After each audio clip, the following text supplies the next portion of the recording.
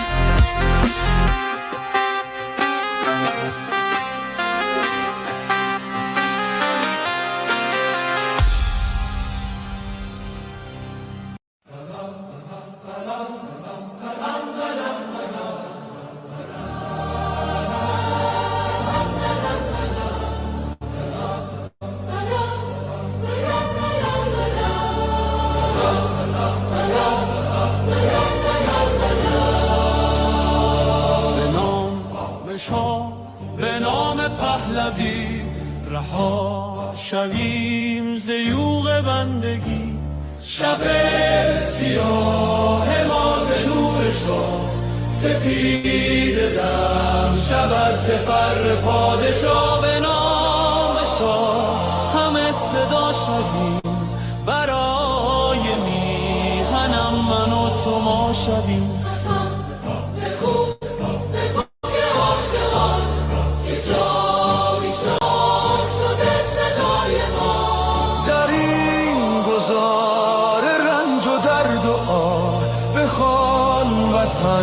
به نام پادشاه که با صدای شاه و نام تو جهان بلرزد از قیام تو.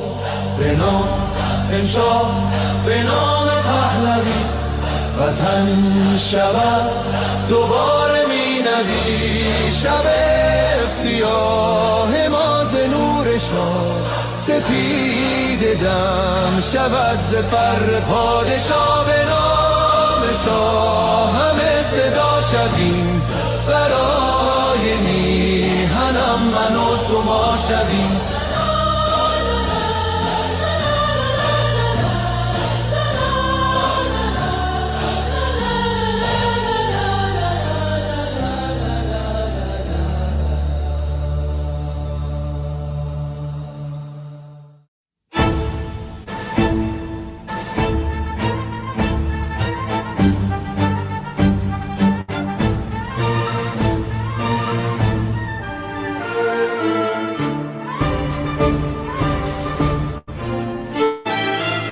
نام جاویده وطن صبح امید وطن جلوه کن در آسمان همچو مهر جاودان. وطن ای هستی من شور و سرمستی من جلوه کن در آسمان همچو مهر جاودان. بشنو سوز سخنم که هم آواز تو منم همه جان و تنم وطنم وطنم وطنم وطنم. بشنو سوز سخنم که نواگر این چمنم همه جان و تنم وطنم وطنم وطنم وطنم. همه با یک نام و نشان به تفاوت هر رنگ و زبان همه با یک نام و نشان به تفاوت هر رنگ و زبان. همه شاد و خشونت زنان ز صلابت ایران جوان به اصالت ایران کهن ز صلابت ایران جوان.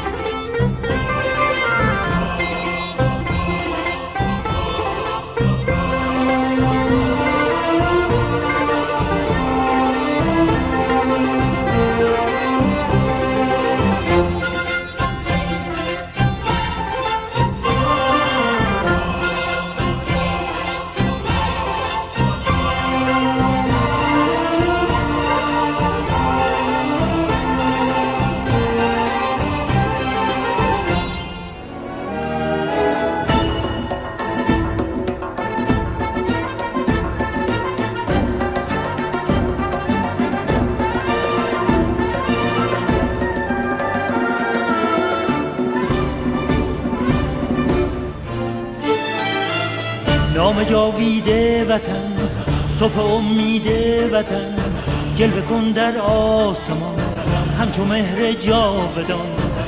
من ای هستی من شور و سرمستی من جلوه کن در آسمان همچو مهر جاودان. بشنو سوز سخنم که هم آواز تو منم همه جان و تنم وطنم وطنم وطنم وطنم. بشنو سوز سخنم که نواگر این چمنم همه جان و تنم وطنم وطنم وطنم وطنم. همه با یک نام و نشان به تفاوت هر رنگ و زبان همه با یک نام و نشان به تفاوت هر رنگ و زبان. همه شاد و خشونت زنان ز صلابت ایران جوان به اصالت ایران کهن ز صلابت ایران جوان. بشنو سوز سخنم که نواگر این چمنم همه جان و تنم وطنم وطنم وطنم وطنم.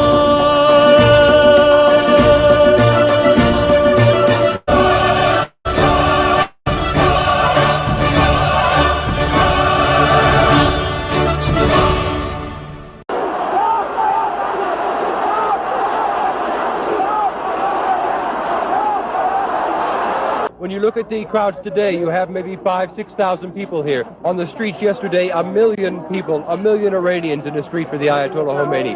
Does that not give you concern? Does that not make you afraid?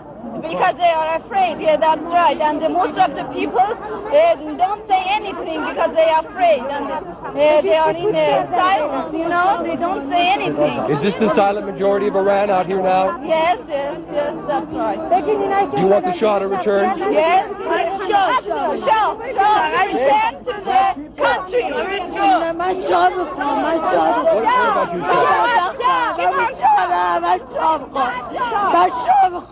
Shah? Why do you want the Shah? Why does she want the Shah?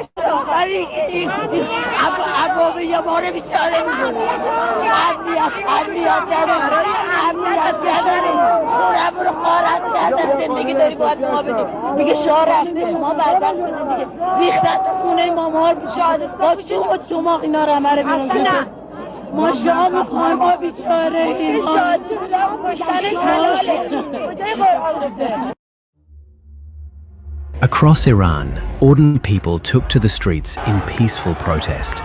Millions of citizens, more than 400 cities. Their demands clear: justice, freedom. The response from the regime was absolute brutality. Security forces opened fire on unarmed protesters. Tens of thousands of innocent men, women, and children were killed on the streets. But the killing machine did not stop there. Despite what the regime has told the world, the machinery of terror has only intensified. Dozens of detainees, many of them children, are being forced to confess to crimes they never committed. الان میدونیم چه حکمی به شما دادن؟ چه حکمی؟ حکم شما محاربه است. خب میشه بگید محاربه چیه لطفا؟ من نمیدونم چیه بابا. اعدام. تو رو خدا اعدام بده. آقا من غلط کردم. گو خوردم. تو رو خدا. با غلط کردن تو چیزی درست میشه؟ به خدا من اونجا بیکار بودم. من برای جامعه به خدا خطری ندارم. آقا من غلط کردم. گو خورد. Right now, at least 8 people are at risk of imminent execution. Their lives can be taken at any moment. These are not criminals. They are peaceful citizens who dared to hope for a better future. The world must not look away. The world must not negotiate with a regime that has an insatiable lust for blood. The world has a moral obligation to stop this cycle of terror, now and for good.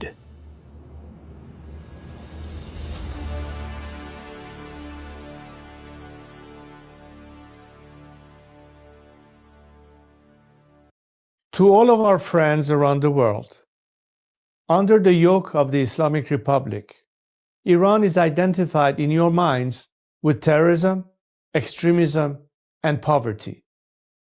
The real Iran is a different Iran, a beautiful, peace-loving, and flourishing Iran. It is the Iran that existed before the Islamic Republic, and it is the Iran that will rise again from its ashes the day the Islamic Republic falls. So let me be clear about how a free Iran will act towards its neighbors and the world after the fall of this regime. In security and foreign policy, Iran's nuclear military program will end. Support for terrorist groups will cease immediately. A free Iran will work with regional and global partners to confront terrorism, organized crime, drug trafficking, and extremist Islamism. Iran will act as a friend and a stabilizing force in the region, and it will be a responsible partner in global security. In diplomacy, relations with the United States will be normalized, and our friendship with America and her people will be restored. The State of Israel will be recognized immediately. We will pursue the expansion of the Abraham Accords into the Cyrus Accords, bringing together a free Iran, Israel, and the Arab world. A new chapter will begin, grounded in mutual recognition, sovereignty, and national interest. In energy, Iran holds some of the largest oil and gas reserves in the world. A free Iran will become a reliable energy supplier to the free world. Policymaking will be transparent.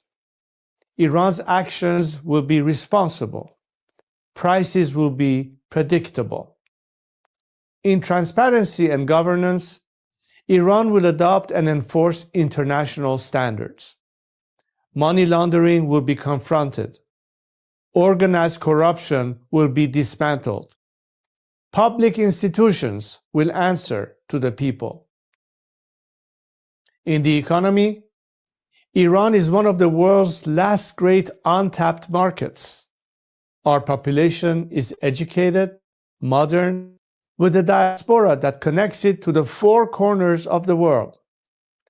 A democratic Iran will open its economy to trade, investment, and innovation, and Iran will seek to invest in the world. Opportunity will replace isolation. This is not an abstract vision. It is a practical one, grounded in national interest, stability, and cooperation. To achieve this, now is the time to stand with the Iranian people. The fall of the Islamic Republic and the establishment of a secular, democratic government in Iran will not only restore dignity to my people, it will benefit the region and the world. A free Iran will be a force for peace, for prosperity, and for partnership.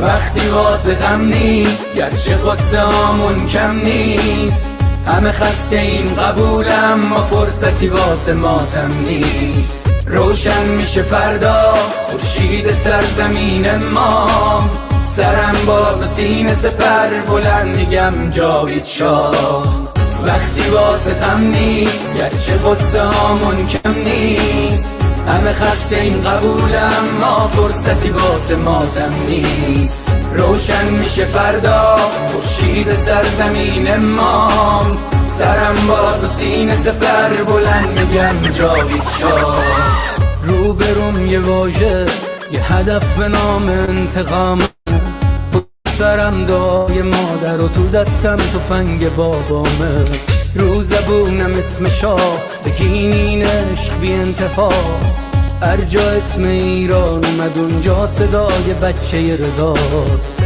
فردا می نویسن تو کتاب قصه دیمار بگو با تیر جنگی کشتن بچه های بیگناه رو بگو از بخت مادرها چیر زنا و دخترامون بگو تنها شهید شدیم تا تنها نمونه شامون وقتی واسه غم نی گرچه قصه هامون کم نیست همه خسته این قبولم ما فرصتی واسه ماتم نیست روشن میشه فردا خورشید سرزمین ما سرم باز و سینه سپر بلند میگم جاوید شاه وقتی واسه غم نی گرچه قصه هامون کم نیست همه خسته این قبولم ما فرصتی واسه ماتم نیست روشن میشه فردا خورشید سرزمین ما سرم باز و سینه سپر بلند میگم جاوید شاه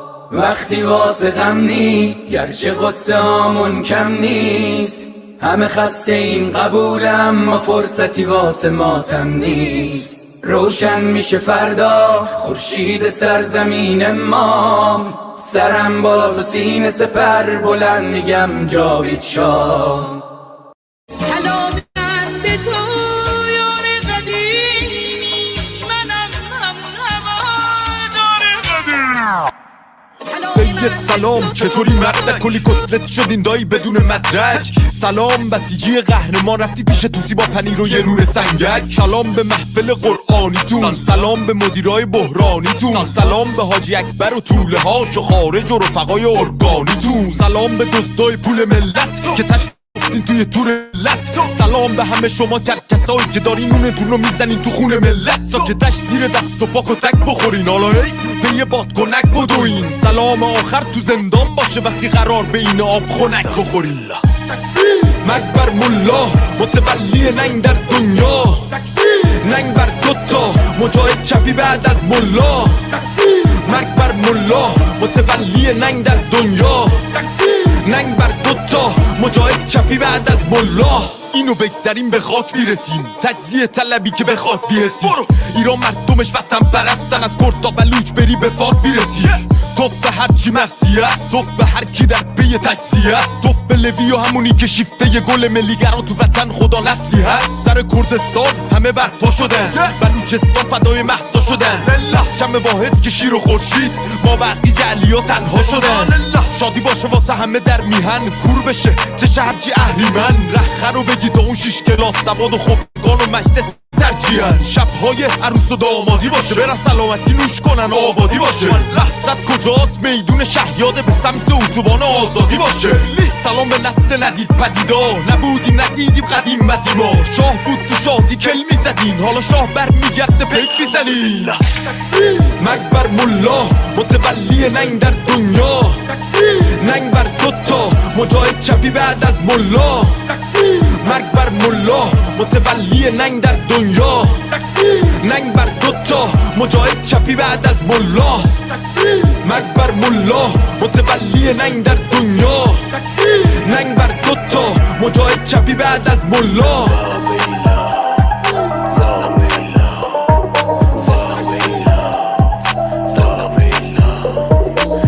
فاهنگی به این خوشگلی بانو آیده بود، اسم این عشقاین رو توش بیاریم، ولی خب لازم بود دیگه. فکر کنم بانو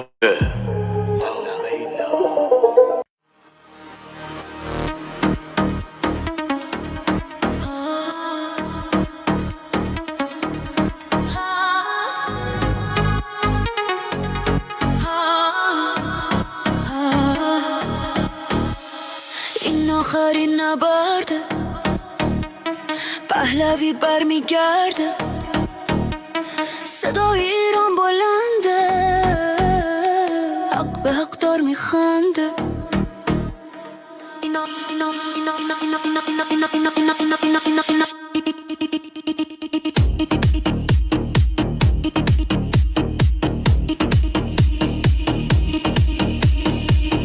تو خیابون رکبار و شلیکه، آینده اینجا نیها تاریکه. فقط برای حقمون خواستیم داد بزنیم، نمیذاریم این که شروع به فنا بریم. اینترنت و برق و آب رو قطع کردن، توی دل تاریکی جنایت کردن. چراغا رو خاموش کردن که خون بریزن، مال دیگه از اینا خوندا گریزن.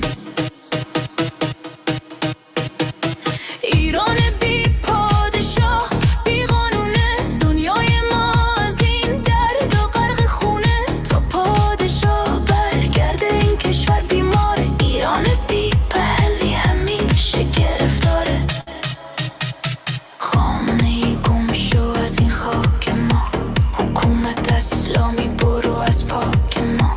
حکومتی که بیگانه و بدذاته توی خاک ما نیست، وقت مجازاته. تا شاه پهلوی برگرده به ایران.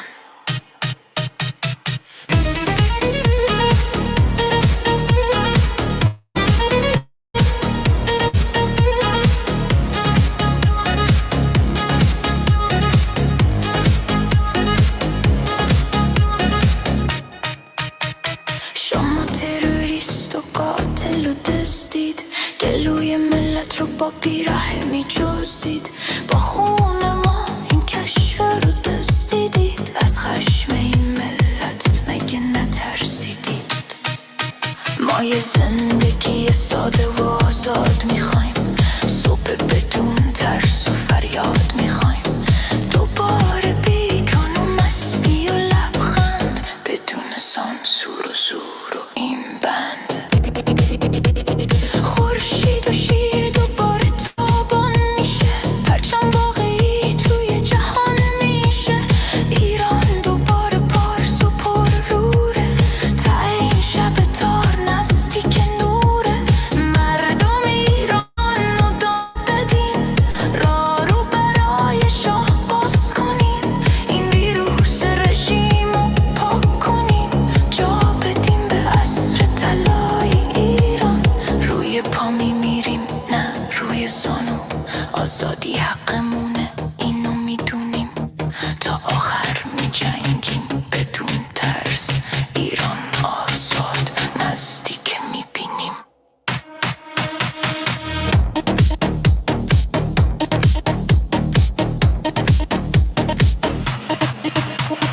این آخرین نبرده پهلوی برمیگرده صدای ایران بلنده پهلوی برمیگرده با بازگشت شاه ایران بهش میشه تقدیر ما از نو نوشته میشه عدالت و افتخار زنده میشه دشمن ایران شرمنده میشه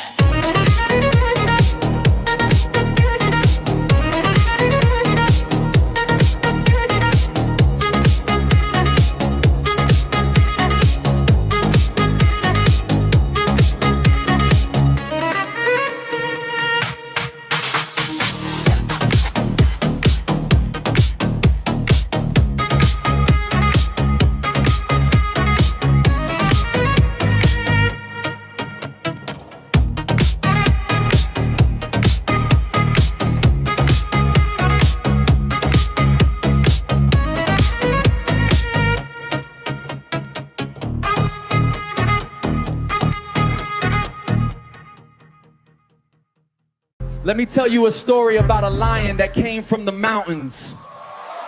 These mountains right behind you. Our lion, the lion of freedom, can only roam free and strong. But one day, some 47 years ago, liberal socialists had a different plans. Free healthcare and free speech was not good enough for them. The same lie you can see today in New York. They wanted everything for free, believing a bloodthirsty vulture is better than a majestic lion.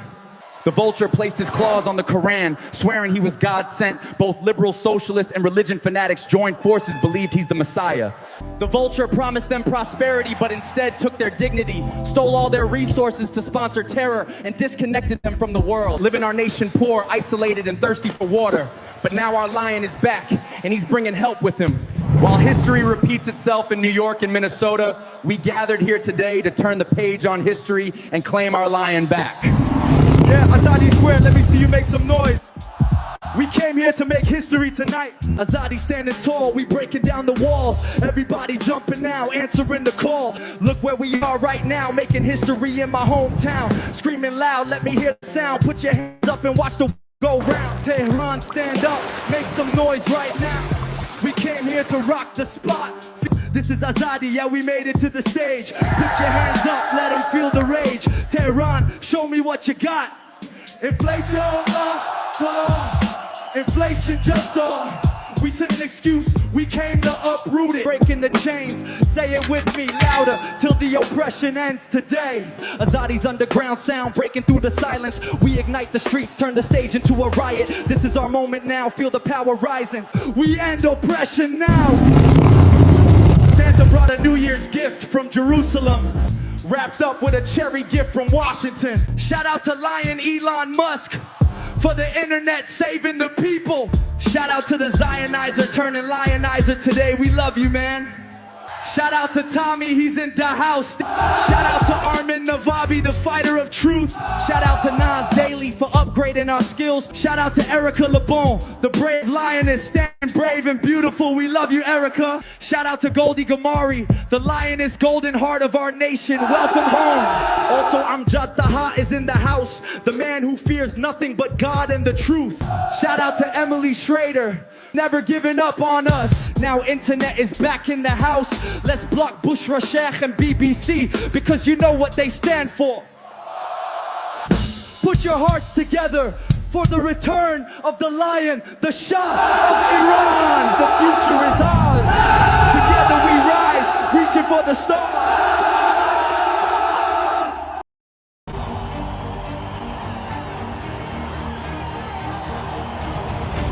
Look at us here today. We see so many flags representing so many nations. We know we are not alone, and we thank you for being with us. For all people around the world who stand today in unity with the Iranian people, this is not just because it's good for us, and you do it out of compassion and care for our rights to liberty and justice and equality and human rights. But understand that it is in your best interest too, to have, unlike this regime that has been propagating terror and radicalism, we the people of Iran are peacemakers and not warmongers. We like to be friends, especially with the free world.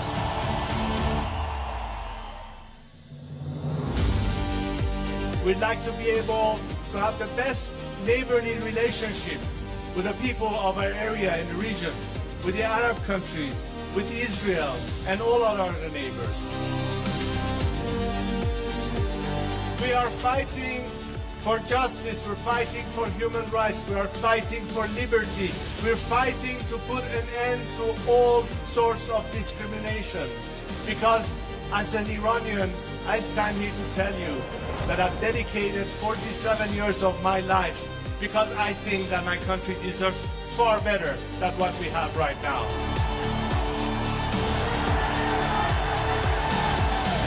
To now understand that their best remedy is to support the people of Iran, because ultimately a free Iran will be your best partner, not just to bring stability and peace, but it will be in your best economic interest and opportunities. Together we can prosper again, and the world will be so different once the Iranian people are free. I am here to guarantee a transition to secular democratic future. I am committed to be that leader of transition for you, so we can one day have the final opportunity to decide the fate of our country through a democratic, transparent process, through the ballot box and free elections. And let's make sure that this time, especially the free nations of this world and their governments, stand on the right side of history.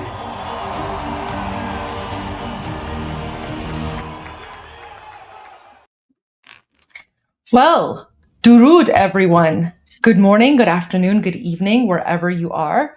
Welcome to day 87 of Iran Revolution Live with your wonderful and amazing host, Armin Navabi. And your wonderful and amazing host, Goldie And Armin. Thank you so much. Armin, can you believe it's been 87 days? I know, right? What? I mean, my God. Could you have even imagined, when we first started Iran Revolution Live, it started with the collapse of the Rial.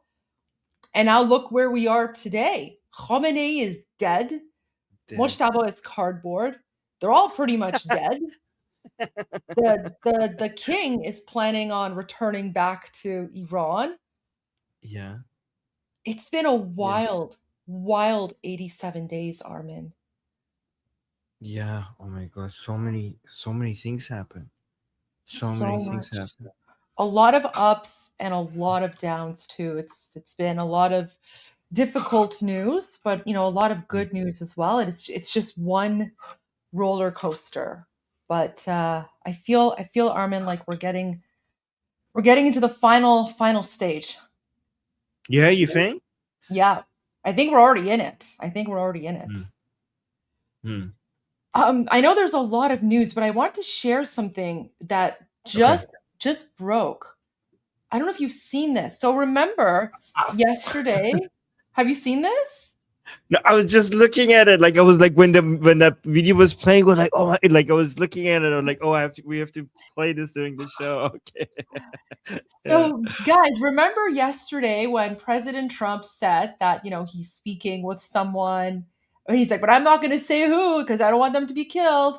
And then the Islamic regime, like the officials went all crazy. And then one of them, the Speaker of the Parliament, Ghalibaf, came out and he was like, no, like I haven't spoken with anyone. There's no negotiations. And then mainstream media went wild because for some reason the mainstream media decided to believe a savage Islamic dictatorship over the words of the President of the United States of America. Well, now look at this, Armin. There's important breaking news coming into the Situation Room. We're now learning from a senior Iranian source that there has been an outreach between the U.S. and Iran. The source tells CNN that this was initiated by Washington. With us now, CNN military analyst, retired U.S. Air Force Colonel Cedric Leighton, and CNN Global Affairs. There's important breaking news. So after spending the last 24 hours trying to trash President Trump and basically saying that President Trump is lying and he doesn't know what he's talking about and blah, blah, blah, now CNN is confirming that, oh no, there was actually talks. So, and that's what we said. We said that yesterday, that we're pretty sure that President Trump is telling the truth and the Islamic regime is lying. So there you go. Yeah, I mean, it makes complete sense because it's the Islamic Republic right now is all over the place. There are many people in it that are like no negotiation, but there's obviously many people in the Islamic Republic that are desperate to somehow talk to the Americans. So, but it's also obvious that if anybody within the Islamic Republic is talking to President Trump and his team, they don't want the world and more importantly the IRGC to know that. So of course they're gonna say like, no, we're not talking. Yeah. Yeah. So there you go. Like we told you guys. Like, guys, with the Islamic regime, if their lips are moving, they're lying. Simple as that. Yeah. There is a surprisingly good take on CNN. Do you want to see that? Yes. They had somebody on. This guy saying, for the first time, I heard in the mainstream media the accurate and real reason for the resistance of the mullahs and the IRGC in Iran. So this guy saying this is the first good take he's seen on mainstream media. Let's see what this good take is. These are very serious people. They're seriously bad people, but they are very serious. And they're people. fighting for their lives. They're fighting for their existence. Yeah. They know that if they lose this war, their biggest problem will not be American bombs from the air. Their biggest problem will be their own citizens will be hanging them from lampposts in Tehran. Yeah. They've done so much damage to their own country and their own people for so long that there's a lot of resentment built up there. They can't afford to show any weakness. Papi Ghosh, thank you so much. Appreciate it. That was good, right? Yeah, I mean, that is true. and that's why the regime is more scared of the Iranian people than they are of Israel and the United States. And that's why even now they're still suppressing Iranians. They're threatening them. They're arresting, executing, shooting them. Yeah, because the Islamic regime knows that their greatest enemy is the people of Iran. Right. Yes. Yeah. Okay. What news do you have for us today, Armin? You have an interview in about 20 minutes. Oh, yes, I do. I need to make sure that I keep checking my WhatsApp. Yeah, I do. And thank you, Goldie, for reminding me that, because I have to make sure I keep an eye on that. I do want to advertise. This is apparently this is the real Mossad account that we should be following with the gray check mark. So guys, make sure that so this is important. A lot of people are saying that follow this account. I don't know if there's another account people are saying don't follow that one, but they posted a new video saying keep sending food to the Iranian people. This is Mossad in Persian, by the way. saying to the Iranian people, saying, keep sending photos and videos from anywhere the repressive forces are present. Together we will defeat them and build a new future for Iran. The spirit of the real Iran is stronger than any era or any government. So let's watch this video from Mossad to the Iranian people.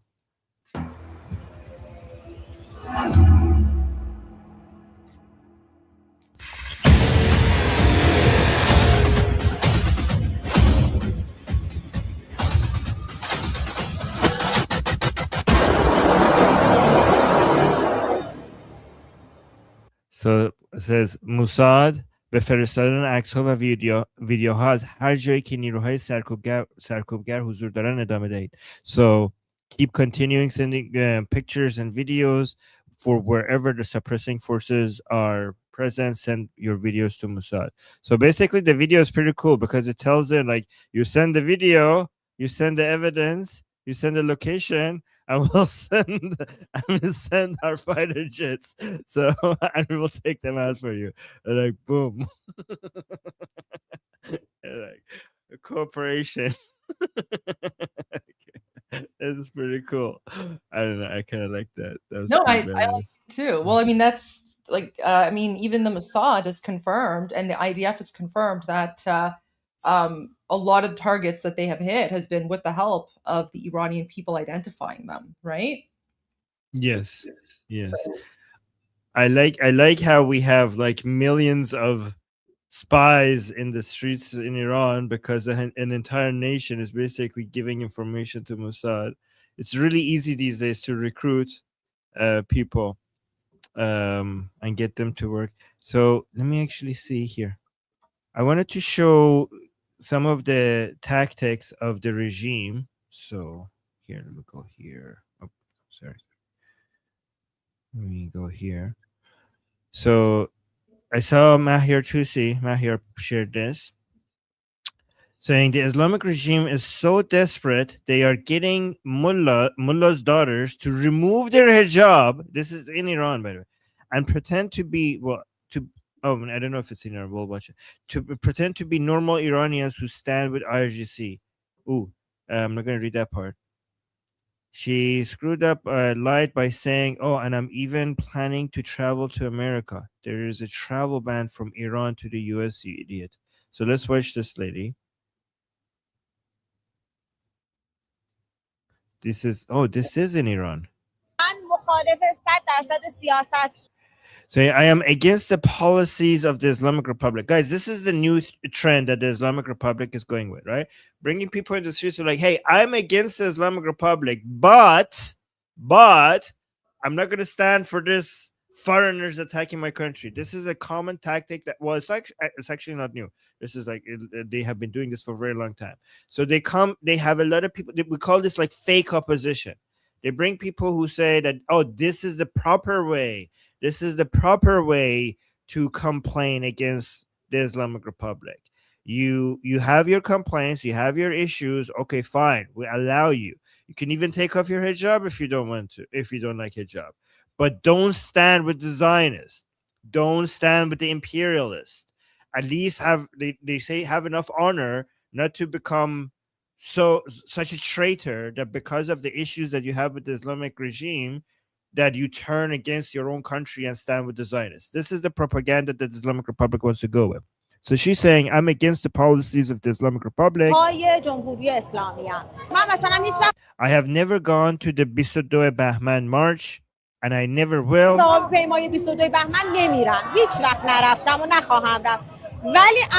But now my country has been invaded, and I can't accept it. بحثش اینه که الان به کشور من تجاوز شده. من اصلا نمیتونم اینو قبول بکنم. No country has the right to invade my country, and if necessary, I will take up arms and defend my country. Okay, so here's the thing. She says that she's against the Islamic Republic, the Islamic regime, but when Americans and Israelis are attacking the Islamic regime, she says my country has been attacked. So how could she be against the Islamic regime if she considers the Islamic regime and her country to be the same thing. The Iranian people have been, her country has been asking for military intervention. It's the Islamic Republic that is being attacked, not her country. So the fact that she mixes them together shows that actually she is with the Islamic regime. Also, Armin, it's the Islamic regime that are the invaders. Exactly. The Islamic Yes, regime are the invaders. They invaded the country in 1979. But guys, this is a very good good example of like Islamic regime disinformation and propaganda. Now, obviously, this does not work on the Iranian people because we see through this nonsense. But a lot of people who are not familiar with Islamic regime propaganda and the disinformation, misinformation they put out there, they will see this and they'll be like, "Oh, Iranians are again." No, she's a mouthpiece for the Islamic regime. Exactly, Goldie. This is why they put English subtitles, because this content is not made for Iranians. The Iranian people will not fall for this, but they recorded this and put English subtitles on it to basically try to fool non-Iranians. کشوری حق تجاوز به کشور من رو نداره. اگر قراره باشه ما پای سنگر خودمون، یعنی اسلحه که قرار باشه من دستم میگیرم و میرم میجنگم. Don't you feel harassed here without a hijab? Amazing. Okay, the regime is interviewing people, showing that they don't harass people that don't wear hijab, where we know that they do. So this is so obvious propaganda. Like in the middle of these people, are you not getting harassed because you're not wearing the hijab? So I could have come with a hijab, but I wanted to be my true self. Wow, guys, the Islamic regime is now celebrating people being their true self and not wearing the hijab. Okay. میتونستم حجابم رو متفاوت بکنم ولی گفتم بذار خود واقعی باشم بگم که ما But I wanted to show that we stand together with or without a hijab, and I will sacrifice my life for Iran. در کنار همدیگه قشنگیم، چه با حجاب چه بی حجاب، جانم فدای ایران. الانشم I am currently in the background check phase of my US visa. What? What? What? Yeah. She's trying to come to the US. Okay. Okay. الانشم من تو بک‌گراند چک ویزای امریکا منتظر I'm waiting for the background check to answer my visa application. I mean, why is she going to the America? Why is she coming to the US if she hates, like, isn't that like, didn't you just say that these are the enemies who are invading your country? So why are you going to enemy territory? بودم که ویزای امریکام در بیاد، حالا به خاطر یه سری از شرایط هنوز تو بک‌گراند چکم و ویزا هنوز در If this film is broadcast, they may not give you a visa. This may happen if a person entrusts his work to God. The best thing will surely happen. این اتفاق بیفته. آدم وقتی که به خدا اعتماد داشته باشه، سرنوشت زندگیشو به خدا بسپاره، هر چیزی که براش رقم بخوره قشنگه. Aren't you afraid that your visa won't be issued? اگر قرار باشه If it meant to happen, it will happen, and if not, it won't. اتفاقش بیفته میفته. اگر هم قرار باشه که نشه نمیشه دیگه. Are you sure? میگم دیگه اگر If it meant to happen, قرار باشه قسمت you spent a lot of time, spent a lot of money, traveled to another country to go to the American embassy, but all of this will be for nothing. They're like trying to show, like, look at the sacrifice she's made. She's even willing to have her visa application to the United States rejected for standing up for her country. That's what they're trying to say. And you look, the music that they're putting, like, oh my God, oh wow, they're putting sad music here for us to relate to her. Yeah. So if you believe in God, you will know it's better to leave your work to God.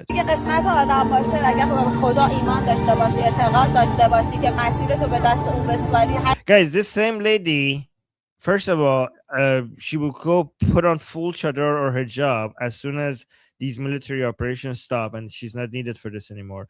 Or the same lady, once this military operation is over, if she gets caught by a Basiji like this in the streets, they will capture her, shove her in the back of a van, and go beat her up somewhere.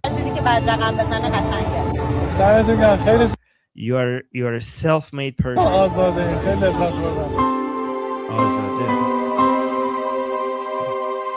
Wow, look at this, guys. Islamic Republic is recording her inside Iran without hijab and celebrating.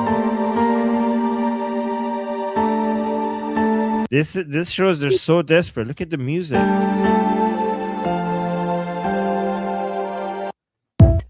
Okay, this is so messed up. It's regime propaganda. Wow. It's like, yeah. It's so weird. Like, Armin, it takes such a weird turn because it starts off with the, oh, you know, I don't like the regime, but I'm going to support the country against the invaders. And then it suddenly shifts to like her wanting to go to the United States and getting a visa to go to the US. Like, it's just the weirdest thing. Yeah. So the explanation for that is but they're trying to show, because in Iran, being able to go to America is seen as like a huge prize. Like, oh my God, you get to go to America, right? So what they're trying to show is like this ability. She's sacrificing the ability to go, which is a weird admission to like this is supposed to be a pro-regime propaganda. But it's also admitting that, oh yeah, being able to go to America is such a big prize, like it's such a big deal. And she's willing to sacrifice that to be able to stand for her country. But by doing that, at the same time, they're admitting how big of a deal it is to be able to go to America. Okay. I sent you a link, Armin. Oh, okay.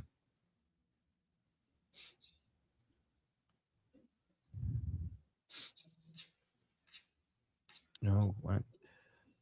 Oh yeah. Okay. This guy is Iran has appointed Mohammad Baqir Zolgar, a senior former Revolutionary Guard commander, as secretary of its Supreme National Security Council. A deputy to the president said. A deputy to the president said this. Guys, by the way, the Supreme National Security Council is the most important decision-making body in the Islamic Republic. It's not the president, it's not the parliament, it's nothing. This is the most important decision-making body within the Islamic Republic, especially for security matters, right? So Mehdi Tabatabai, a deputy to President Musa Pezeshkian, said in a post on X that the appointment was approved by the supreme leader and made by the president, which is, by the way, guys, it's a lie.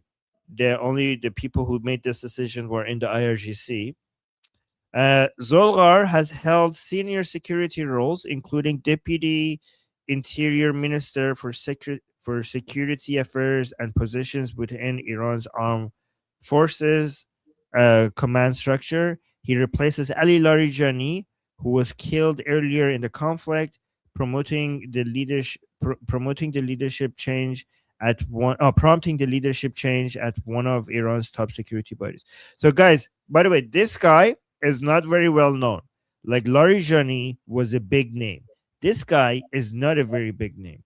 The fact that he's now in charge of the Supreme National Security Council shows that they're running out of people. The fact that somebody who's not a big name has such an important position, it's a big indication that they're running out of people. You know what's messed up about this, Armin? Yeah. Let me just pull up my screen really quickly. So the Western leftist media, they're basically trying to claim that because this guy was appointed and he's ex-IRGC, they're trying to say this is like a failure of like President Trump and that the regime isn't going to change. Oh yeah, basically, so they're saying the further militarization of Iran's regime, right? And then so like this like random journalist, for example, he's like, oh, look at this guy was appointed, which means the regime is being even further militarized. And then everyone's like commenting under him. Even I commented. I'm like, Larijani was also an IRGC veteran. And then Saeed Qasim posts, for the past 20 years, every secretary of the SNSC was an IRGC veteran. So guys, this is really important because now the mainstream media is trying to portray this appointment as if this is like a failure and like the regime is becoming even more hardline and blah blah blah. That's not, like, guys, every single one of them is a hardliner or a terrorist. Larijani is just as bad. But for some reason, there's like this sickness in the media, especially in like the left, media, and they just want to paint and portray everything as like some sort of failure of President Trump. Guys, every single one of these terrorists is a terrorist. There is not a good one amongst them. They're all equally bad. They're all equally savage. They're all equally bloodthirsty. So I'll leave it there. Armin, I think you need to go to your interview. Yeah, I do. All right, guys, I'm gonna go to an interview. Be right back. Okay. Before you go, I just want to share something really quick with you. Okay. Apparently, there's a TikTok trend where Western leftist American girls are posting pictures of Arokchi and calling him sexy because apparently they think he's sexy. What? these people. What? Oh my god. Have they lost their minds? You know what? I don't know. You know what? Go to Iran. Go to Iran. You deserve each other. You deserve each other. Go to Iran. No, we don't want them. Send them all to like Gaza or something, or Pakistan. Go where exactly where Arokchi is staying. That's what I'm saying. Like, I see. Well, I don't know if that's safe or not. But yeah, guys, these Western leftists, some sort of, I don't know. Okay. Anyways, Armin, you go. I just want to share. Okay, that was disturbing. Okay, guys, see you soon. Yeah. Oh no, that was definitely disturbing, guys. And all I have to say is that if I have to see this disturbing news, you guys need to see this disturbing news as well. So I can't be the only one that's traumatized by this. But apparently this is like a trend on TikTok. Look. I have no idea why. I don't know. Maybe it's like a Trump derangement syndrome thing. I don't know. But here, let me share the Instagram video with you guys. Like, it's so bizarre. Here. Giving emotionally intelligent. It's giving sexy. Girl. No shade to this creator. I'm just going to chalk it up to her not really knowing what's going on. But the glorification of the Islamic Republic by people who live in North America is one of the most insane things that I've ever seen on social media. Just because a group of people stand up to the United States, it doesn't automatically make them virtuous. The person that you're calling emotionally intelligent represents the same group of people that gang raped 2 nurses inside a prison and tortured them just because they helped injured protesters. He represents the same group of people that use foreign objects to insert into people's rectums as a form of torture. He represents the same group of people that believe in raping virgin women before they're executed so that they don't go to heaven. He represents the same group of people that fund terrorist groups. So, like, I don't know. I just feel like we can find better celebrity crushes that maybe don't represent psychopathic maniacs. Like, it's giving emotionally intelligent. It's giving sexy. Anyway, so Ida calls them out amazingly. So good on her. I just want to share that because apparently there's like this weird trend. So bizarre. So bizarre.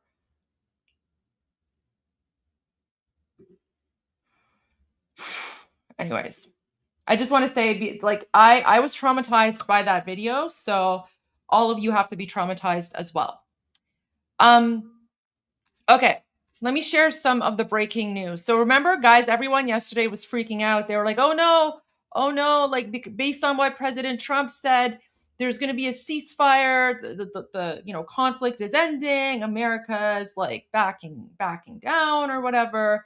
Guys, that's not the case at all. Let me share some footage here. So this one is really important. So a checkpoint in Tehran appeared deserted with no officers present, according to a video sent to Iran International. In the footage, a citizen filming the scene says forces who had been killing people fled and went into hiding out of fear of Israeli drones. So this is from today. نگاه کنید ایسپازسی خالیه، هیچ سرکوبگری نیست. این قوای سرکوب از ترس پهپاد و موشک رفتن تو سوراخ موشاشون قایم شدن تا از هوا بهشون نزنن. اینا که با اسلحه وایساده بودن جلوی.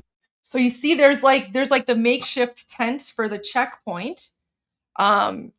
Makeshift tent for this besieged checkpoint, and the guy is saying that it's all empty. The besieged have all run away. They're hiding underground in their mouse holes because they're afraid of Israeli drones and attacks. مردم بیگناه همه رو میکشتن، حالا مثل موش ترسیدن و در رفت. He's saying, so these are the same people who were murdering innocent, unarmed Iranians, and now they're running for their lives hiding because they're afraid of being exterminated. یعنی مردم بیگناه همه رو میکشتن، حالا مثل موش ترسیدن و در رفتن. دیگه چیزی نمونده که ایران رو آزاد کنیم. And then at the end he says, دیگه چیزی نمونده که ایران رو آزاد کنیم, which means there's not that much left to, till we get to the moment where we free Iran. So there's that.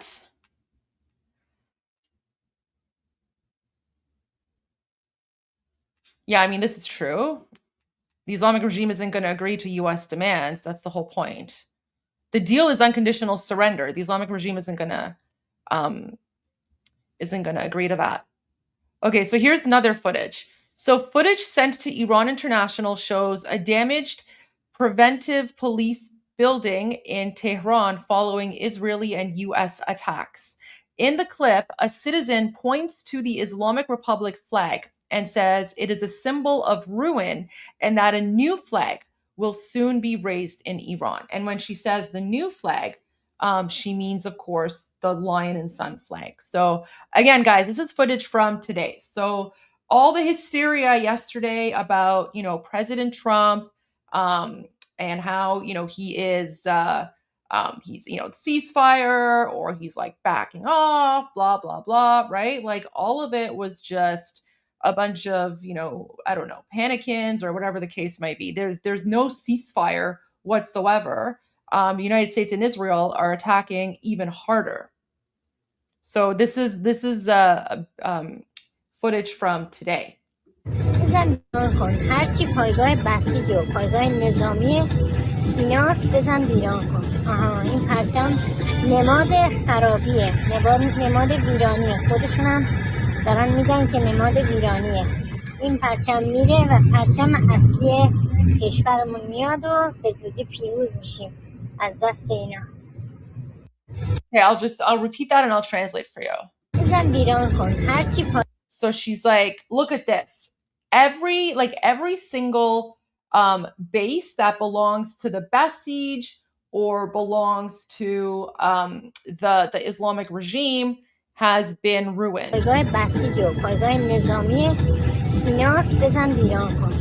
She's like, see, and like she's enjoying it. She's like, see, like they've so by they she means United States and Israel. They've destroyed it all. And then she's like, this flag, this is the flag of ruin and destruction. نماد خرابیه، نماد ویرانیه. خودشون هم دارن میگن که نماد ویرانیه. And she's like, by them putting their Allahu Akbar jihad flag in front of their ruined police station building, they're also agreeing that their flag symbolizes destruction and defeat.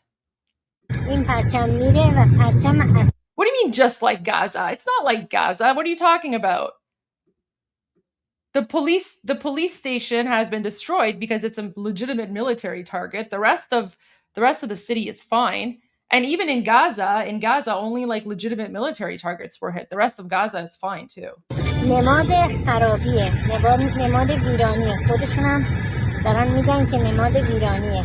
این پرچم میره و پرچم اصلی کشورمون میاد و And then she says that flag is going to be destroyed, and then the real flag will rise. The real flag, which is a lion and sun, will rise and come back to Iran. به زودی پیروز میشیم. She's like, we will soon be victorious. And by victorious, she means we will soon be victorious over the Islamic regime. از دست اینا. And she's like, we'll be victorious over the regime. So that's from today. Of course, the Islamic regime is continuing to arrest innocent Iranians in occupied Iran. These are Iranians who are gathering information and sharing that information with the outside world. So the regime is continuing to arrest innocent Iranians because they don't have the strength or the capability to fight back against the United States and Israel. All the regime is good at is suppressing the Iranian people that they have held hostage for the last 47 years.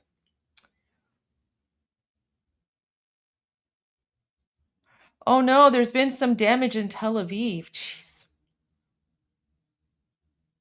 Well, thankfully no casualties were reported. Guys, like this is why the regime is the regime's not going to survive. If anyone thinks that President Trump and Prime Minister Netanyahu are going to allow the Islamic regime to survive this, they're sorely mistaken. The only deal that President Trump is interested in making is unconditional surrender.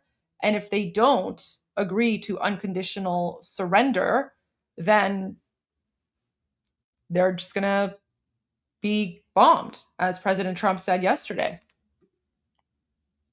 Look at this. Look what they've done to this is a war crime. This is a war crime because the Islamic regime is not targeting military targets. The Islamic regime is targeting civilian infrastructure in Tel Aviv, which is very different than what the United States and Israel are doing in occupied Iran. And yet no one ever talks about the war crimes by the Islamic regime. Look at this. It's terrible.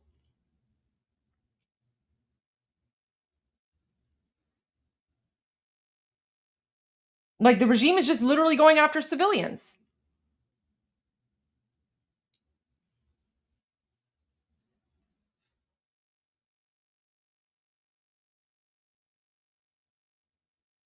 Thankfully, there was no civilian casualties reported, though. Yeah, I've heard they've also struck random missiles into Lebanon. Also Jordan. I heard that they've also struck Jordan. The Islamic regime, I don't think they've hit like a single legitimate military target in Israel. Like these people are literally insane. So missiles were intercepted over Israel in the early hours of Tuesday after Iran, Islamic regime, launched multiple waves of attacks, the Israeli military said. Iran's Revolutionary Guard said they targeted Israeli cities and US sites. It's nonsense. Look at this. Utter nonsense.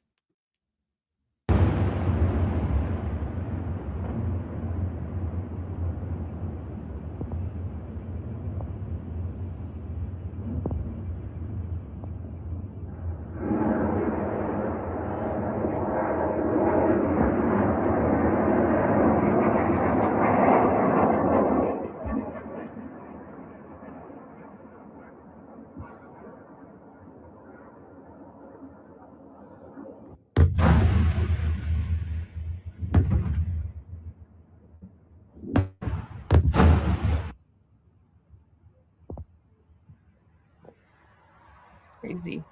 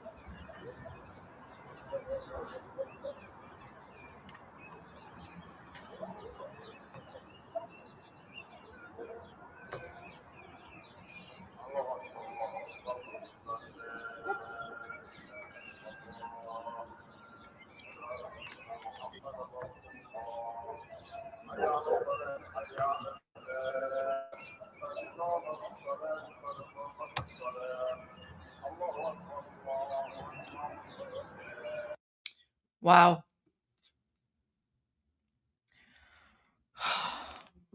The Islamic regime is insane.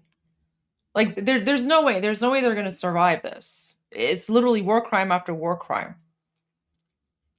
Look at this. So this is legitimate. A tall column of black smoke was seen rising over Shiraz, that's a city, after a morning airstrike on Tuesday targeted the city's Air Force base, according to video sent to Iran International. See, so guys, this is a difference between the Islamic regime, which is a terrorist, evil, terrorist, demonic death cult, versus a legitimate government, a legitimate country that actually follows the laws of armed conflict, right? The Islamic regime just randomly targets civilian areas. Meanwhile, United States and Israel are doing very targeted attacks against the infrastructure of the Islamic regime, right?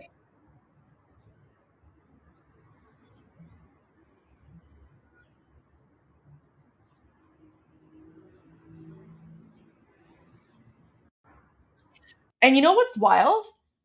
When the United States and Israel are attacking IRGC bases, infrastructures, facilities, you don't hear any like air sirens or anything like that, right? There's nothing that warns the Iranian people that an attack is on its way, because the Islamic regime wants civilian casualties. The Islamic regime wants the Iranian people to be caught in collateral damage so that they can blame the United States and Israel for civilian deaths, right? Because the Islamic regime uses the Iranian people as human shields. That's why you don't hear about any like air sirens or warnings. Like there's no bomb shelters. Iranians don't have anywhere they can go, right?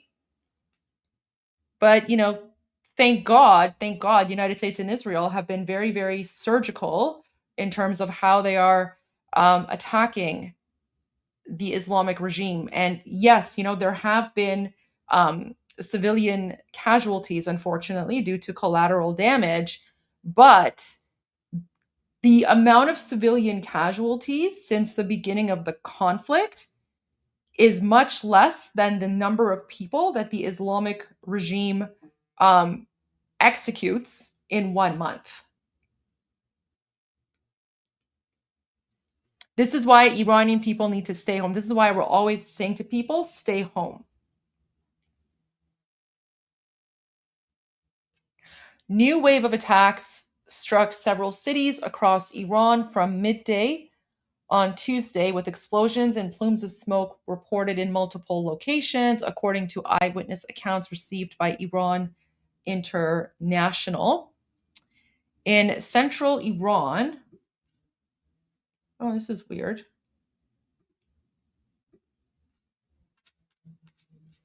In central Iran, several areas in Isfahan province were hit, including Shahinshar and Najafabad.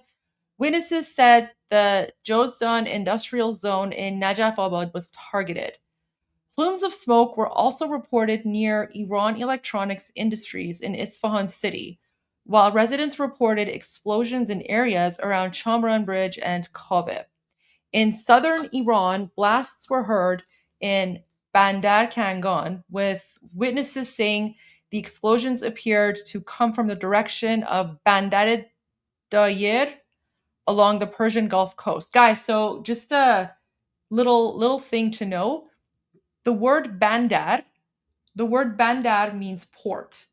So if you ever see a city with the word bandar in it somewhere, that's more likely than not like a port city. So it's going to be somewhere like on the water or close to the water, because that's what we call our port cities. So like Bandar Abbas is in the news quite frequently. Bandar Abbas is a port city because Bandar means port. So In the southwest, residents reported repeated and heavy explosions in Khorramshahr. In the capital, Tehran, witnesses said multiple loud explosions were heard in the Risalat Square area. So again, guys, as you can see, there's no ceasefire. There's no ceasefire here. Lebanon has revoked its approval for Iran's designated ambassador and ordered him to leave the country by March 29. So, guys, the Arab countries are now starting to expel Islamic regime diplomats. Guys, no news on Petito. If there's anything, I will let you guys know.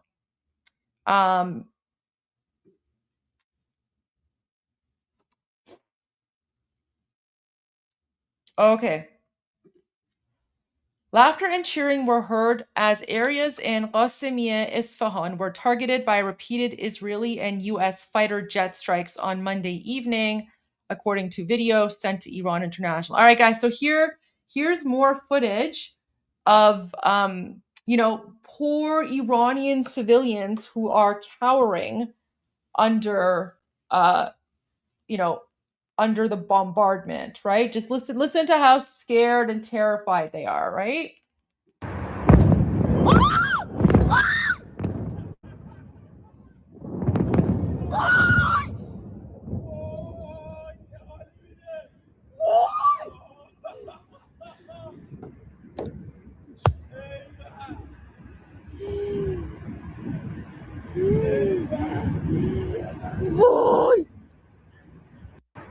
So, guys, there's something here that the guy says, which is really funny.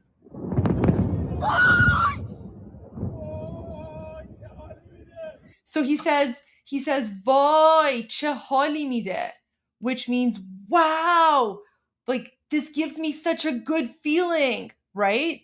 So it's kind of like "Vay, che hali mide." If I want to like translate that expression into English, it would kind of be like the equivalent of let's go, right? So they're seeing these IRGC bases being destroyed by the United States and Israel, and they're cheering and they're screaming, and then the guy is like, let's go, right?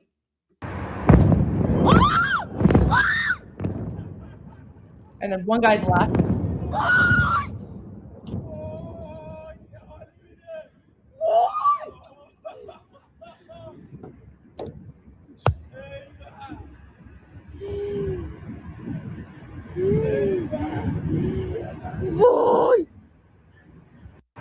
So as you can tell, Iranians are happy. And the reason that they're happy is because we're seeing the destruction of our oppressors, right? This war is between the United States and Israel versus the Islamic Republic. It's not a war with Iran.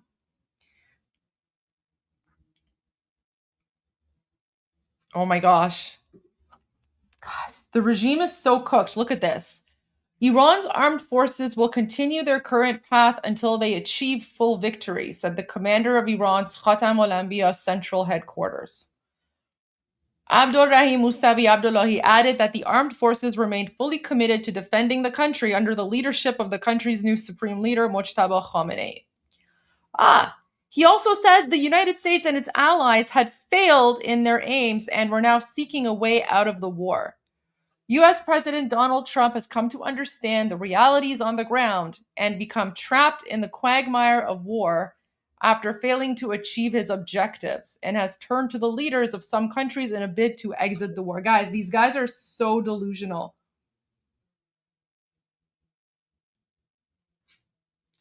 This is insane. Like, do you see how delusional these people are? Okay. So this animated map shows at least 100 locations across Iran where US and Israeli strikes on Islamic Republic positions have been reported since February 28. Wow. Oh my gosh. Okay, look at this.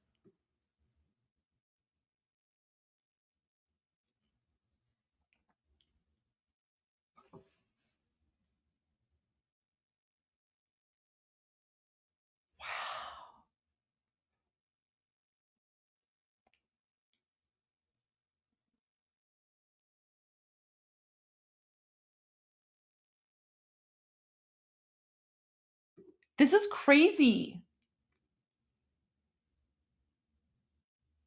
Guys, this is why like we can't even keep up with all the places that they have hit because there's just so many.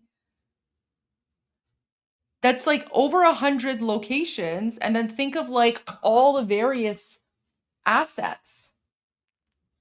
All the various assets there.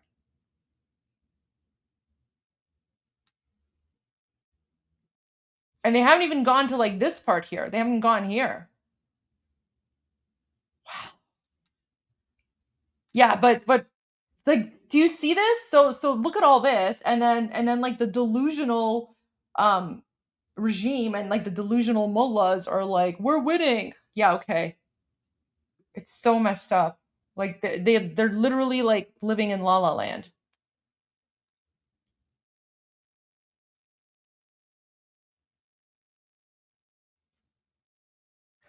Iran has stopped natural gas exports to Turkey following an Israeli strike on the South Pars gas field. Oh no, look at this. See, guys, this is sad. A young Baha'i detainee in Iran has been subjected to torture and mock executions and is at serious risk, a rights group said on Tuesday. The Baha'i international community said Peyvand Naimi, held in Kerman since his arrest during protests in January, has endured prolonged interrogations, forced confessions, and at least 2 mock hangings in custody. Oh my gosh, that's so messed up. Yeah, guys, the Islamic regime does like mock hangings just to like mess with you. So they'll take you to like an execution, like chamber. Baha'i is a religion. It's a religion. And the Islamic regime does not like Baha'i people. Baha'i people have literally no rights in occupied Iran. I would say the only group that's more persecuted than Iranian Jews are Iranian Baha'is. Like Iranian Baha'is, literally no rights whatsoever. They're not even allowed to go to school. It's horrific. It's horrific how they're treated. But yeah, like mock hangings. So the mock hangings is so messed up because like they take you to a room, they cover your, put a bag over your head, put a rope around your neck, they put you on a chair or something, and then they pretend like they're gonna hang you. And then sometimes they actually do for a few moments, and then they drop the rope, right? Like it's insane.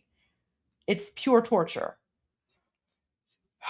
It said Naimi had been accused of involvement in unrest and other crimes, including the killing of Basij members, despite being in custody at the time of the alleged incident, right? This is what they always do. So whenever they capture freedom fighters, they just basically randomly claim that, oh, this guy just murdered people, and then that gets no trial, no proof, no nothing, right? No due process. And they do this so that they can just justify murdering innocent Iranian protesters. The group said he remains in solitary confinement without access to medical care, adding that the pressure on him appeared aimed at forcing false confessions. Yeah. Guys, these people are sick. The Islamic regime is sick.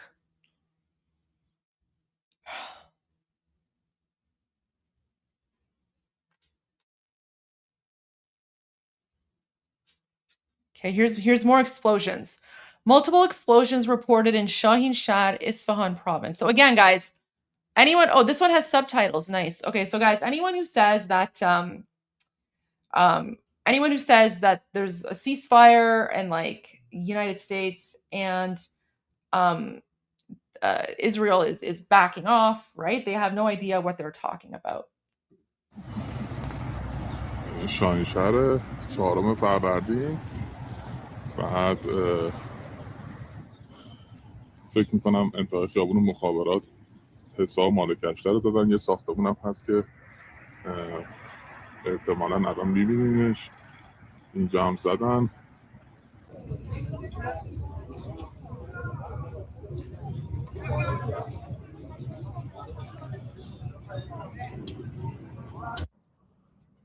شاهینشهر 4 فروردین الان 5مین انفجار بود آسمون رو نگاه کنین، بعد جور زده و اینکه خدا رحم کنه، نمیدونیم دقیقا کجا رو زده، ولی شاهنشهر الان Okay, I will read the captions for you guys as well so that you could see that. I just want to go to a super chat here. So Ariane says, they've been doing this to us Baha'is for 47 years, but it's all about Iran now, regardless of religion or lack thereof. Yeah, guys, the Baha'is have been so severely persecuted. I mean, the stories coming out, it's horrifying, right? Like if you're a Baha'i, and the reason that the Islamic regime um, treats Baha'is the way they do is because they because the Baha'i religion came after Islam. The Islamic regime views it as like a fake religion, and anyone who follows the Baha'i faith is basically like khunishun halal or something, or basically like they say that because it's like a fake religion with a fake prophet, they're basically infidels and they have to be executed, murdered. So like I said, Baha'is are the most persecuted group of people in occupied Iran right now. Prior to 1979, Baha'is had the same rights as everyone else because, under the Shah, there was freedom of religion and, everyone was equal. But when the Islamic regime took power, like basically all Baha'i rights were taken away. Like they don't have government identification documents. They can't go to school. Property is constantly confiscated. Like you basically have no rights. You could be jailed and executed at any point for any time, like at any point at any time for any reason. They don't even need a reason to execute you because you're Baha'i, and according to the Islamic regime, that means that you're an infidel and you should be executed. Like it's sick. The Islamic regime is truly sick. Yeah, absolutely. Baha'is do not have basic rights. Yeah, and the Baha'i faith actually started in Iran. It started in Iran. Why the special hatred? The Islamic regime hates them because it's a faith that came after Islam, and so because of that, the Islamic regime says that it's like a fake religion, fake prophet, blah blah blah, and so they shouldn't exist. So it's horrific. It's absolutely horrific, the treatment of Baha'i people. So yeah, like it's just really sad. So someone's saying by that logic, that means Islam is a fake. Yeah, I mean, but guys, these people don't operate on logic. These people don't operate on logic, right? Like for them, it's the book is perfect and their religion is perfect, and everything that comes after that is false and is fake or whatever, and must be destroyed. So yeah, but guys, like we're fighting, and guys, I don't know too much about the Baha'i faith, but I know a little bit. I've read into it. I visited the Baha'i center in Haifa in Israel. Absolutely beautiful. But what I can say about the Baha'i faith, and I see there's some Baha'is in the chat here, so let me know if I'm wrong. But my understanding is that when you think about like a religion of peace, that's basically Baha'i. Like the Baha'i faith is all about peace and love. And I think like the basic kind of concept of the Baha'i faith is that there is one God and there are like, different paths to get to God. But the Baha'i faith is all about, peace and love and coexistence, and just being a good person, right? Like that's what the Baha'i faith is all about. And so like the fact that the Islamic regime is persecuting Baha'is is absolutely horrific.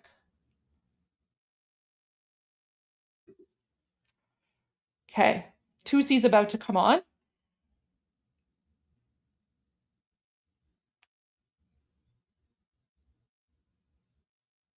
Wait, is President Trump live?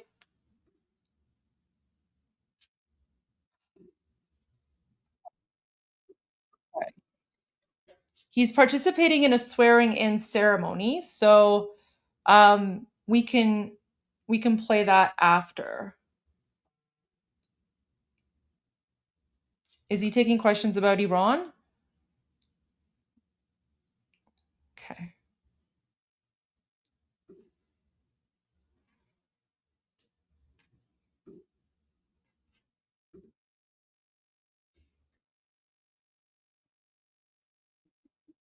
We'll have to. Okay. We'll watch the Trump. Okay. We'll watch it afterwards because I actually have to leave in a few minutes when Armin comes back from his interview, because I have my own interview. So we'll just go to 2C for a little bit, and then we will get to the President Trump when I get back. Hello, ladies and gentlemen. Welcome to 2C TV. This is your global news channel. I'm Maya 2C, and the IRGC Basij members have now abandoned their checkpoint on the streets of Tehran.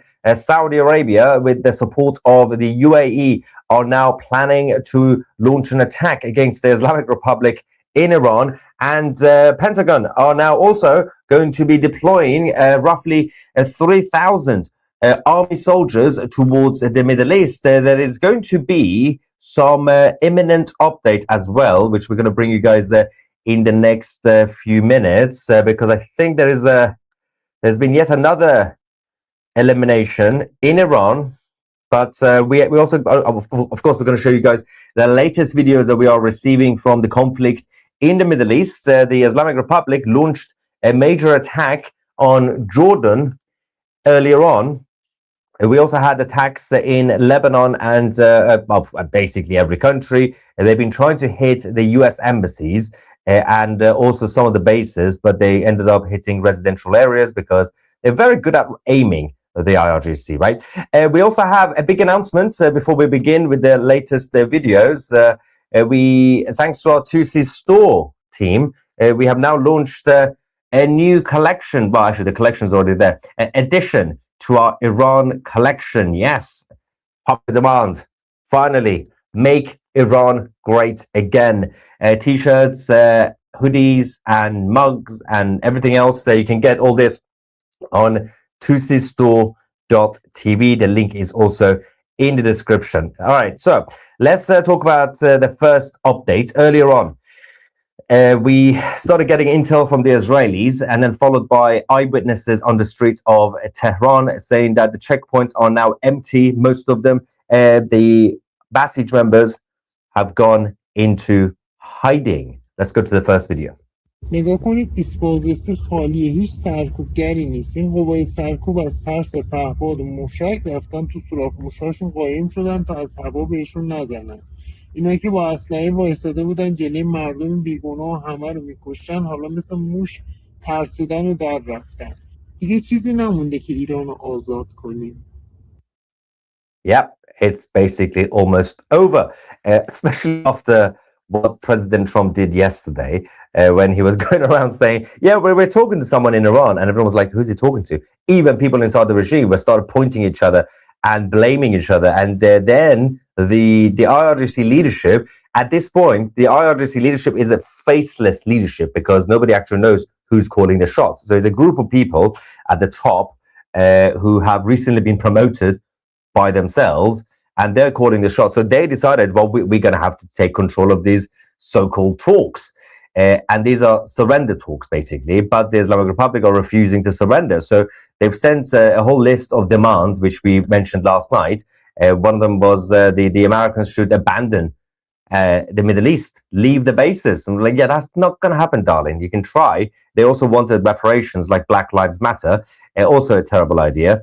But yeah, these talks are not going to get anywhere. So let's let them have fun.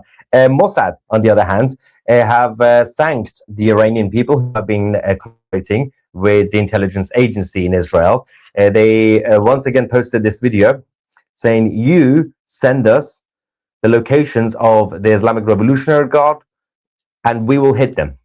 And of course, that continues to happen. A lot of intel is coming in from ordinary Iranians who have been in touch with Mossad to help them find the location. That's one of the hits that they did recently.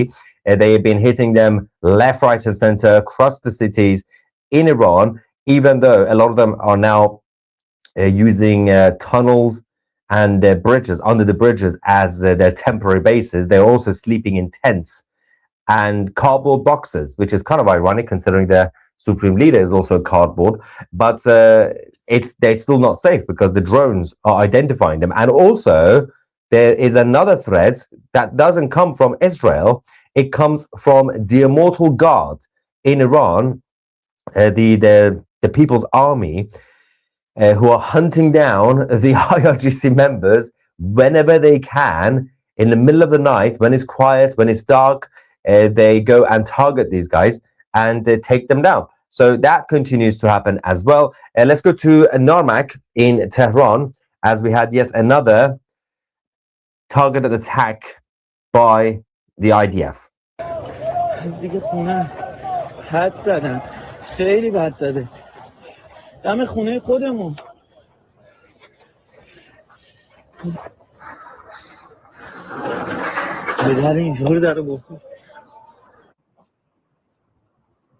A little bit blurry, but you can see the building has been relatively destroyed. So in Narmak and northern areas of Tehran, we have the IRGC blocks and building apartment blocks. Basically, as I've explained since the beginning of the conflict, just like Stalin in the Soviet Union, he had the same policy of having the members of the regime in the same estate and apartment block so that they could keep an eye on them and everybody stayed together.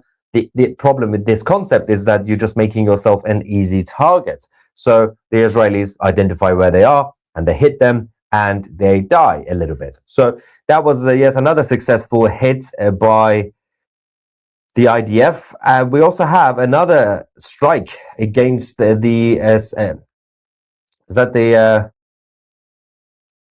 that is a different place, isn't it? Yeah, that's actually in Esfahan. The next one we're going to show you is Esfahan, the third largest city in Iran, and another building that belongs to the company that manufactures optical elements and electronic devices for the defense ministry of the Islamic Republic. So these are basically the tech companies and production companies that have now been destroyed. Look at the building.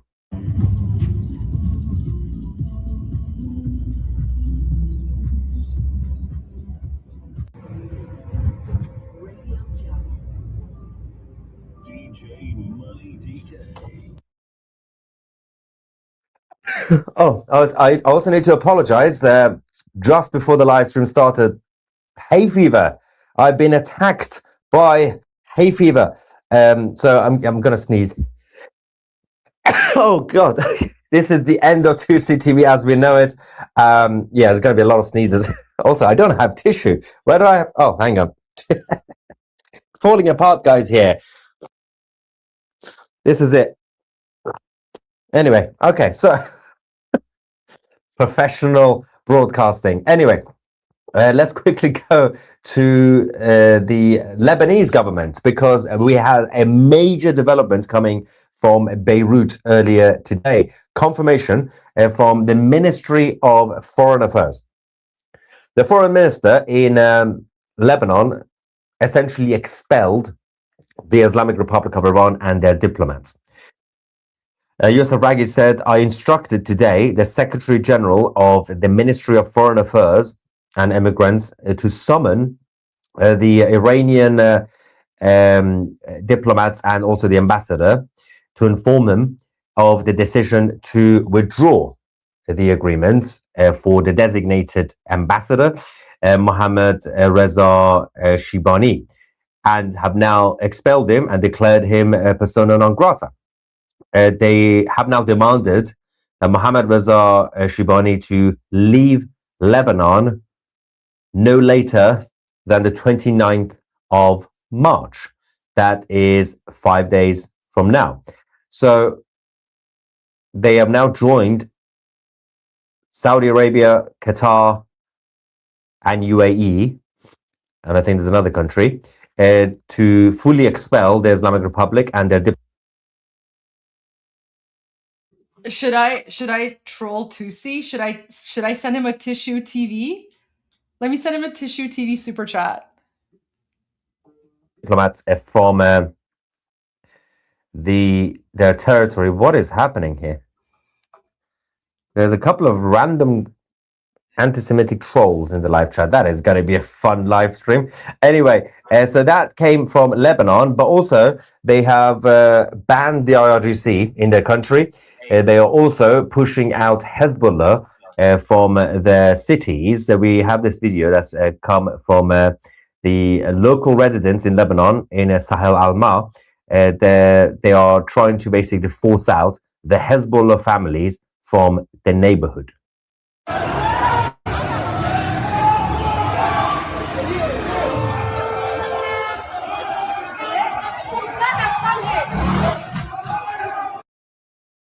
Yeah, so meanwhile, the Israeli Defense Forces have continued to strike IRGC's Hezbollah wing and their Radwan headquarters.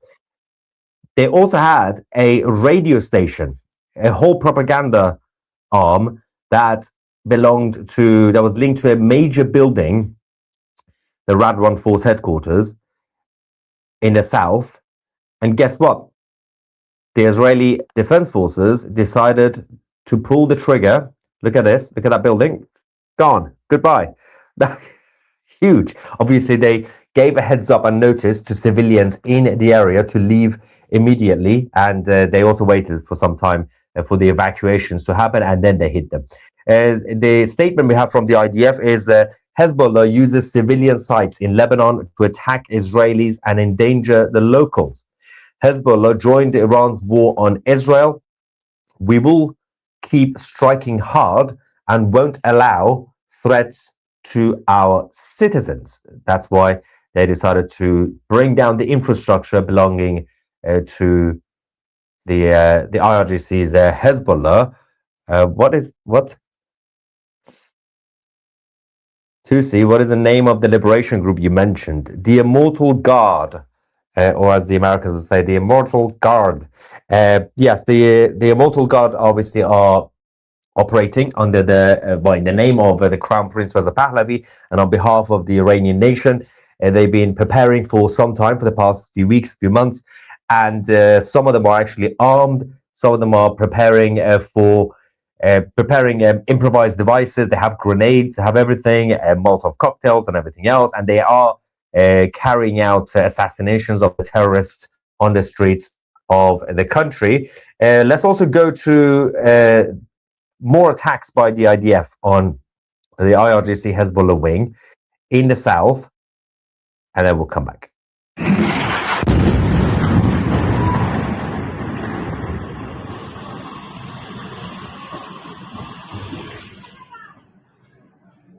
Beautiful hit.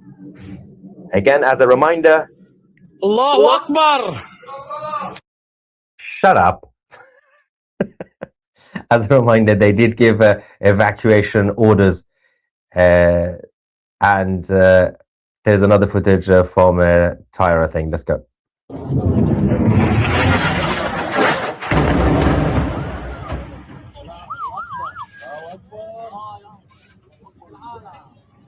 Gonna get some reactions from now the super chats as well. Oh, the super sticker. Message I meant to send yesterday. I'll show you videos on Facebook all the time, and they haven't been banned yet. Well, that's good news. That's quite rare. Libel says the German Green Party said in Parliament debate that the Iranians get showered with American bombs and millions die. I suggested them to watch 2CTV. Millions. The Green Party in Germany are saying millions in Iran are getting killed by the Americans. If that were the case, why on earth are the Iranians still in Iran celebrating. This is crazy propaganda coming from the Green Party. Now, let's talk about Saudi Arabia as well. Couple of quick updates from Riyadh. Number one, the Crown Prince, MBS, has continued to urge President Trump to continue the war against the Islamic Republic, and he's now called this conflict a historic opportunity to reshape the Middle East and, of course, remove the Islamic regime in Tehran. He also thinks that the IRGC is a long-term threat that must be decisively dealt with, and they cannot be trusted. This is a big shift from Saudi Arabia compared to last year, 2 years ago. I mean, 2 years ago, they were going around saying, whoa, don't attack the Islamic Republic, because they were terrified of what the IRGC could do. But they've seen what the IRGC could do. Not much, apart from launching some drones and missiles, because the rest of the Air Force and Navy has been completely annihilated. Now, I mean, effectively annihilated. They still exist, but not much. Apart from the MBS pushing for this, he has also permitted, is now allowed their air bases, specifically King Fahd Air Base, to finally be used by the United States to launch against the Islamic Republic.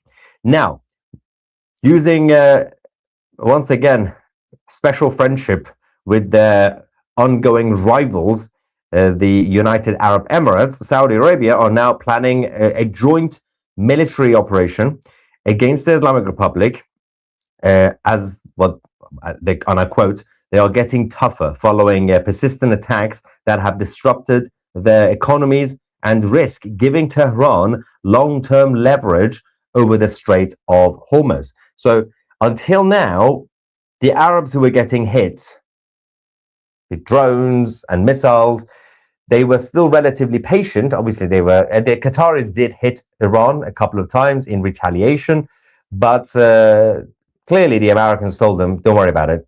Just Yeah, I sent him the message. He hasn't seen it yet. threat right now.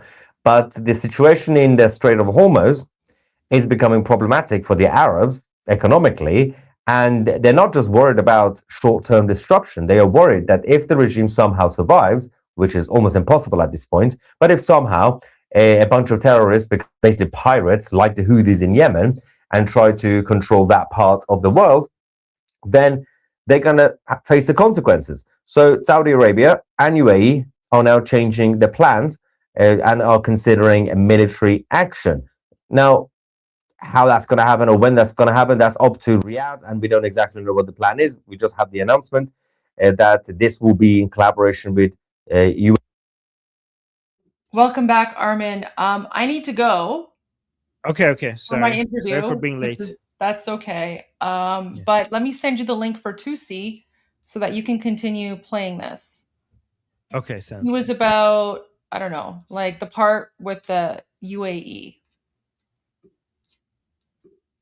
So you'll have to go back a little bit. You can't play it like fully live because you have to make sure that it goes to the part that he was speaking about the UAE. So I would say like maybe 2 minutes. All right, hold on. Let me share my screen.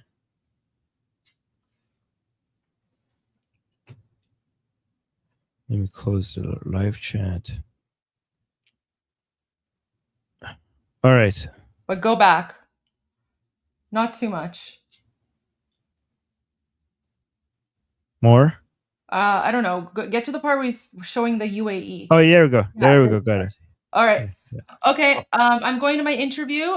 So you're going to be a little bit late for your group discussion. Okay. But I'll be back as soon as I can. Sounds good. Sounds good. All right, guys. See you soon. See you soon. Following persistent attacks that have disrupted their economies and risk giving Tehran long-term leverage over the Strait of Hormuz. So until now, the Arabs who were getting hit with drones and missiles, they were still relatively patient. Obviously, the Qataris did hit Iran a couple of times in retaliation, but clearly the Americans told them, don't worry about it, just defend. we're on top of it. They're not a big threat right now.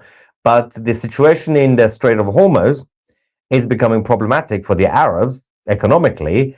And they're not just worried about short-term disruption. They are worried that if the regime somehow survives, which is almost impossible at this point, but if somehow a bunch of terrorists become basically pirates like the Houthis in Yemen and try to control that part of the world, then they're going to face the consequences. So Saudi Arabia and UAE are now changing their plans and are considering a military action. Now, how that's going to happen or when that's going to happen, that's up to Riyadh, and we don't exactly know what the plan is. We just have the announcement that this will be in collaboration with UAE. Having said that, speaking of the navy of the IRGC, in Bushehr, in the south of Iran, not too far from the Kharg Island, we had the naval bases once again getting hit earlier this morning by the United States of Guys, can somebody tell the discussion in my discussion group that I'm going to be a bit late because I'm covering for Goldie? So somebody can tell if anybody from the discussion group is here in the chat. Can you go mention that today I'm going to be late because Goldie is not here? Okay, thank you. America. شکلش هم قشنگه دماغش مثل کیان یکی بید زمان روحانی نه زمان روحانی معرکی بید دماغ ایزشی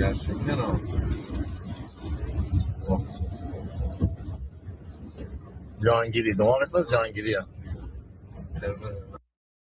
Yeah, now we do have confirmation. The latest round of assassinations and eliminations, this time by the Israeli Defense Forces. The fascinating thing about this is that the average age of eliminations is actually getting younger because they've run out of the older members. And the senior members, of course, they were older because they've been there since 1979. You kill them, they're going to have to promote some mid-ranking officers. You kill them, they're going to have to go after the interns and promote interns. They're getting younger by the day. But we have Amir Hossein Asadollahia, who was a senior figure as part of the IRGC's military, the one on the right, and recently promoted to become senior. Congrats on your promotion. Shame that you don't get your pension anymore. We also have Hamed Qafari, who was an IRGC Basij member as part of the propaganda wing of the IRGC in Tabriz, in the northwestern part of the country. Now, both of these guys were also in charge of a group of minions and obviously younger interns. We don't know exactly if the rest of them have also been eliminated or not, but we do know these two have now been confirmed. We're going to talk about the plan from the United States military and Pentagon, especially when it comes to the deployment of the army. And Henry says, regime members, look up, warhead on your forehead. What? F something head. And is it true that hundreds of Iranians have been arrested for sharing videos with foreign anti-IRGC media? Yes. We've had, as we reported last night on the channel, the IRGC continues to do raids at people's homes, mostly because they can no longer control the streets. They can't have the checkpoints anymore. So what they're utilizing their resources, their members, especially plain clothing officers, so they're not walking around in their uniforms to be a big target for Israeli drones. And they are raiding people's homes, checking whether they have satellite dishes, checking whether they have Starlink devices, and they go through people's phones to see their, obviously, photo galleries, what they've been messaging others. And if they watch, obviously, international TV, including Iran International or 2C TV, and they do arrest them. And a huge number of people have been arrested. So we are dealing with that. But of course, at the end of the day, when the rest of the leadership is paralyzed, gets paralyzed, nobody's there to give the order. But that's going to be another some time. Now, on that point, we can talk about what the Americans are planning. Now, according to the Pentagon, They're now planning to deploy 3,000 soldiers, and that's coming from the Army's elite 82nd Division, Airborne Division, to Iran. They're going to go towards the Middle East soon to help the allies in the operation. Now, the quote that we have is, the statement is that they have been trained, well, they are trained to parachute into hostile or contested territory to secure airfields and land. The brigade would be deployed along with the division headquarters, which is responsible for planning and coordination. Now, again, you can never tell exactly what the military strategy is going to be, because if we could guess, then the enemy could guess. But you can speculate. And I personally believe that one easy target for these guys at first would be, and should be probably, the island. Take over the Khar Island. It's not really just about seizing the oil and the bases, but it's also symbolically very important in the region to prevent the Islamic Republic to even be near there. And from there, you can do whatever you want to do. If you want to then send people towards Bushehr, the port city in the south, then you can do that. But you won't necessarily have to, for example, send ground troops straight to the capital in Tehran and put boots on the ground, because firstly, that's not going to work. Secondly, it's quite problematic.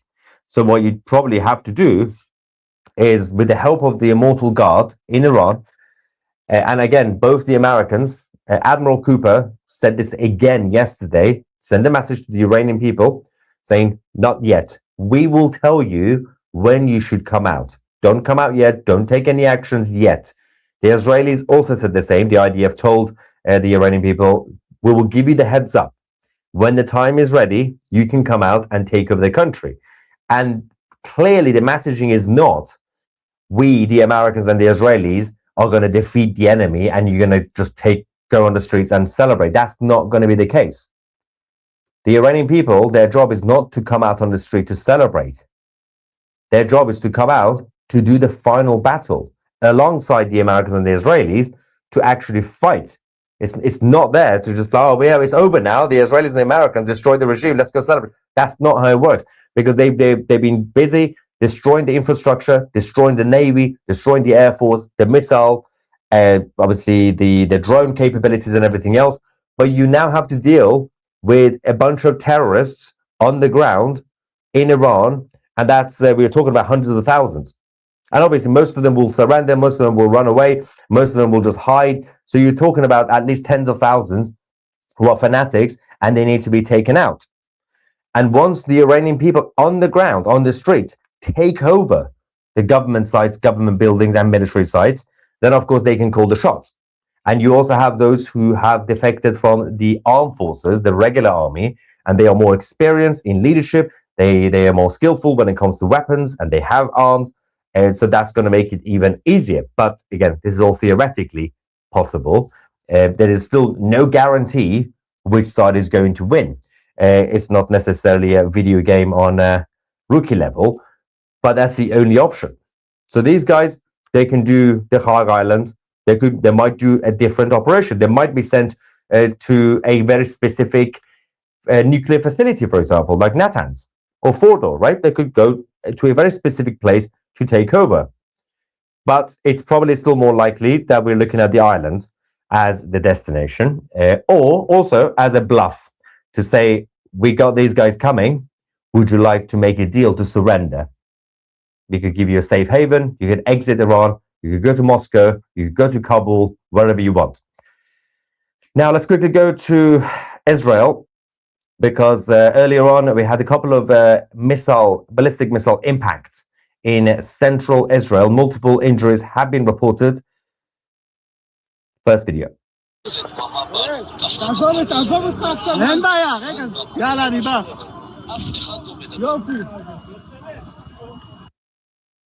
Yeah, I think there is more. Yeah.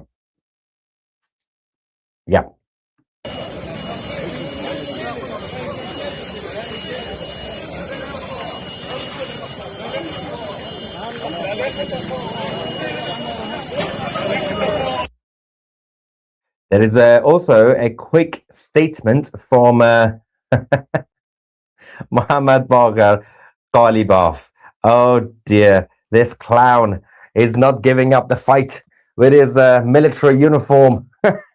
Now, Mr. Terrorist Ghalibaf, the Speaker of Parliament in the Islamic Republic, has now said, we are aware of what is happening in the paper oil market.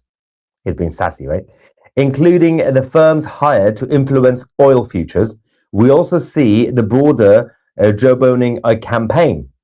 But let's see if they can turn that into actual fuel at the pump. Or maybe even print gas molecules. Okay, so if it's funny because Ghalibaf, when by the way, I see some people are concerned regarding the group discussion. Again, guys, I said I'm going to be late for the group discussion. You guys start without me, and when Goldie is here, I'll join you guys, okay? somebody was randomly talking about rumors, somebody probably from the American side and also in Iran randomly mentioned his name, saying, yeah, they're talking about him, they're going to make him the next leader. So he panicked, obviously. He had to come out, make an immediate statement saying, whoa, it's not me, because right next door to him, the rest of the IRGC would kill him if they find out he was secretly talking to the Americans. So then he decided to say, well, we're going to have to send someone to talk to the Americans, right? So let's all work together. And what I'm going to do for the next few days, I'm just going to go on social media and say the craziest things I can think of, including I'm going to expose what President Trump was actually doing. 2 days ago, when Trump was saying, yeah, we basically found someone in Iran, we're going to talk to that person. And then said group of people. And Ghalibaf came out and said, don't listen to Trump. He's only saying it because the markets have gone crazy. He wants to calm it down. And he's manipulating the oil markets and the currency. So he thought he was being clever, but President Trump basically forced their hand. So for the sake of optics, the IRGC said, well, we're going to have to send somebody to talk to Kushner and Witkoff. Because they were so paranoid, they said, well, if we don't send somebody, then one of you guys are going to stab us in the back and you're going to go secretly talk to Witkoff. So the IRGC leadership, we don't even know who it is, who they are, they decided to take control of the talks. But then they messed it up within hours because they said, okay, we will talk, but only if the Americans leave the Middle East completely, give us reparations, and also promise to not attack us anymore. I mean, that's just a stupid one. I mean, you could just promise, but you could just attack them again anyway. And there were a couple of other weird demands that they had. And oh yeah, the Strait of Hormuz will be in full control of the Islamic Republic. Yeah, that's not going to happen, darling. It's over. So all the demands have been rejected so far, but we are expecting them to send some clown on Thursday to speak to Steve Witkoff to discuss the surrender deal. But I'm not really sure if they can even make a surrender deal because... Guys, who do you think they're going to send to Pakistan to meet with Witkoff?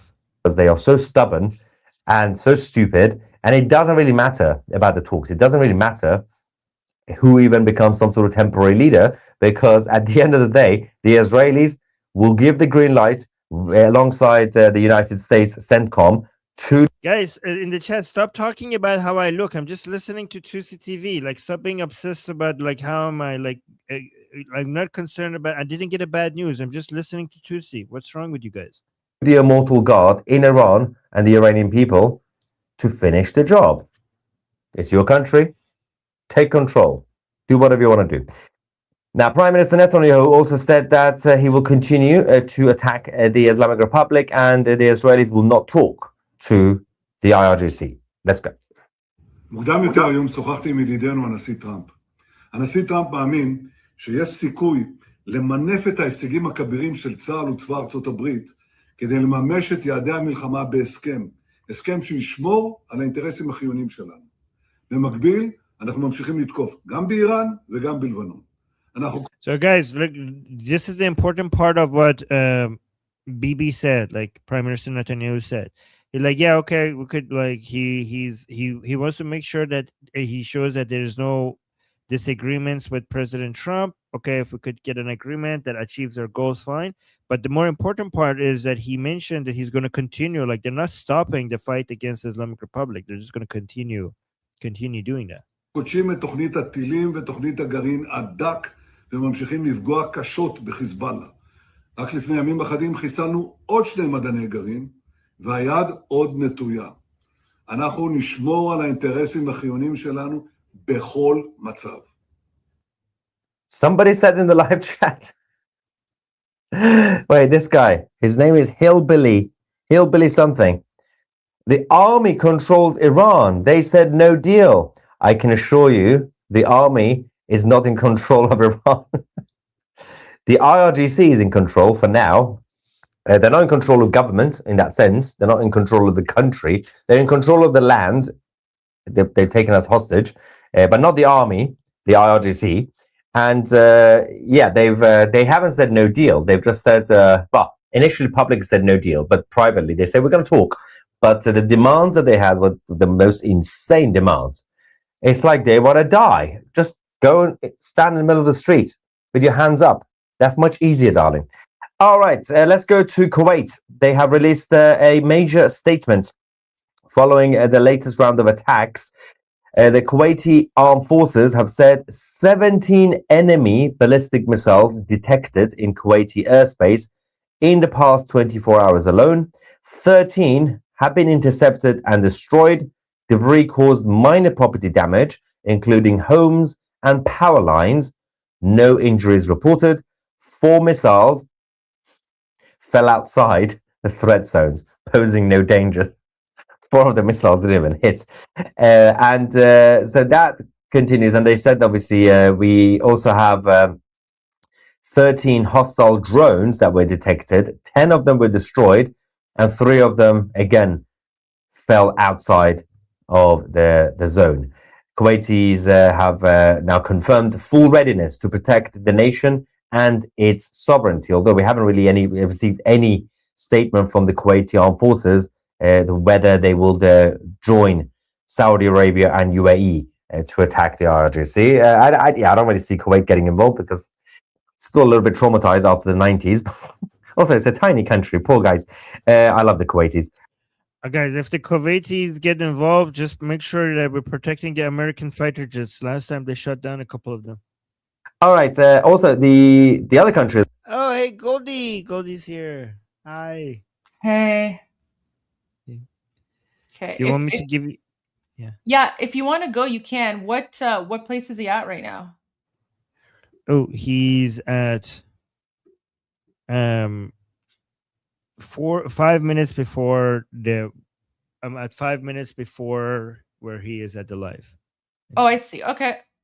Yeah. Okay. All right. Let me pull this up.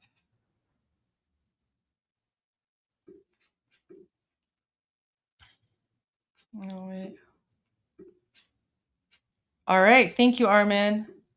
All right, guys. Oh, wait. Oh, no, I don't have the link ready. Yeah, I have it ready. I have it ready. Yeah. Guys, I'm going to go to our discussion group. I'm going to post the link to it in the chat. Oh, no, that was it. Here. Do it again. Sorry, I don't know why I had that plus sign at the end. Okay, yeah. This is the link in the chat to my discussion group. I'm going to go there. If you want to come ask me any questions, I will be there. And I pinned it on the Atheist Republic channel as well in the chat.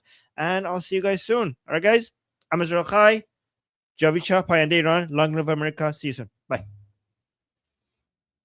17 enemy ballistic missiles detected in Kuwaiti airspace. Oh yeah, guys.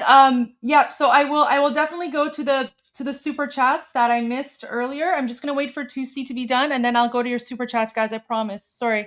In the past 24 hours alone, 13 have been intercepted and destroyed. Oh, Debris caused minor property damage, including homes and power lines. We're gonna kill you. Good, the Islamic Republic of America. Right. You don't take the sea, so we sent the Islamic Republic. I mean, the media hacks, they don't change. Goldie Ramar is here. Okay, I was gonna go for peace, Goldie, but we have to change our plans and retaliate because she now called 2CTV Tissue TV because of my allergies. Following the first wave of attacks by Goldie's channel on 2CTV, now we have the second unprovoked attack, even though it was a funny joke. Tissue TV. Although Tissue TV sounds more like an OnlyFans channel, but you know, not bad, not bad. Good one. Why does the Lotus Eaters act like anti-Islam while also gloating Islam? Okay, so we got that. Let's go back to his updates, though. Thanks for letting me know. Okay. Had what the most insane demands. It's like No ceasefire, guys. No ceasefire. No ceasefire. I agree. No ceasefire. We're going for the kill. Okay. Guys, there are a few there are a few news updates that I want to share, especially from Fox News. But yeah, no ceasefire, no mercy. Okay, no ceasefire, never retreat, never surrender. Yeah, Laszlo was saying he started it. I don't know how, but I'm sure he did. Am I sipping a White Claw? No, I'm sipping a Red Bull. Does that look like a White Claw to you? Literally, it's like a sugar-free Red Bull that I'm sipping. There you go.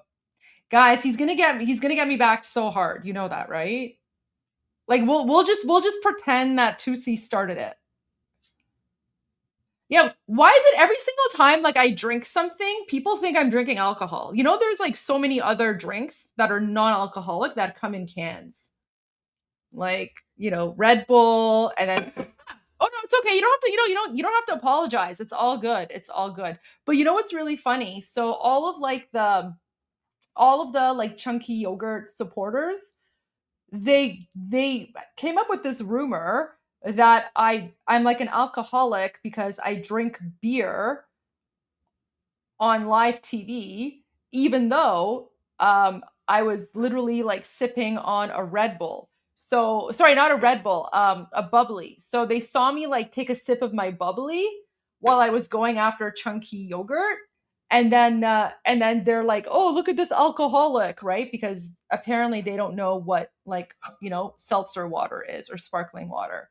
These people are like literally third world savages. So, okay, guys, I want to replay this Iran International interview from a few days ago with Admiral Brad Cooper, especially in case you haven't seen it. Wait, let me pull up the YouTube version, because the YouTube version has subtitles.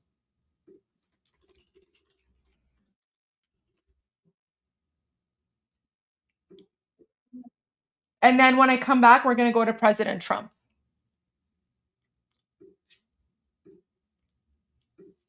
Okay.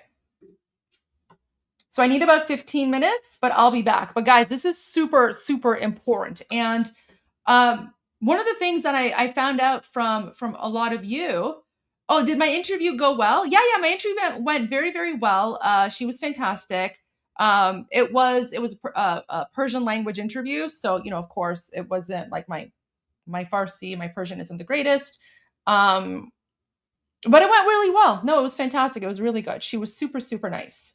Okay, so I want to share this because many of you who were watching this yesterday, especially Americans, you guys were saying like how rare this is and how this never really happens. So very interesting that the first media interview that Admiral Cooper does since the beginning of the conflict is with Iran International.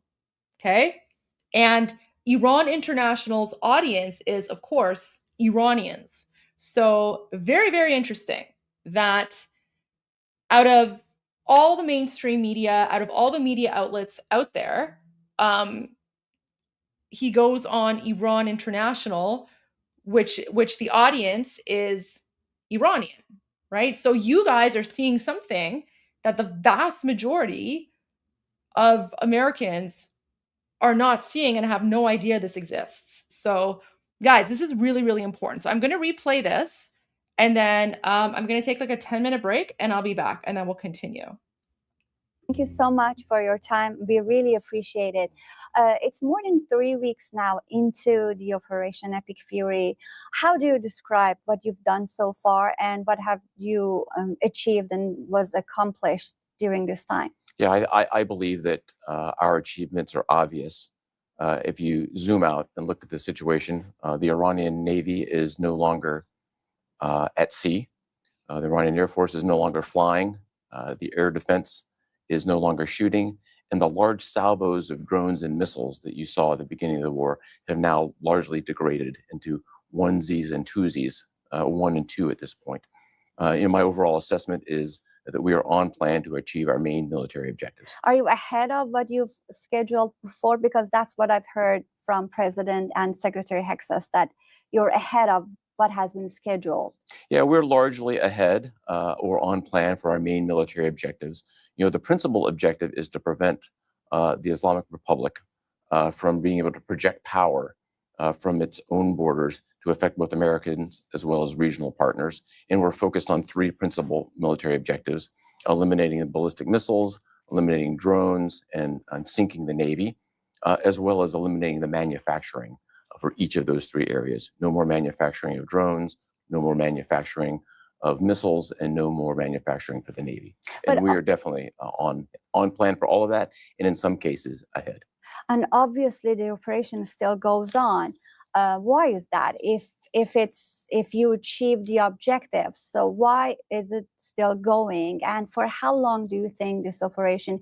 I don't want you to give me an exact number or weeks or a timeline, but what do you imagine that this is gonna lead to? Yeah, I would. This will ultimately be a decision by the President of the United States as to when to finish it.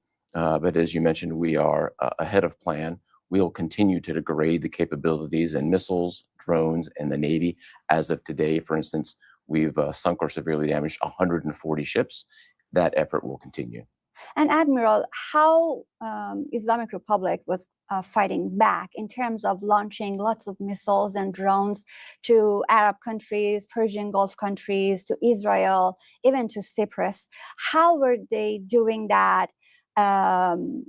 Do they still, for instance, today or yesterday, I mean now, do they use launchers in west of Iran, or they now moved back to eastern sides of Iran? Can you give us more details? Yeah, we have a very clear perspective of how this is going. And my overall operational assessment is they're operating in a sign of desperation. At the beginning of the conflict, you saw large volumes in the dozens of drones and missiles. You no longer see that. It's all 1 or 2 at a time. So that is dramatically shifted. And the desperation you've seen is they've shifted from military targets. In the last couple of weeks, they've attacked civilian targets very deliberately more than 300 times. 300 times.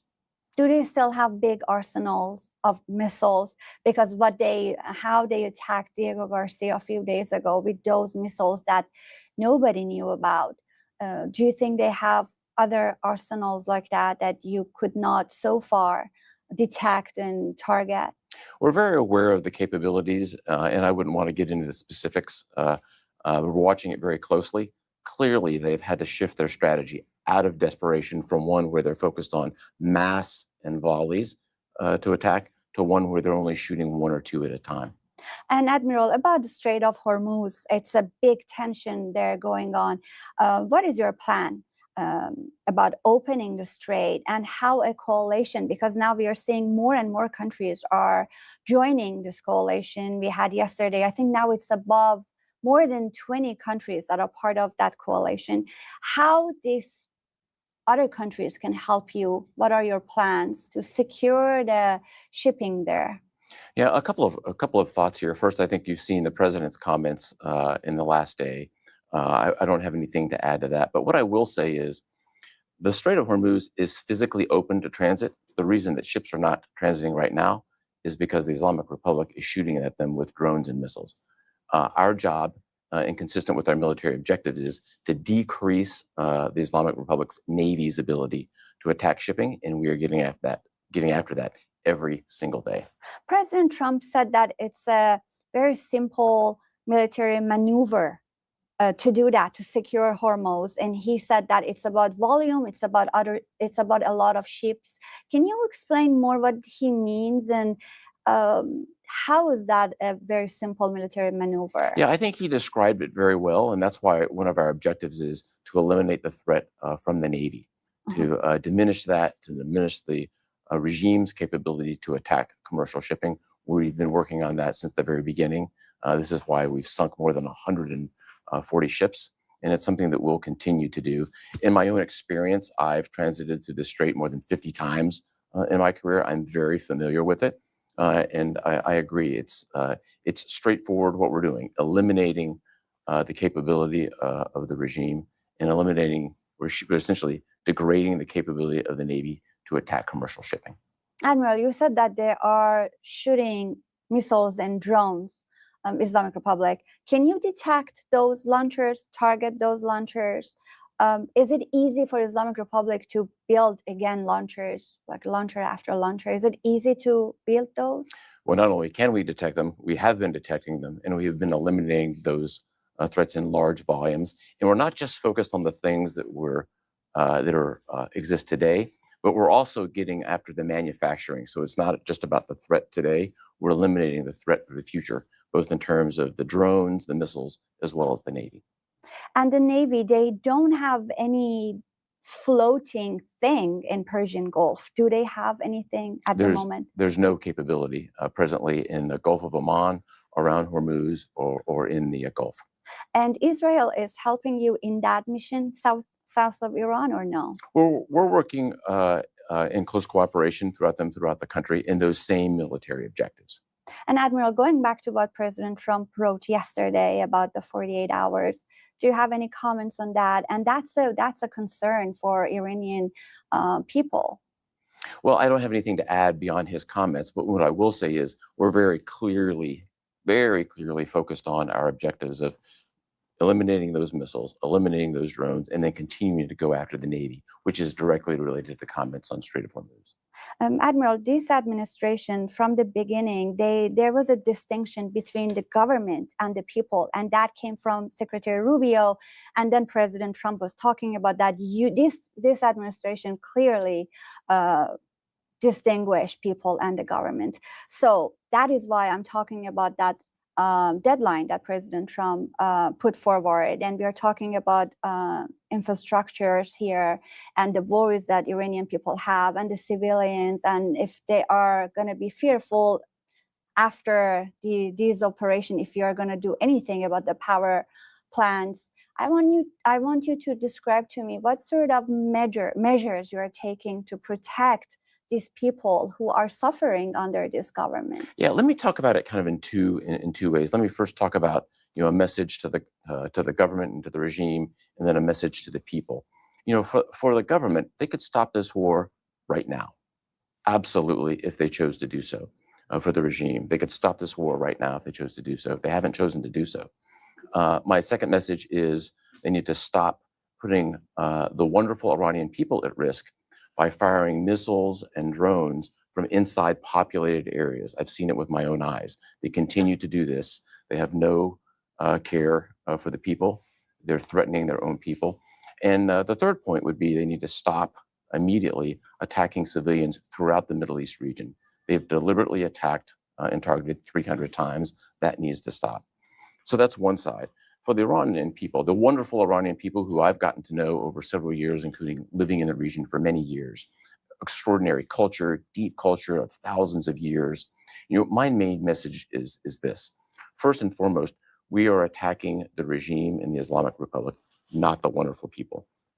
The second piece is continue to heed our advice. We've had multiple messages that have come out that have said, beware. The government doesn't care about you. They're launching missiles and drones from populated areas.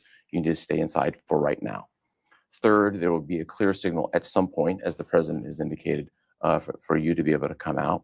And then the last thing I'd like everyone to know is I've watched this over the last week. this extraordinary contrast between the comfort and protection that you're seeing with the senior generals in the Islamic Republic, at least those that are still alive, who are up in deep bunkers and facilities in and around Tehran, and contrast that with the soldiers who are down on the ground, who are unprotected. The generals are protected, the soldiers are not protected. I've watched this in Bushehr, Shiraz, Bandar Abbas, Abu Musa Island, Konarak, Jask, Chabahar, over and over again. I think this is a story that has to be told over and over again so that the people understand exactly what's happening.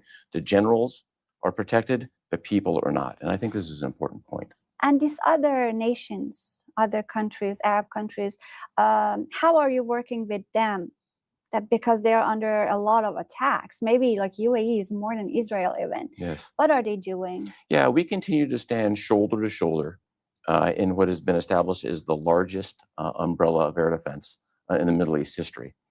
For decades, people have written articles and books about what Middle East air defense could look like in an integrated way, and we're seeing it today, a very thick defensive umbrella that we put around all the countries, and we're working very closely with everyone. And that was created a few weeks before the Operation Epic Fury. I remember there was a statement from Department of War that this NATO sort of umbrella defense alliance is coming together because there was a talk about this during President Trump's first term.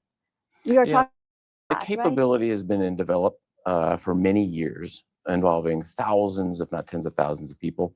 And today, we see it very alive and active as a protection mechanism. And how do you define Israel's role here in defending the Arab countries? Because we know some European countries are involved in defending those Arab countries. How do you define Israel's role here? Well, to speak precisely, Israel is attacking drones and ballistic missiles that are aimed at Arab countries, and attacking and defeating them. I want to ask you about the MEUs, the 11th and the 31st units that are, I don't know about 11th. There are rumors that they are coming to Middle East from San Diego, but we know maybe it's more a fact that the 31st unit is coming from Japan to Middle East. Can you say what is the purpose of these units and if they're going to go in? Yeah, I won't talk specifically about what we're going to do operationally. What I will say is we're very focused on our military objectives, and we've seen very clearly that our capabilities continue to grow, our strength grows, and over the last 3 weeks, the Islamic Republic's capability have dramatically declined. And we'll see what happens here in the future. So you mean maybe it's not needed to go in? Let's these are options that are being generated. Let's see what happens here in the end. And other than Khark, which is a bit north of and away from Strait of Hormuz, are you thinking about other small islands like Kish, which is closer, Lark, they are closer to Hormuz? Are you considering those as well? Yeah, as you would appreciate from my many years living in the region, I'm very familiar with where the options could be. And from an operational perspective, I just wouldn't want to talk about them here. But the options are on the table. And I think we'll just have to see where things go. In the meantime, we're just going to focus for now on our military objectives. And Admiral, do you think in future there's going to be a change in how Strait of Hormuz is controlled? Well, I'm confident that our efforts, and particularly focused on degrading the Iranian military, will set conditions for the future. And as you've seen in the news, you now see multinational and national organizations stepping up. So we'll have to see what that looks like. But I am confident. Admiral, how your goals, the U.S. goals in this conflict and Israeli goal, how are they? Do they have overlapping? Are they the same? Are there any differences? Yeah, I think in practical terms, in pragmatic terms, you see us conducting the same types of missions. We're eliminating the ballistic missile threat. We're eliminating the drone threat. We're eliminating the manufacturing so that the Islamic Republic cannot project power outside of its borders. Is that going to change? Are you going to change the way you operate in? Because you're sharing, obviously, some part of the operation, taking out the missile arsenal factories, it's on U.S., and maybe targeting generals and commanders is on Israel. Yeah. Is that going to change in future? I wouldn't want to tip what we're going to look like in the future. But right now, we're just focused on other things, the main military objectives. And what is going to happen, in your opinion, that you're going to call that a good end? It's time to end it. What should happen? This will be a decision by the President of the United States. So as a commander, you cannot give us any detail. Well, from my perspective, the President will have this final decision. In the near term, we're going to focus on our military objectives. And my assessment overall is that we are ahead of plan, that our combat power is increasing dramatically, and the Islamic Republic's combat power is decreasing dramatically. Thank you so much, Admiral. Thank you. Thanks very much. I appreciate it. Thank you.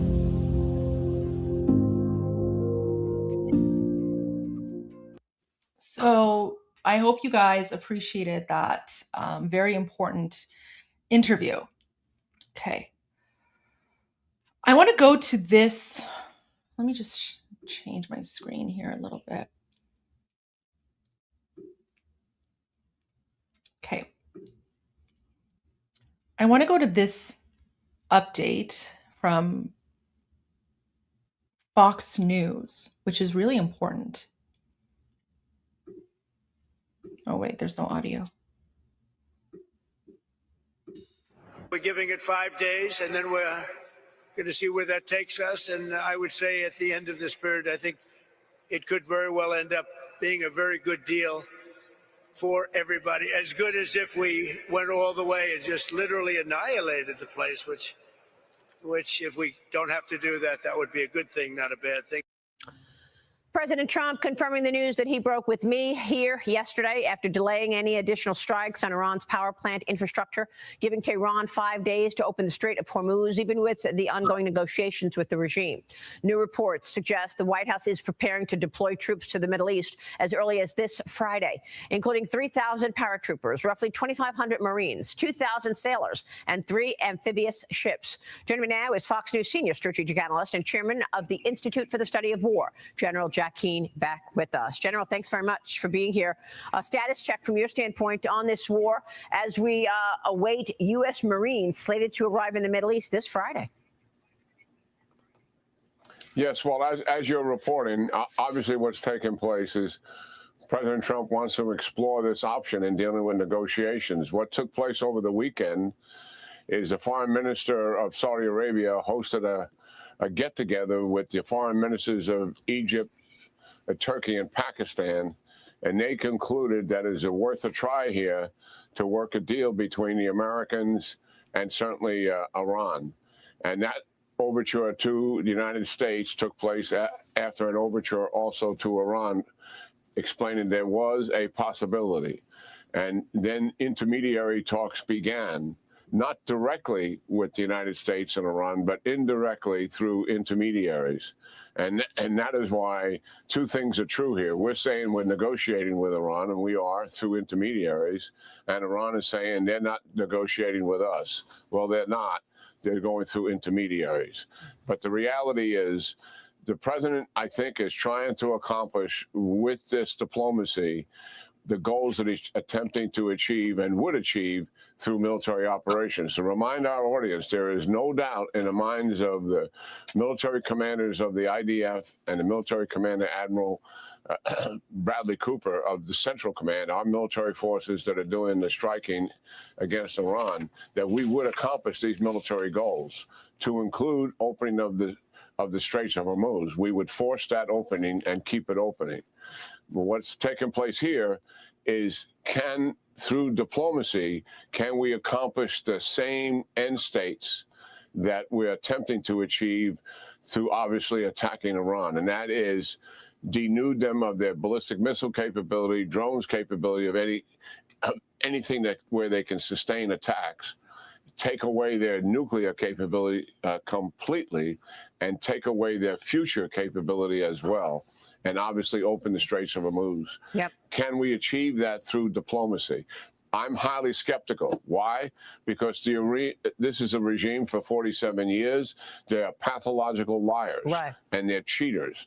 And it's very difficult to take them at their word. I'm not saying don't try, but I think the president certainly and his negotiators know who these people are. Yeah. And we'll see what they're really willing to put on the table. I'm glad you said that. I was just going to say that, and you said it more bluntly, that they are liars. I mean, look, they told us they did not have long-range missiles. It's very concerning to many people, the fact that they sent 2 long-range missiles to Diego Garcia Island, and now we understand that those missiles, they have access to these missiles that actually have the potential to hit much of Europe. How concerned are you about that?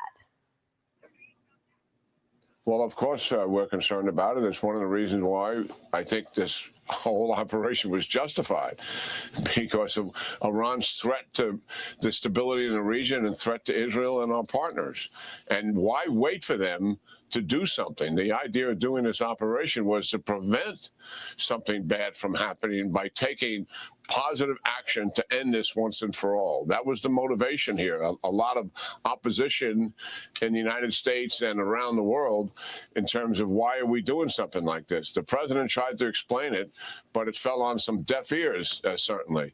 And that was, as you point out, that's a clear example of one of the dangers that was rising and concerning Israel and the United States. We were absolutely convinced, because we had the evidence, that they wanted to build ICBMs. That means an intercontinental missile that can transit oceans, that similar to what Russia and China have.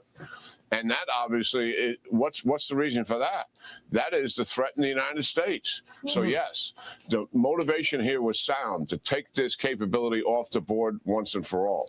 If we can do that through negotiations, obviously we weren't able to do it before the war through negotiations. If we can do it now because we have leverage to do that, and we absolutely are confident that it's real, and these guys are really going to bend and take a knee here, it remains to be seen. What do they want out of this? Regime survival, recover, rebuild, sanction removal, and they're going to want compensation for all the damage done.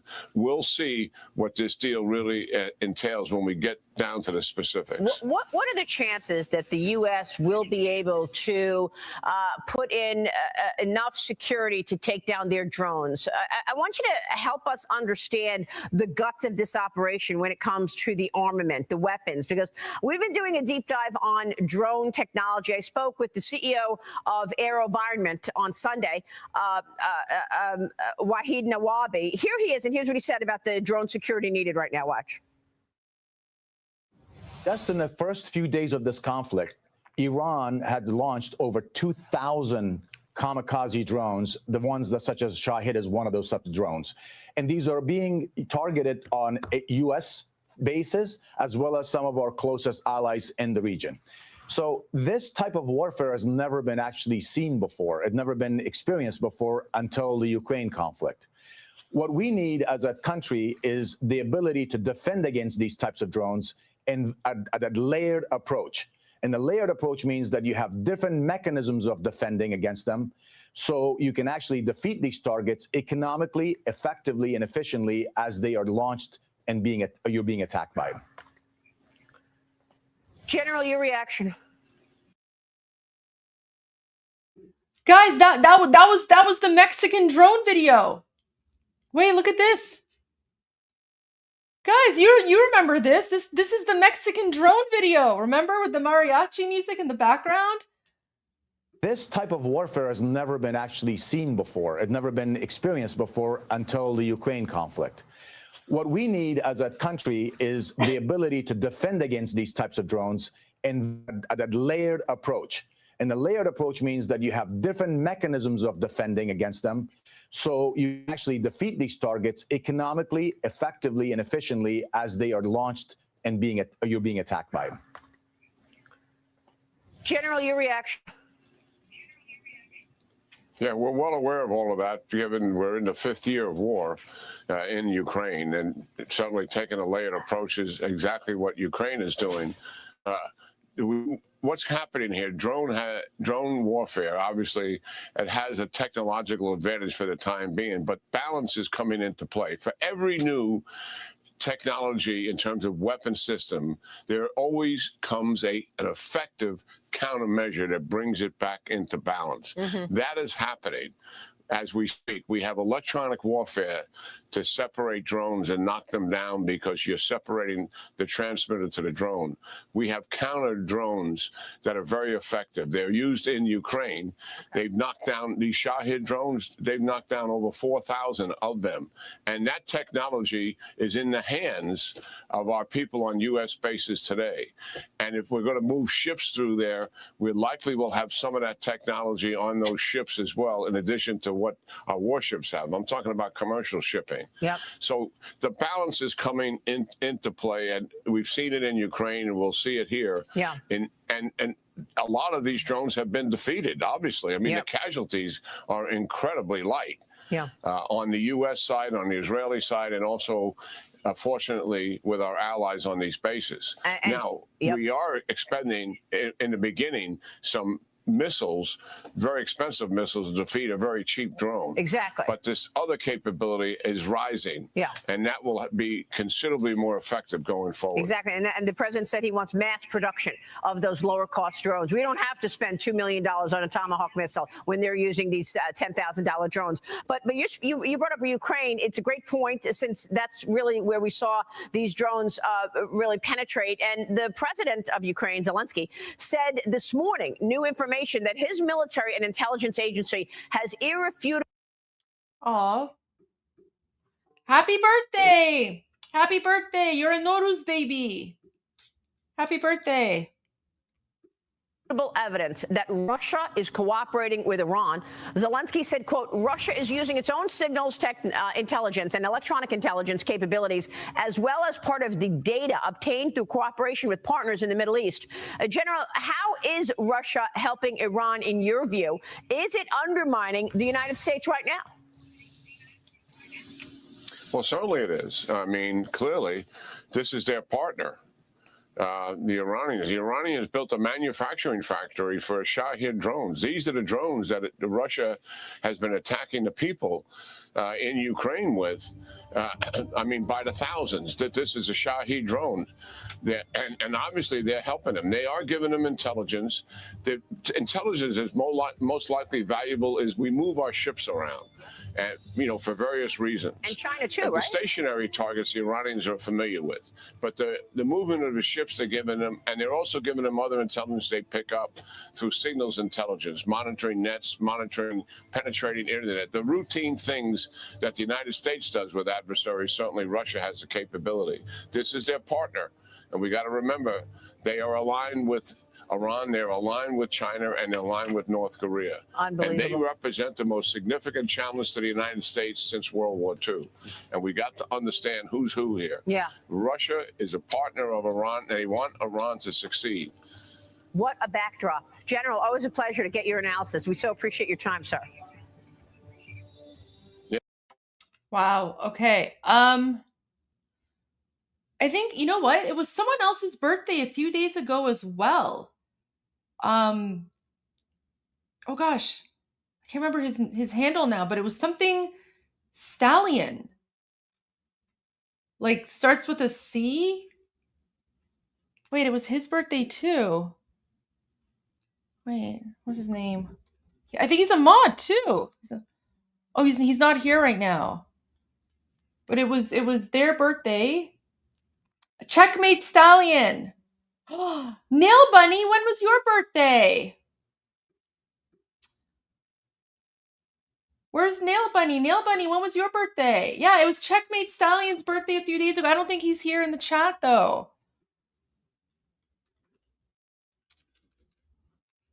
Yeah, it was. Oh, yours was the 22nd? Yeah, he's a mod. He's not here though right now. Oh, you have a birthday today as well? Oh my gosh. Birthday on the 22nd of March. Okay, all right, guys. All right. Okay, well, in that case, let me see if I can find the birthday song. Give me one moment. Give me one moment. I want to find the birthday song. Oh, it's your birthday as well. Oh my gosh, look at this. Okay. So many birthdays. So many Nowruz babies. Okay, guys, give me one moment. I'm going to mute. I'm going to find the Iranian birthday song.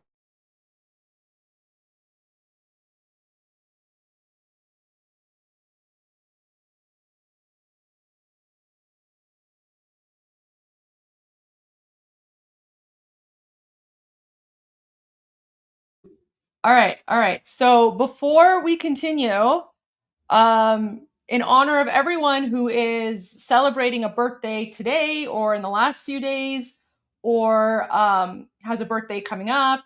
Oh, your wife's birthday is on the 27th?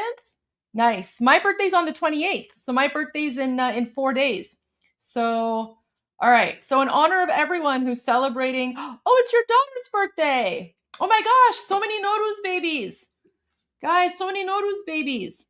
Okay, so in honor of everyone who has a birthday, we're going to play the Iranian birthday song. This is literally the song that we play for every birthday. And Tavallodet Mubarak means happy birthday.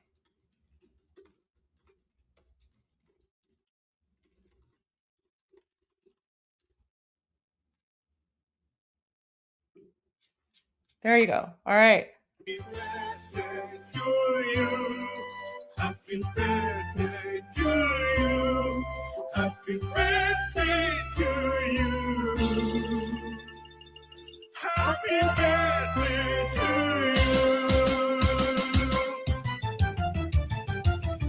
Tavallud, tavallud, tavalludet mubarak, mubarak, mubarak, tavalludet mubarak, tavallud, tavallud, tavalludet mubarak, mubarak, mubarak, tavalludet mubarak.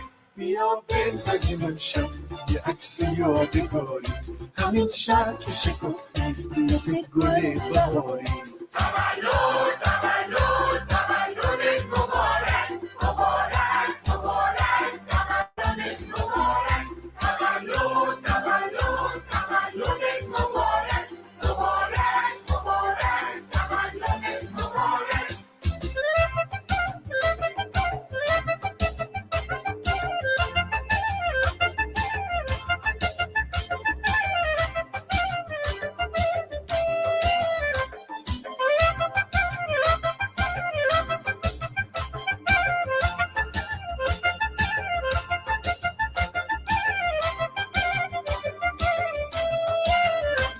اشک شادی شمع نگاه کن که واسه میچکه چیکه چیکه کامه همه رو بیا شیرین کن بیا کیکو ببر تیکه تیکه همه جمع شده هم دور تو امشب گل بوسه میدن که بچینی در جشن تولدت عزیزم همه انگشترن تو نگینی نگاه کن هدیه ها رو نگاه باد کن نکارو همه رقص و رنگی عجب شب قشنگی تولد تولد تولدت مبارک مبارک مبارک تولدت مبارک.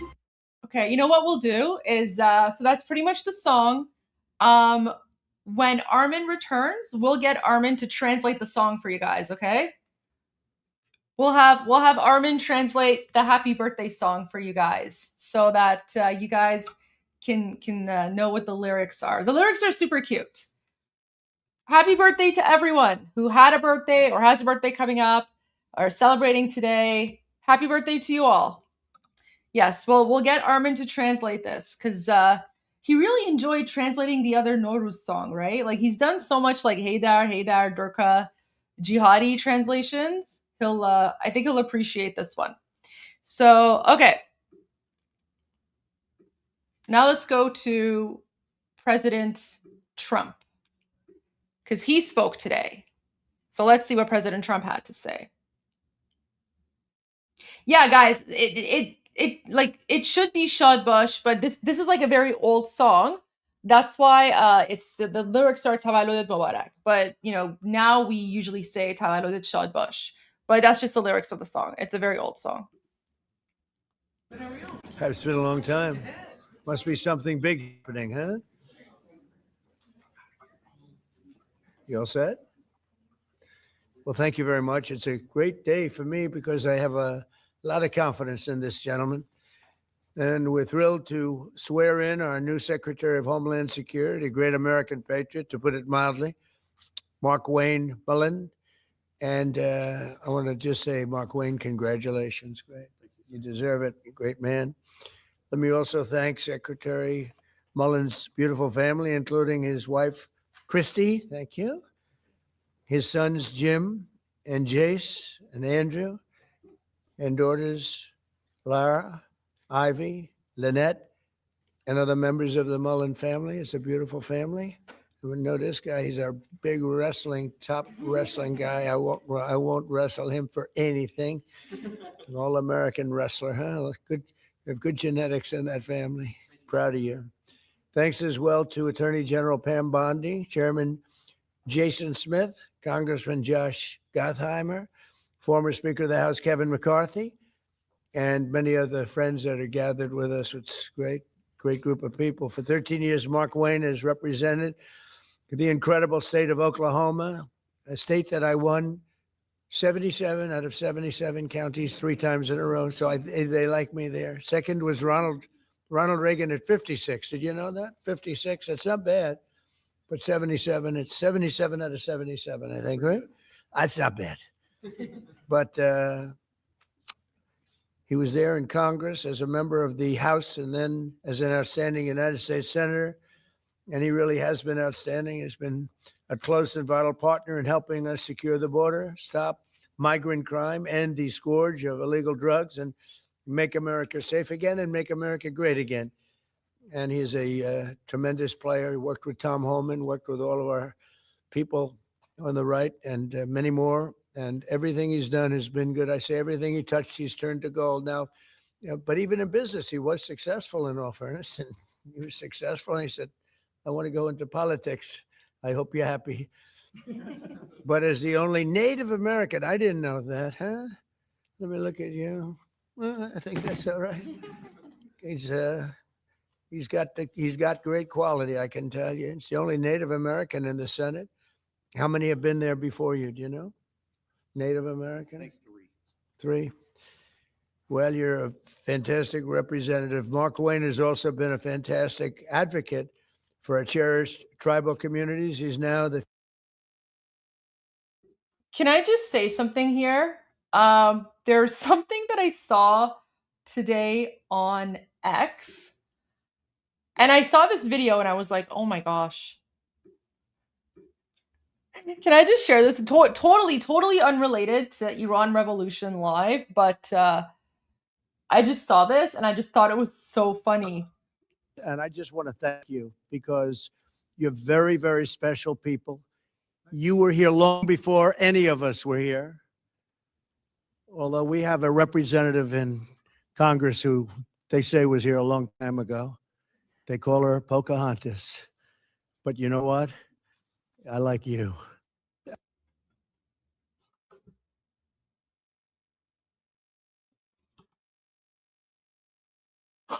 Oh my gosh. I swear to God, sometimes President Trump's one-liners, they just catch me off guard.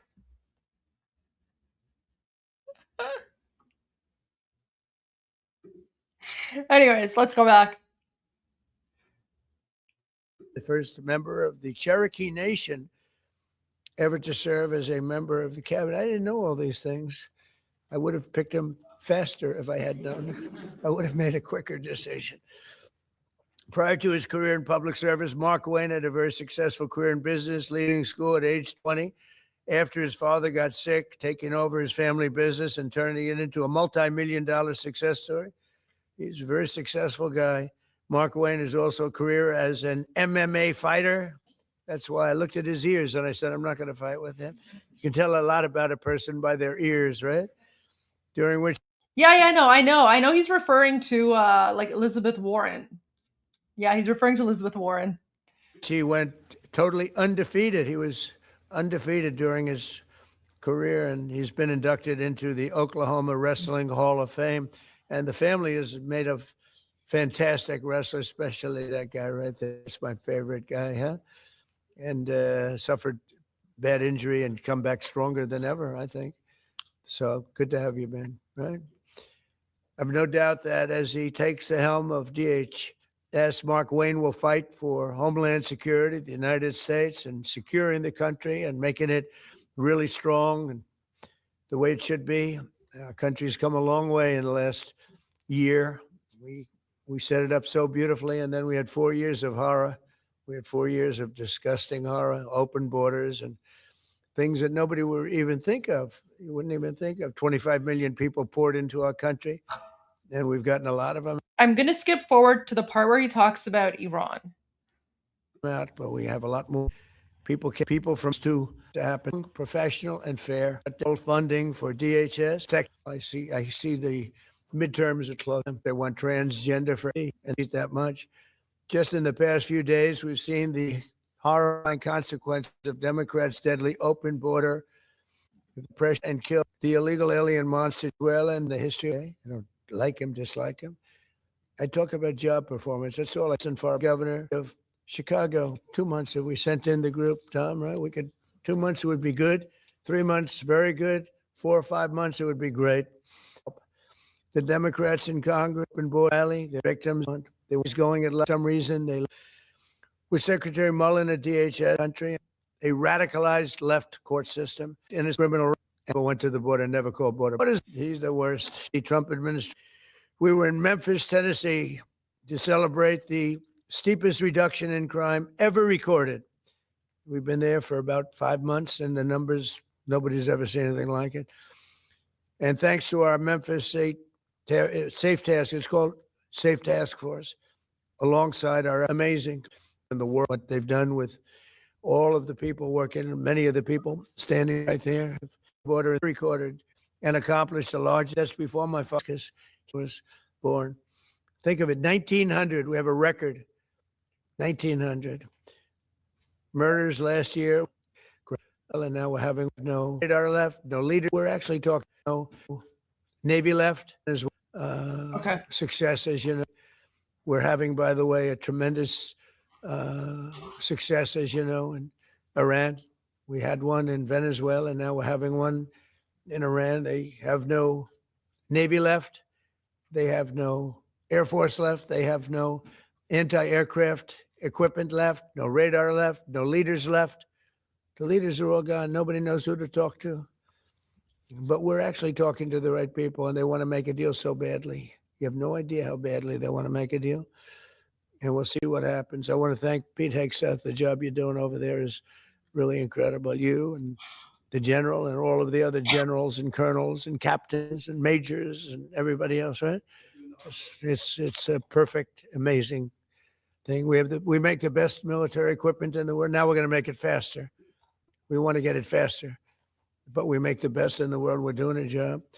So I'd like to ask Attorney General Bondi to come and do the honors of swearing in a man who's going to do a phenomenal job for our country. And I tell you, your family has to be very proud. You have to be very proud. Everybody wanted this job. I said, there's one man for this job, and I have no doubt he's going to be fantastic. Thank you, Pam. Come on over. Thank you.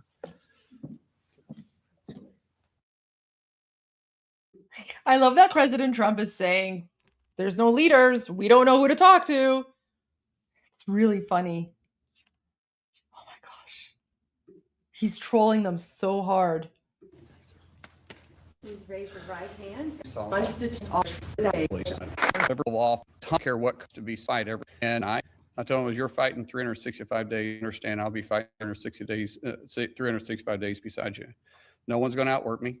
And I'm not going to let any of them outwork me. The president has entrusted me with this. And failure is not an option. And so thank you so much, Mr. President, for this opportunity. I won't let you down. Thank you very much. Thank you. I love that expression. No one's going to outwork me. That's a wrestler's expression, isn't it? Huh? That's a good wrestler's expression. Yes, please. Mr. President, will the Secretary's replacement in the Senate support the SAVE Act and the use of the talking filibuster to get it through? Well, it's not the SAVE Act. It's America. In that D and just clean and all of his Jim, they would be in. I don't think so. I don't think. How would they do? Would they do good wrestling you? They would be in. So that would be. But if you're of children, we don't want very much. Might be worse. Study different. So yeah, he's going to be great. Yeah. Do you believe the secretary will run DHS study differently than Kristi Noem did? What do you? He's a youth that were Here's good. Emerging agreement coming out of the Senate to reopen DHS. Well, I'm going to look at it, and we're going to take a good hard look. Votes, they don't. They're not supposed to. Would you be comfortable with a deal that involves separating ICE funding from the DHS funding package in order to reopen? Well, they're working on all of that. Measures have raised concerns over its premature and possibly likely faulty 2020 election assessment. Will you and Secretary Mullen Me in prison, very ill, and get dangerous. Government, military, I'm fine, but I was a big victim with the Iranians. Are you going to send Jared Kushner and Steve Witkoff to do direct negotiations with the Iranians? Yeah, well, we're in negotiations as it turned out. And now you've seen what I said yesterday was exactly correct. We're in negotiations right now. They're doing it along with Marco, JD. We have a number of people doing it. And the other side, I can tell you, they'd like to make a deal. And who wouldn't if you were there? Look, their Navy's gone, their Air Force is gone. Their communications are gone. That's the biggest problem. It's very hard to communicate them between themselves. All of the anti-aircraft is gone. Most of their missiles are gone. We either shot them or they shot them and don't have them anymore. They're down to a trickle. They're pretty much everything they have is gone. I don't know. Can you name one thing that's not gone, or can you name one thing that's doing well? You know, if you read the papers, you think we're tied. You think we're in a tough battle. We are roaming free over Tehran, the city, Tehran, as opposed to Iran. We're roaming free. We can do whatever we want. And as you know, today we were going to have the privilege of shooting down a very big electric generation plant, one of the biggest in the world. And one shot to the right location ends the plant, it collapses. And we held off based on the fact that we're negotiating. You know, Was the turning point to make you want to pursue a ceasefire? A few days ago, you said you wanted to continue bombing Iran. Now you want to pursue peace talks. Was there something that happened? The fact that they're talking to us and they're talking sense. And remember, it all starts with they cannot have a nuclear weapon. Just, I said yesterday, they said, what are the top 10? I said, well, number 1, 2, and 3 is they can't have a nuclear weapon. And they're not going to have a nuclear weapon, and we're talking about that. And I don't want to say in advance, but they've agreed they will never have a nuclear weapon. They've agreed to that. How do you ensure they won't have a nuclear Your weapon? former Border Patrol chief, Greg Bovino, said his only regret is that he didn't catch more illegal aliens. President Trump is trolling the Islamic regime so hard right now, because for President Trump to come out and say that the Islamic regime has agreed to no nuclear weapons, that's a red line. That's a red line for the regime. Wait, let me see if anyone from the regime has freaked out about this. Let's see what if Arokchi has said anything.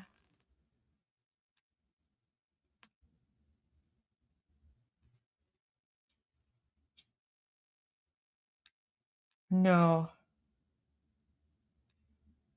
Arokchi hasn't said anything. Let me check Oliba.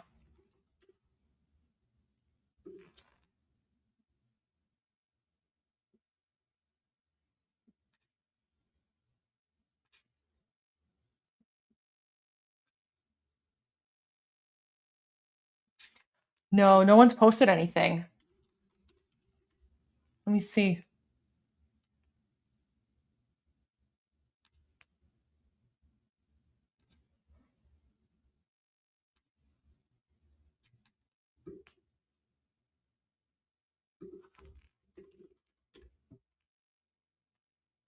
Okay.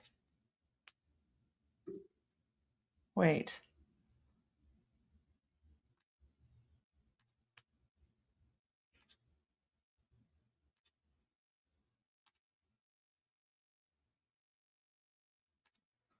So no one's come out with a statement yet. Wait, let me check. Let me check Iran International breaking. Where is it? Let me just check this really quick.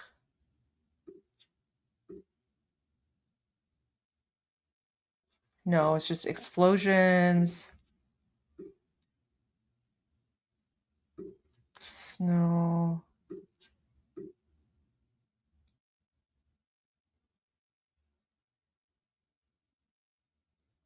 Okay, all I have here is something from less than 10 minutes ago from Iran International. And Pete Hegseth, the US Secretary of War, stated, referring to Donald Trump's remarks that he will not allow Tehran to acquire nuclear weapons, that the duty of the War Department is also to ensure precisely that. Okay, so there's this comment. Let me see what else I can find.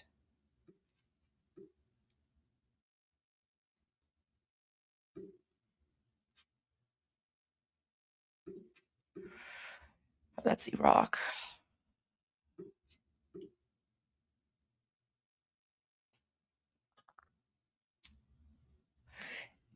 Okay, so this is from about half an hour ago. The Atomic Energy Organization of the Islamic Republic announced that around 9:08 p.m. on Tuesday evening, a projectile struck the grounds of the Bushehr nuclear power plant, but it resulted in no financial, technical, or human damage, and no harm was inflicted on the plant's various sections. You can't really trust them, but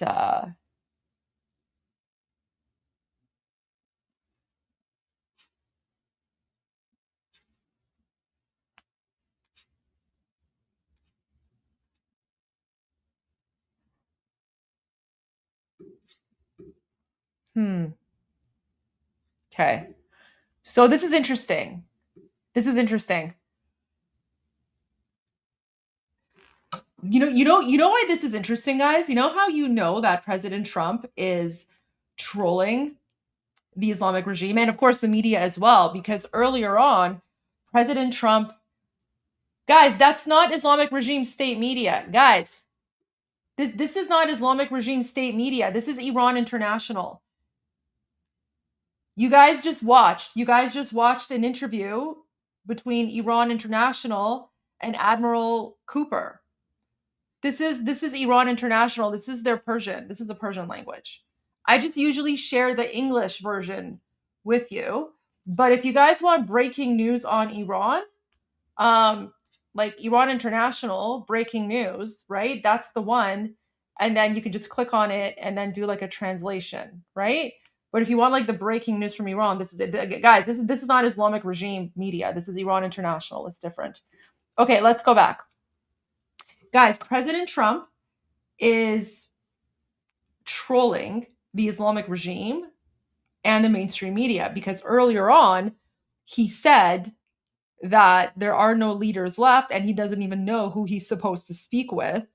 And now he said they've agreed to no nuclear weapons. So, guys, this is like peak psychological warfare because the Islamic regime is now, all these people are looking at each other and they're like, who the heck agreed to this, right? Because that's one of their red lines. Nuclear weapon.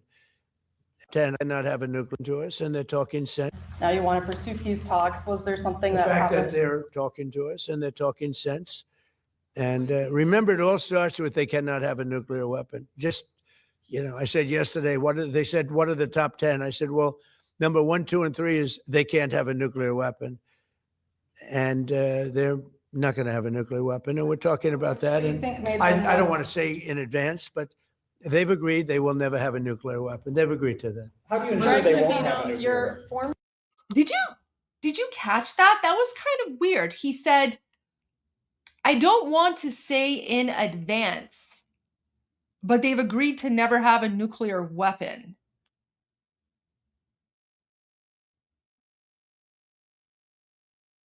Is he referring to the Shah, Reza Pahlavi, and the Iran Prosperity Project? Because one of the core tenets and foundations of the Iran Prosperity Project is no nuclear proliferation.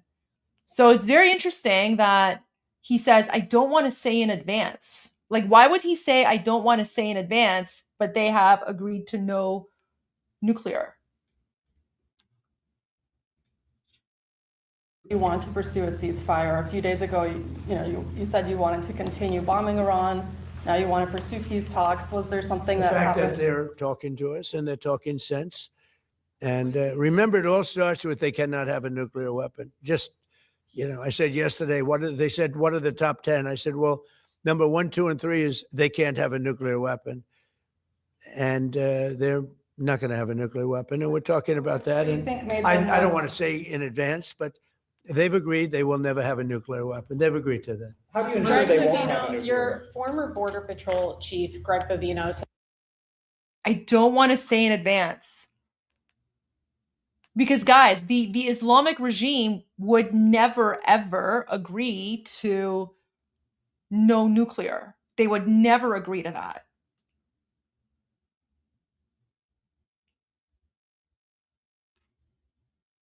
Guys, there's only two possibilities here. There's two possibilities. The first one is that, he's trolling the Islamic regime. And the second one is that he's referring to the transition team, which is led by King Reza Pahlavi.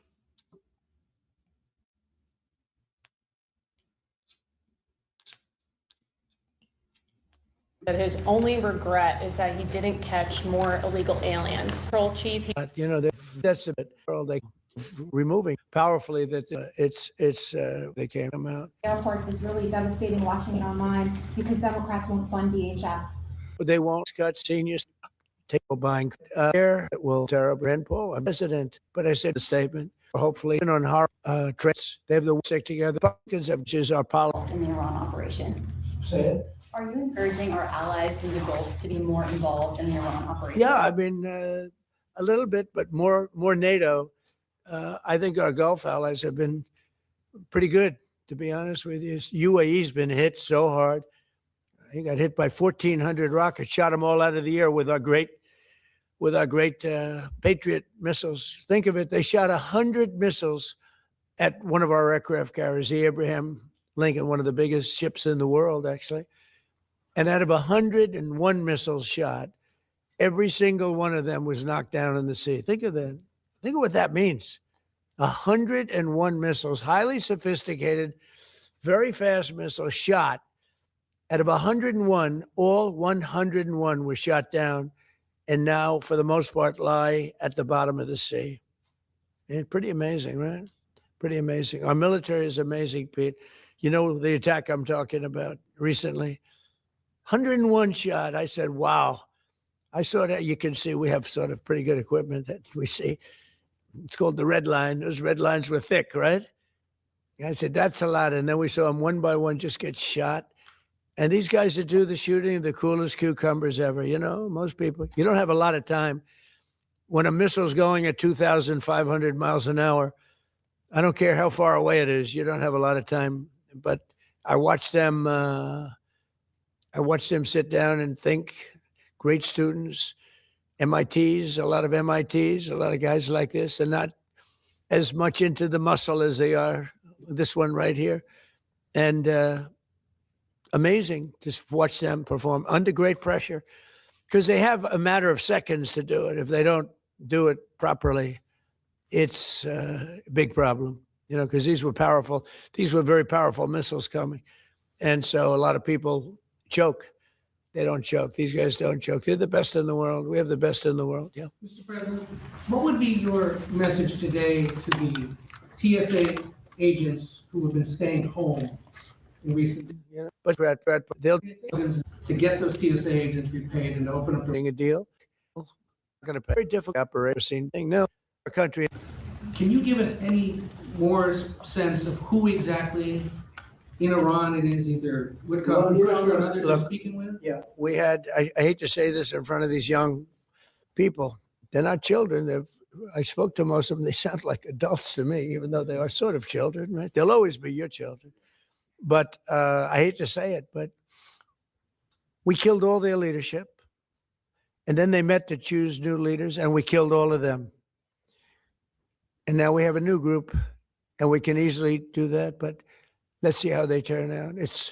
We have really regime change. This is a change in the regime because the leaders are all very different than the ones that we started off with that created all those problems. So this was, I think we can say, Jason, this is regime change, right?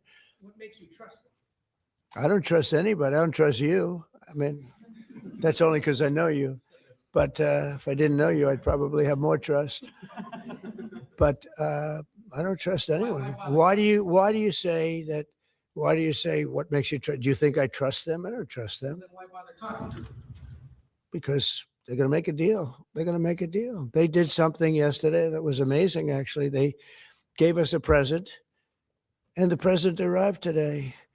And it was a very big present worth a tremendous amount of money. And I'm not going to tell you what that present is, but it was a very significant prize. And they gave it to us, and they said they were going to give it. So that meant one thing to me: we're dealing with the right people. Is that nuclear related? No, it wasn't nuclear related. It was oil and gas related. And it was a very nice thing they did. But what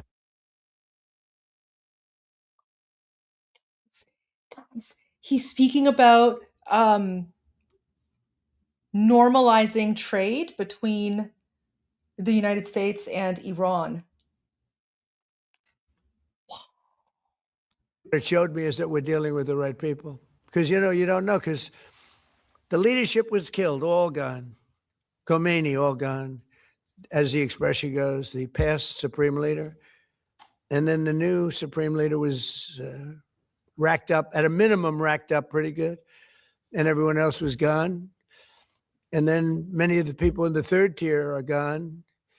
But we're dealing with a group of people that I think turn out. And the present, the gift they made to us was very significant. And they said they were going to do it, and it happened. And they're the only ones that could have done it. Jennifer?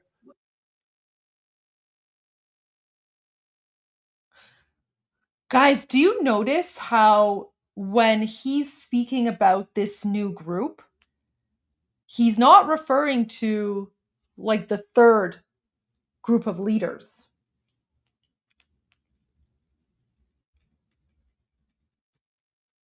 He's not referring to the third group of leaders. He's just speaking about a new group. Because I know you. But if I didn't know you, I'd probably have more trust. But I don't trust anyone. Why do you say that? Why do you say what makes you trust? Do you think I trust them? I don't trust them. Then why bother talking to them? Oh wait. Because they're going to make it. I don't trust someone. That's most of them say they're and that's happily one. They heard, and then look, the people. I'm pretty much not happy with it. These guys came in, they wouldn't pay people that anymore because we a very slow was headed. The question been here in a while. Okay, well, Ron, can you give us any more sense of who exactly in Iran it is, either Woodcock and Kushner and others are speaking with? Yeah, we had. I hate to say this in front of these young people. They're children. I spoke to most of them. They sound like adults to me, even though they are sort of children, right? They'll always be your children. But I hate to say it, but we killed all their leadership. Okay, so guys, this is important. So President Trump says we killed all their leadership. And then they met to choose new leaders, and we killed all of them. So he killed the first layer, the second layer. And now we have a new group, and we can easily do that. But let's see how they turn out. We have really regime change. This is a change in the regime. And now we have a new group, and then, we can easily do that because President Trump is trolling. He's trolling the media, right? Like we can easily do that is it's a red herring. But he says we have a new group and it's basically regime change. They are sort of children, right? They'll always be your children. But I hate to say it, but we killed all their leadership. And then they met to choose new leaders, and we killed all of them. And now we have a new group, and we can easily do that. But let's see how they turn out. We have really regime change. This is a change in the regime because the leaders are all very different than the ones that we started off with that created all those problems. So this was, I think we can say, Jason, this is regime change, right? What makes you trust them? I don't trust anybody. I don't trust you. I mean, that's only because I know you. But if I didn't know you, I'd probably have more trust. But I don't trust anyone. Why do you say that? Why do you say what makes you trust? Do you think I trust them? I don't trust them. Then why bother talking to them? Because they're going to make a deal. They're going to make a deal. They did something yesterday that was amazing, actually. They gave us a present, and the present arrived today. And it was a very big present worth a tremendous amount of money. And I'm not going to tell you what that present is, but it was a very significant prize. And they gave it to us, and they said they were going to give it. So that meant one thing to me: we're dealing with the right people. Is that nuclear related? No, it wasn't nuclear related. It was oil and gas related. And it was a very nice thing they did. But what it showed me is that we're dealing with the right people. Because, you don't know, because the leadership was killed, all gone. Khomeini, all gone, as the expression goes, the past supreme leader. And then the new supreme leader was racked up, at a minimum, racked up pretty good. And everyone else was gone. And then many of the people in the third tier are gone. But we're dealing with a group of people that I think turn out. And the present, the gift they made to us was very significant. And they said they were going to do it, and it happened. And they're the only ones that could have done it. Jennifer?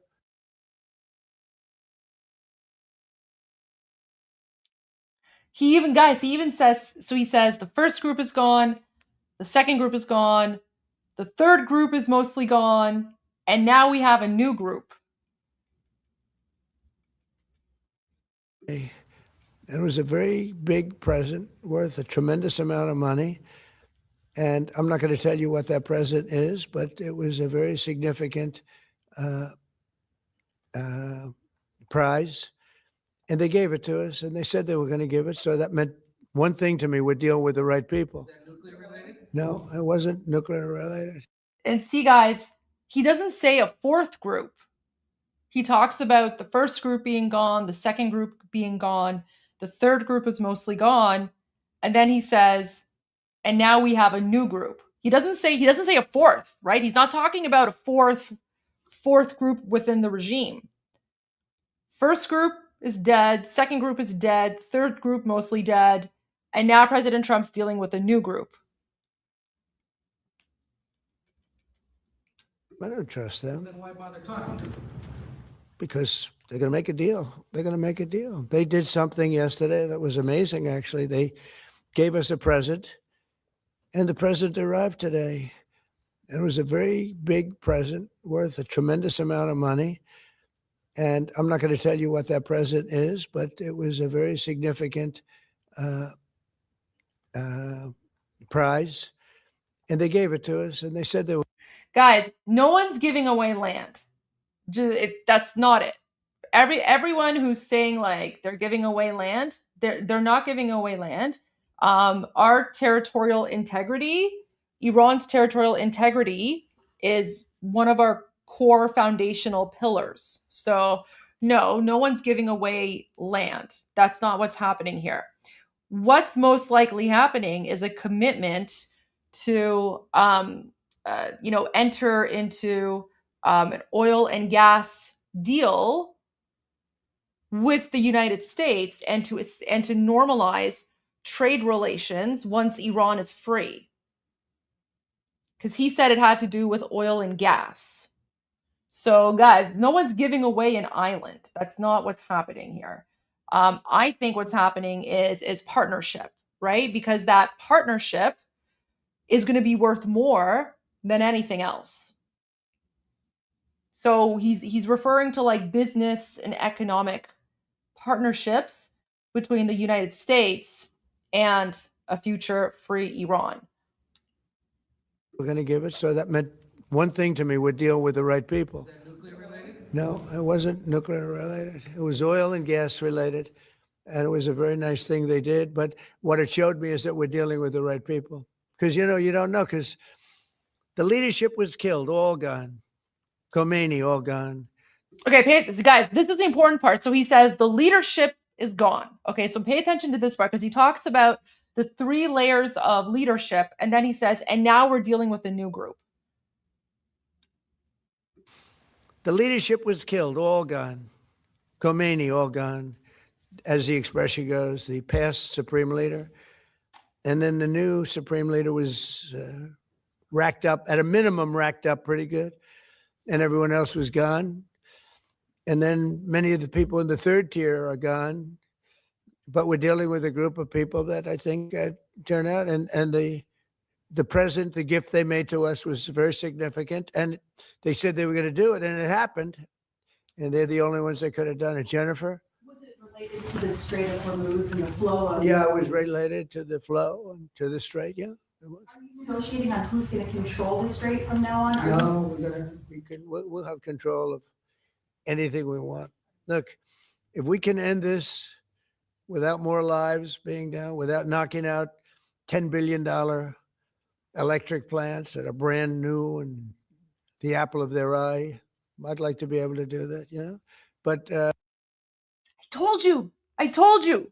He's talking about infrastructure because remember, a few weeks ago, President Trump said something like, when all this is over, America is going to help rebuild Iran and make Iran great again. And by America getting involved economically with Iran, that's going to be a huge detriment to China. And he just said it. He just said, oh, maybe we can help rebuild. Look at this. He's talking about Kharg Island and like some sort of economic partnership and investment.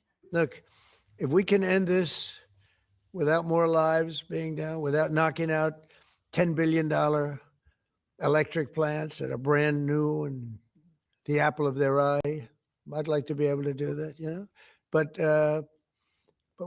they can't have certain things. I mean, you know the things. I don't have to go over the list, but again, it starts with no nuclear weapons, and they've agreed to that.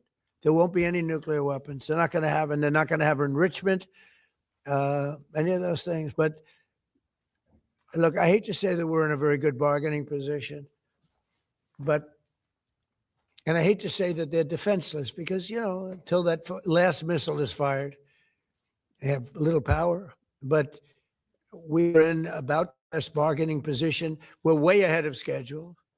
And again, they have no Navy and they have no Air Force and they have no missile protection, and most of their missiles are gone. Most of their launches we've killed. You know, we've killed about 82% of their launches. So even if they had a missile, they can't launch it. We've been very fast. We have the greatest military in the world. Nobody even comes close. We have the best military equipment in the world. Go ahead. On Saudi Arabia, there's been some... Sorry, someone's asking on Armin's channel. نه با قالیباف نبسته. اگه کاری داره میکنه داره با پهلوی انجام میده، ولی نمیخواد بگه پهلوی. نمیخواد بگه پهلوی. فقط داره میگه با یه گروه جدید. داره میگه اولین لایه کشته شد، دومین لایه کشته شد، سومین لایه بیشترشون کشته شدن و الان یه گروه جدید اومدن و دارن با این گروه جدید مذاکره میکنن. نمیخواد بگه پهلوی. Reporting that you've been talking to the Crown Prince. Have you been focused on normalization between Saudi Arabia and Israel? Well, no, we have a great relationship with Saudi Arabia. What do you hear with Saudi Arabia? Just hearing that you've been talking and that he has been encouraging you to do certain things related to... Okay.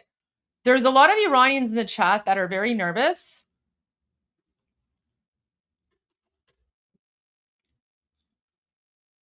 Let me play you something.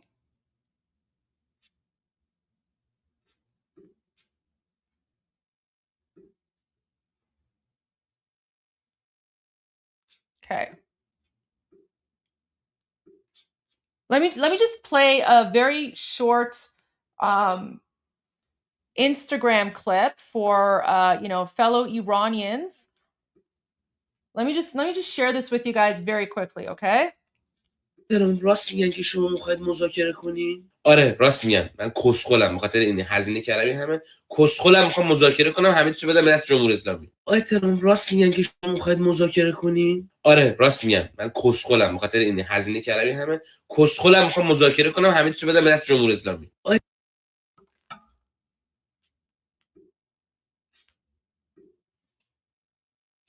Let's go back to President Trump. Can you share? Well, he's a warrior. He does. Yeah, he's a warrior. He's fighting with us, by the way. Saudi Arabia has been excellent, and UAE, excellent. And I will tell you, Qatar, incredible.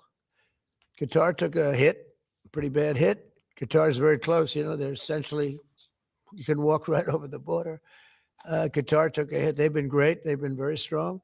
Kuwait, they had a little mishap. They shot down 3 planes with our missiles.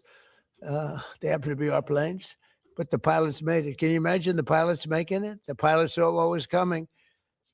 And they said, those are patriots. We're not going to escape patriots. And they got out of there pretty quick, Pete, right? Pretty amazing that they got out. The 3 pilots lived. They're fine. In fact, they're flying today. Was the Kuwaitis that accidentally fired the missile? Yeah, the Kuwaitis made a mistake. They fired. They thought they were firing at the enemy. It was, as the expression goes, friendly fire.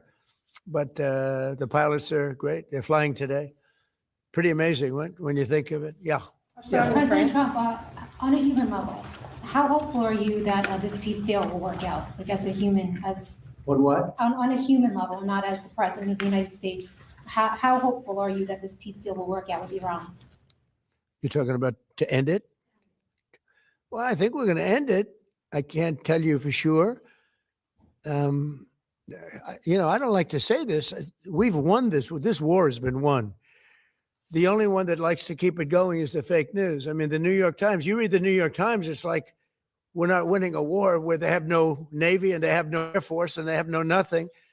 And we literally have planes flying over Tehran and other parts of their country. They can't do a thing about it. For instance, if I want to take down that power plant, that very big, powerful power plant, they can't do a thing about it. It's like, take me. That's all they can do. And yet, if you read the New York Times or if you watch ABC fake news or NBC fake news, you'd say it's a close battle. It's not a close battle. They're totally defeated. You know, we killed their Navy in, would you say 3 days, Pete? Gone. In fact, I was a little upset with Pete. I said, why didn't you save the ships? We could have used them, right? He said, it's more fun shooting them down. But the Navy was wiped out in a very rapid order. Pretty impressive for you guys, you champion wrestlers, right? When you hear this stuff. But you don't, if you read the news, you don't hear this. You know, you read like, oh, they're doing wonderfully.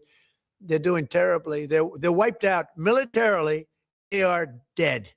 Yeah. Is there a new sense of a timeline? Do you want to get something done before the midterms? Well, we'd like to see President Putin and President Zelensky sit down and make a deal. I think they're getting close, but I've been saying that for a while. I've settled 8 wars. All of them should have been more difficult than this one. This should have been the easiest one. But these are 2 people that truly hate each other. You'll find out that hatred is not good for making deals. These are people that they don't like each other very much. Yeah. I know you said there's a bunch of people from the administration who are negotiating with Iran. There's been reports that the vice president is leading those negotiations. Is that true? Well, he's involved in them. JD is involved, and Marco's involved, and Jared Kushner's involved, very smart guy, and Steve Witkoff, smart guy, is involved, and I'm involved. I'm involved. Why? I'm going to be so big. Oh, I don't want to talk about it. I'm the president of the United States. I'm not going to talk about it. It's beneath me to talk about saving millions of lives, because that's what you're talking about. You're talking about saving millions of lives. If Iran had a nuclear weapon, they would have used it. And if I didn't end the horrible Barack Hussein Obama Iran nuclear deal in my first administration, they would have had a nuclear weapon 3 or 4 years ago. They would have used it. I would have never gotten the chance probably to be president. Who knows if what it would have been so devastating. And if we didn't send those beautiful B-2 bombers, they took them off my desk. They were right there. I don't know why, but if we didn't have those beautiful, the B-2 hit, which was so we obliterated, despite CNN. CNN said, well, maybe the word obliteration said, no, we obliterated it, just obliterated their nuclear potential.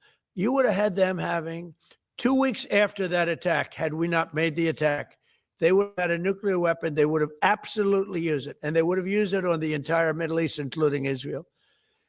And you know why you see that? Because unexpectedly, when this war broke out, unexpectedly, they started sending missiles to UAE, Qatar, Saudi Arabia, Kuwait, Bahrain, and elsewhere.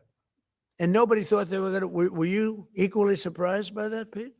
Way more than we thought, Mr. President. Pete, do you want to give about a 3-minute statement on how we're doing in this, as I call it, military operation? People don't like me using the word war, but so I won't. But the Democrats call it a war. How about a little statement? I think he's done a very good job. Do we agree he's done a good job, Parkway? Can we take some of your time? Well, thank you, Mr. President. You're spot on. Never in history has a modern military, Iran had a modern military, a modern Navy, a modern Air Force, modern air defenses, leadership, massive bunker. Never has a modern military been so rapidly and historically obliterated, defeated from day one with overwhelming firepower. The air campaign that we've conducted, that Israel's conducted alongside us, was one for the history books, truly. And it's because we have a president of the United States that when he sends his warfighters out to fight, he unties their hands to actually go out and close with and destroy the enemy as viciously as possible from moment one. And that's why we see ourselves as part of this negotiation as well. We negotiate with bombs. You have a choice as we loiter over the top of Tehran, as the president talked about your future. The president has made it clear that you will not have a nuclear weapon. The War Department agrees. Our job is to ensure that. And so we're keeping our hand on that throttle as long as hard as is necessary to ensure the interest of the United States of America are achieved on that battlefield. This is not Iraq and Afghanistan. This is not a president who's interested in vague end states. He's been very clear with us about what we need to accomplish, creating the conditions for them never to have a nuclear capability. And that's exactly what we're doing in historic fashion. Thank you, Mr. President. Thank you. Appreciate it. You know, the only two people that were quite disappointed, I don't want to say this, but I have to. I said, Pete and General Raisin Kane, I think this thing's going to be settled very soon. Here they go. Oh, that's too bad. Pete didn't want it to be settled. It's these guys are doing a great job. That's a good attitude, though, Tom, right? They were not interested in settlement. They were interested in just winning this thing. Yeah, please. Mr. President, can you, just taking things locally, hopefully not doing international affairs for a second, do you support the construction of the Second Avenue subway in New York City, and will your administration? Wow, that's really far out. You know, the Second Avenue subway has been under construction for, you're a young guy, is longer. Actually, that's been what he said. They just, I'm for being. The Senate pursue reconciliation. But he is committed to concisely so well. Yes. How about me? Don't answer. Don't answer.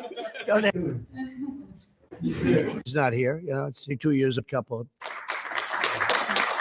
Thank you.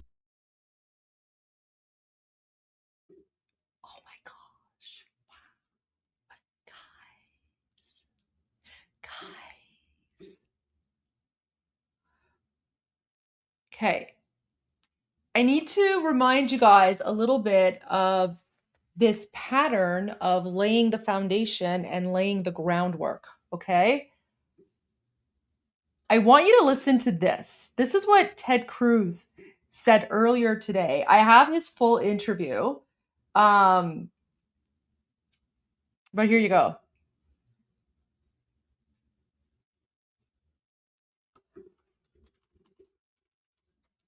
Wait.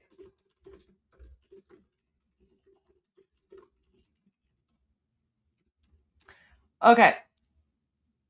Watch this, guys.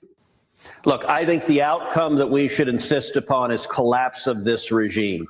I don't have a dog in the fight of who the next leader of Iran is. I just want it not to be an Islamist who wants to murder us. Understand, the reason President Trump launched this attack is because Iran has been killing Americans for 47 years. They have been funding terrorists, murdering Americans year after year after year. And I got to say, when the Ayatollah said death to America, I believe him. I don't think those were empty words, and President Trump believed him as well. So Senator Ted Cruz lays it out perfectly. Total regime collapse, okay? Total regime collapse. He doesn't want some crazy Islamist running the country. He wants someone normal. Other than that, he's like, it's not up to me, right? So he's respecting the right of the Iranian people to self-determination. And he's saying, we're good with anyone as long as that person's not an Islamist. Well, that basically disqualifies every single person in the regime. It also disqualifies the MEK. It disqualifies the reformists. It disqualifies all of them. ببین دوستان اینا اصلا چش دیدن آخوند و اسلام و این چیزا رو ندارن. اینا نمیخوان. اینا اینقدر پول خرج نکردن که بیان ایران دست یه آخوند یه ملا یا حالا قالیباف و اینا بدن. داره میگه رژیم باید نابود بشه. هر کسی هم که بیاد باید یه آدم معمولی باشه. ما کسی رو نمیخوایم که الله بکنه. Who do we know that fits? Who do we know that fits that category?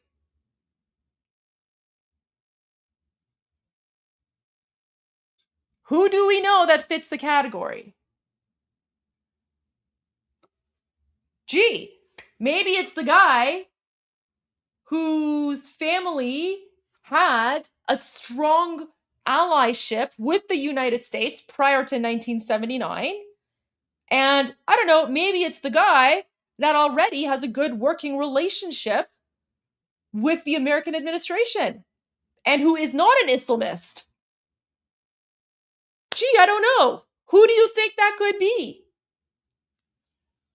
Do you see how what Senator Ted Cruz is saying lines up exactly with what President Trump is saying as well?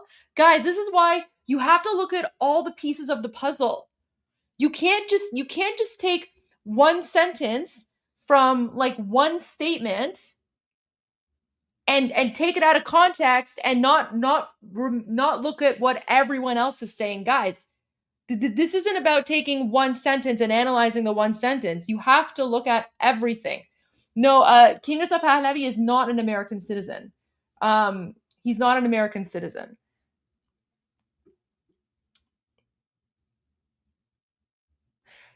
His citizenship right now is like, I think it's like undisclosed or undetermined or something like that. He has like a diplomatic passport from Monaco, I believe.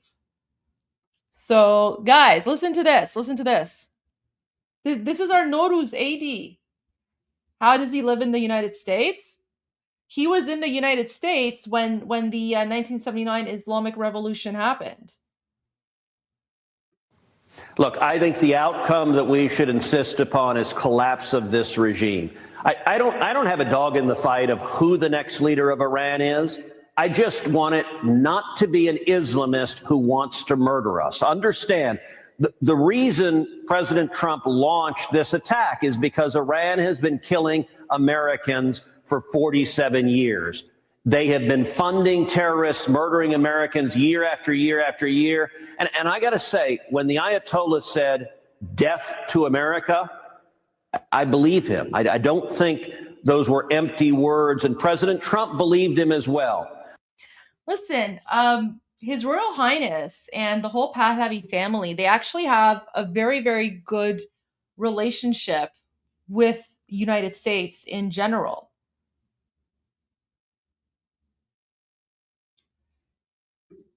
Let me share something with you.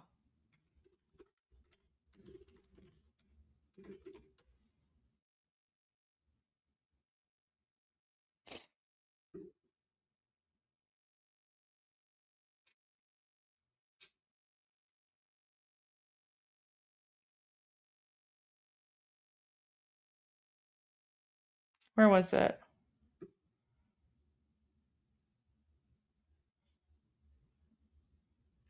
Wait. Noor Pahlavi. Let me find it.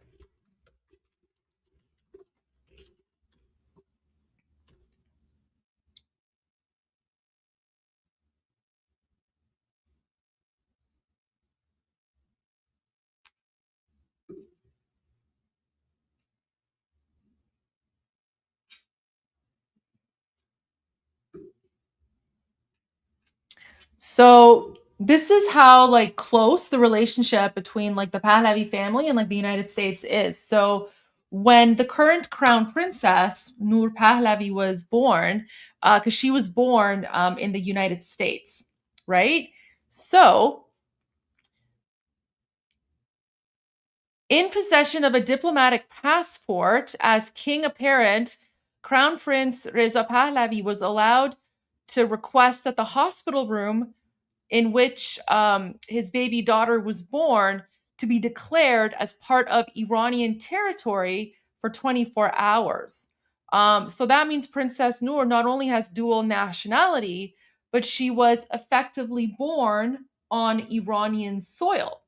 So that was just a very, very nice thing to happen, right? When she was being born, the hospital room in the United States was symbolically declared Iranian territory for 24 hours so that, you know, she could be born on Iranian soil.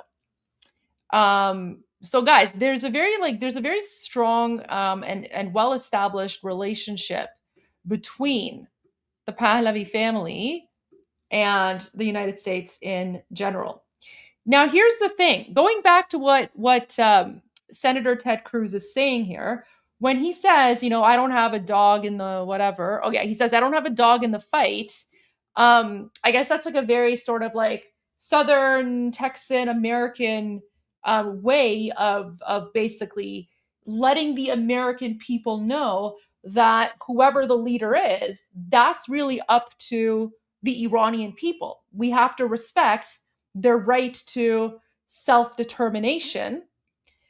And he says, I'm cool with whoever they choose, as long as the guy's not like a crazy Durka jihadi, right? So Senator Ted Cruz is making it very clear he doesn't want anyone in the regime to be part of the new government. He wants total regime collapse, right? And guys, what's happening right now, the things that Senator Ted Cruz and Senator Lindsey Graham are saying is very, very reminiscent of the type of things they were saying just a few days, in fact, a few weeks before the United States attacked the Islamic regime. Look, I think the outcome that we should insist upon is collapse of this regime. I don't have a dog in the fight of who the next leader of Iran is. I just want it not to be an Islamist who wants to murder us. Understand, the reason President Trump launched this attack is because Iran has been killing Americans for 47 years. They have been funding terrorists, murdering Americans year after year after year. And I got to say, when Ayatollah said death to America, I believe him. I don't think those were empty words. And President Trump believed him as well. All right, let me share the full clip with you. I think it's this one here. Okay. I think this is the full clip from this morning. Texas Senator Ted Cruz joins Primetime. Senator, these negotiations, what do you expect this week? Well, listen, the first 3 weeks of this military conflict have been incredibly successful. In 3 weeks, we've taken out all of Iran's air defenses. We've taken out virtually every one of their short-range and medium-range ballistic missiles. We've taken out their missile production capacity. We've taken out their drone capacity. We've taken out their drone manufacturing. You look at what we've done to the Navy. We've had over 8,000 strikes in Iran and on the Navy. We have sunk more than 120 ships. This is the largest naval defeat, the most ships sunk since World War II. That's in 3 weeks. And in addition to that, we have decapitated the regime, taking out not just the Ayatollah, but the senior military leaders, the mullahs who have been tyrants in that country for 47 years. The outcome, I believe, should be simple and straightforward. We want to see a government in Iran that is not run by crazed Islamists who lead mobs chanting death to America. We want a government that is not the largest funder of terrorism in the world, that is not giving 90% of the funding to Hamas and Hezbollah and the Houthis. And we want a government that is not murdering Americans. The Iranian regime has killed nearly 1,000 Americans.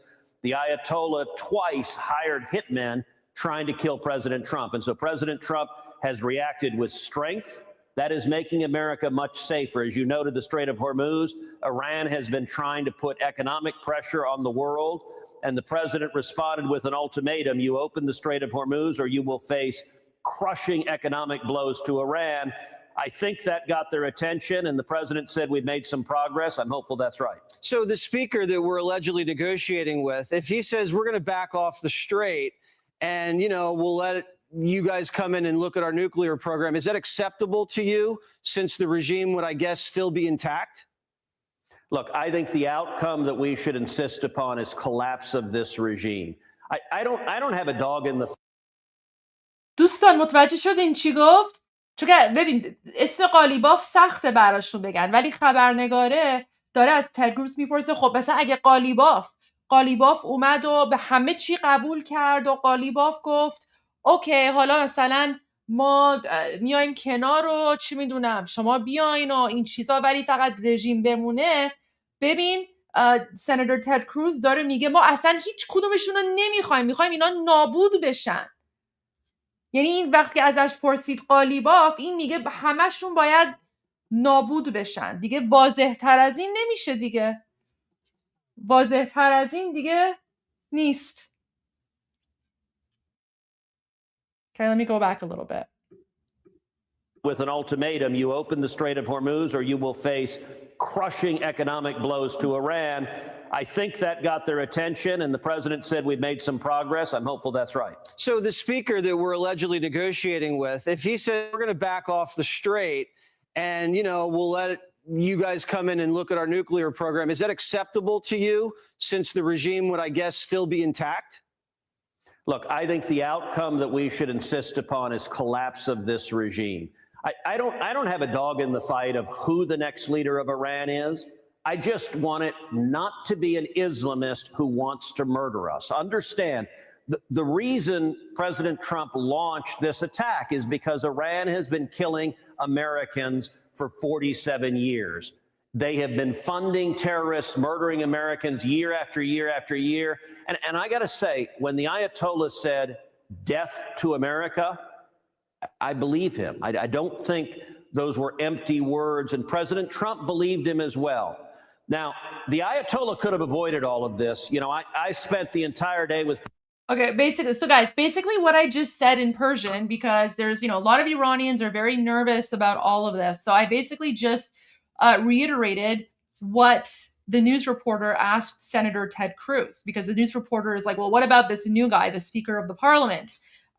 What about him? What if the Speaker of the Parliament comes and, agrees to all of the, all of President Trump's points and all of that? Would it be, so he says, Senator Ted Cruz, would it be acceptable to you if the regime continues under the Speaker of the Parliament? And then that's when Ted Cruz basically says, absolutely not. So I was just translating that in Persian, which basically goes back to my point that there's no way that Ghalibaf is gonna lead the new lead the regime or anything like that.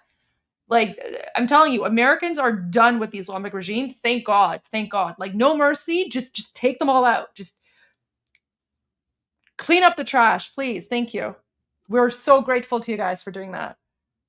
President Trump the day before this military action began. And we were on Air Force One together. We were down in Texas together. And we spent much of that time talking about Iran and whether he should launch the attack. And Jesse, what I told him is he asked, should we keep negotiating? And I said, listen, the Ayatollah is not negotiating in good faith.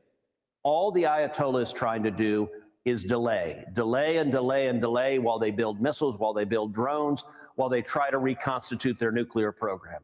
And my advice to the president was there was only one deal he should accept from the Ayatollah. which is the deal that President Trump gave Nicolas Maduro before we went down and arrested Maduro. Guys, what's the deal? What's the deal that I've been telling you? What's the only deal that's acceptable to President Trump?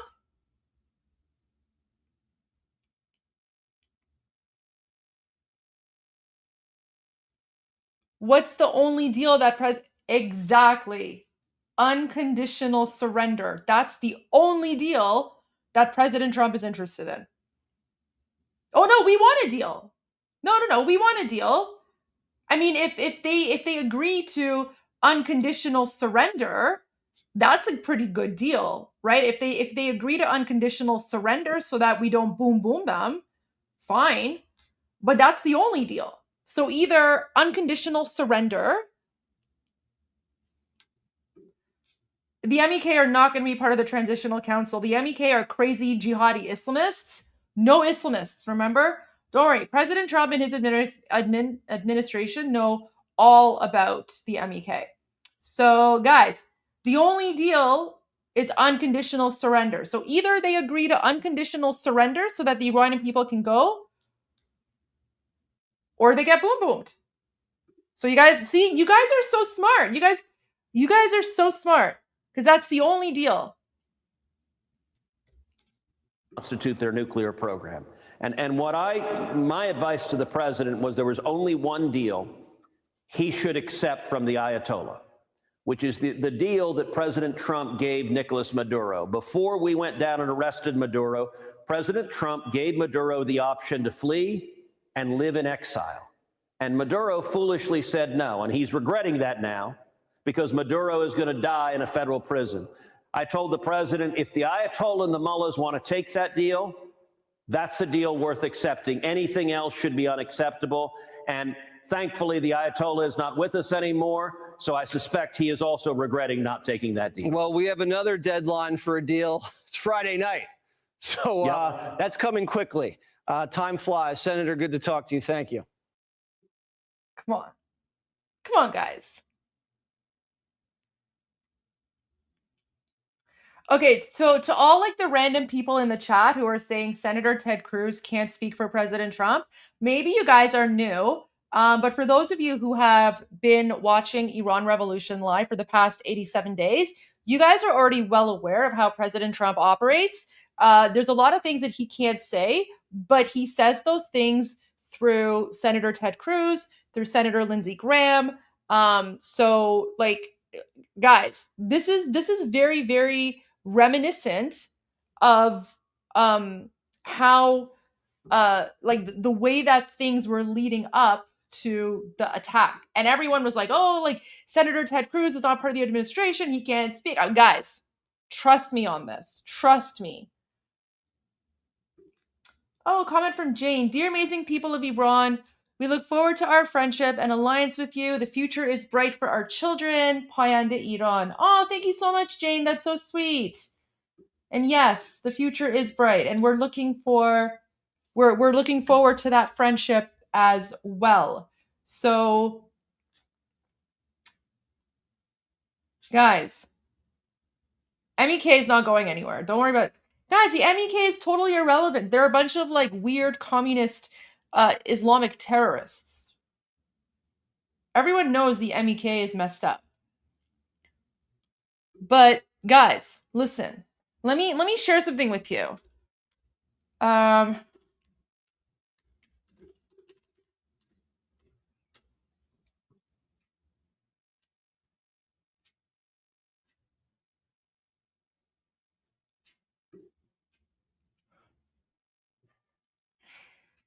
I know many of you are new to geopolitics. Major, if they take that deal, I kind of feel bad for Putin because they'll be sleeping on his couch like Assad. Yeah, if Putin even lets them in. If Putin even lets them in. Putin might not want to let them in because Putin's going to need Putin's going to want to be part of that economy, and if he allows the regime people to go to Russia, that's going to be a bad look. Syria is a different situation because like no one really relies on like the Syrian economy for anything. But when it comes to Iran and like the oil and natural gas reserves and minerals and other things, Putin does not want to be cut out of that.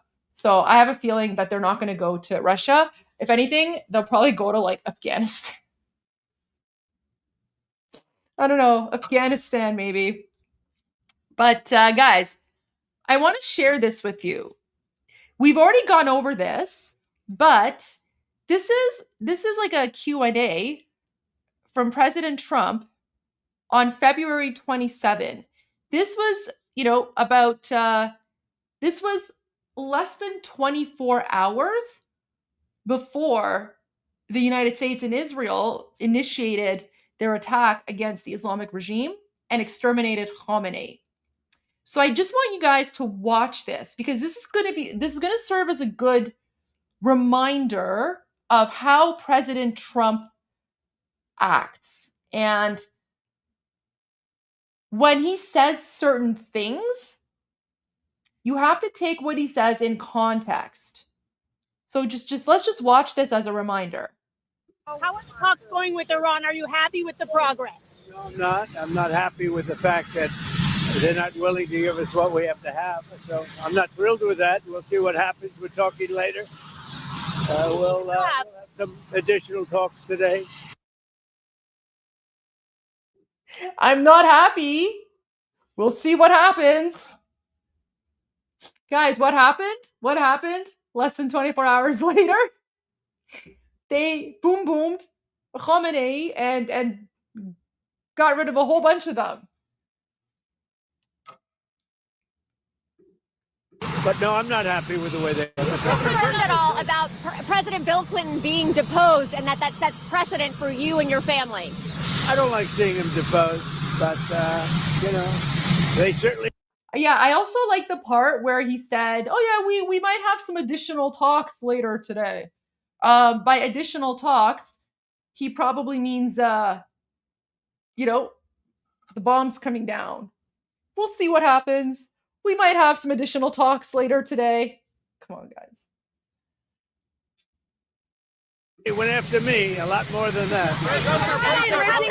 I don't like seeing him. Look, I like him, and I don't like seeing him deposed. Does the president say they have the votes to subpoena Howard Lutnick? What is your reaction to that? Howard would go in and do whatever he has to say. He's a very innocent guy, doing a good job. President, you special envoy from Barack now is in Iraq. What's your message to the leadership? Well, I get along very well with the Iraqi leadership. Thank you. Governor Pritzker posted on social media that you're planning to steal the 2026 midterm elections. In fact, he says the plan is already underway. How do you respond to Governor Pritzker? Well, he's got to focus on crime in his state. The crime in his state's doing very badly. If we went and took care of it, we would do just like Washington, D.C. We have no crime. Memphis, it's down 82%. Louisiana, you take a look at Louisiana. What he should really do is focus on crime in his state because there's too much of it. Have you made a final decision on Iran? Have you made a final decision on Iran? Have you made a final decision on Iran? No, I haven't. Do you believe that Iran is producing nuclear? Did you see that? Did you see that? So the reporter's like, have you made a final decision on Iran? Like she's panicking. Have you made a final decision? He's like, no, I haven't. What? Do you think President Trump made the decision to attack the Islamic regime in less than 24 hours? You think at this point his mind wasn't already made up? Come on, guys.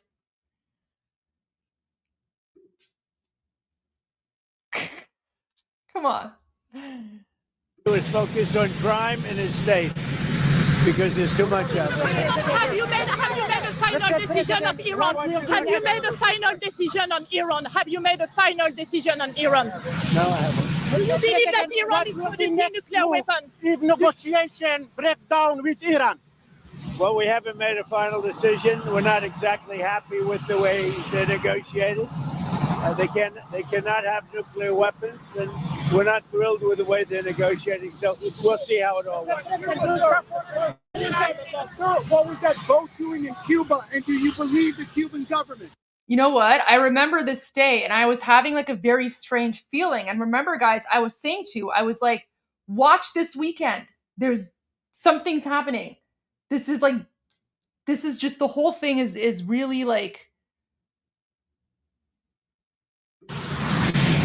The Cuban government is talking with us, and they're in a big deal of trouble, as you know. They have no money, they have no anything right now, but they're talking with us, and maybe we'll have a friendly takeover of Cuba.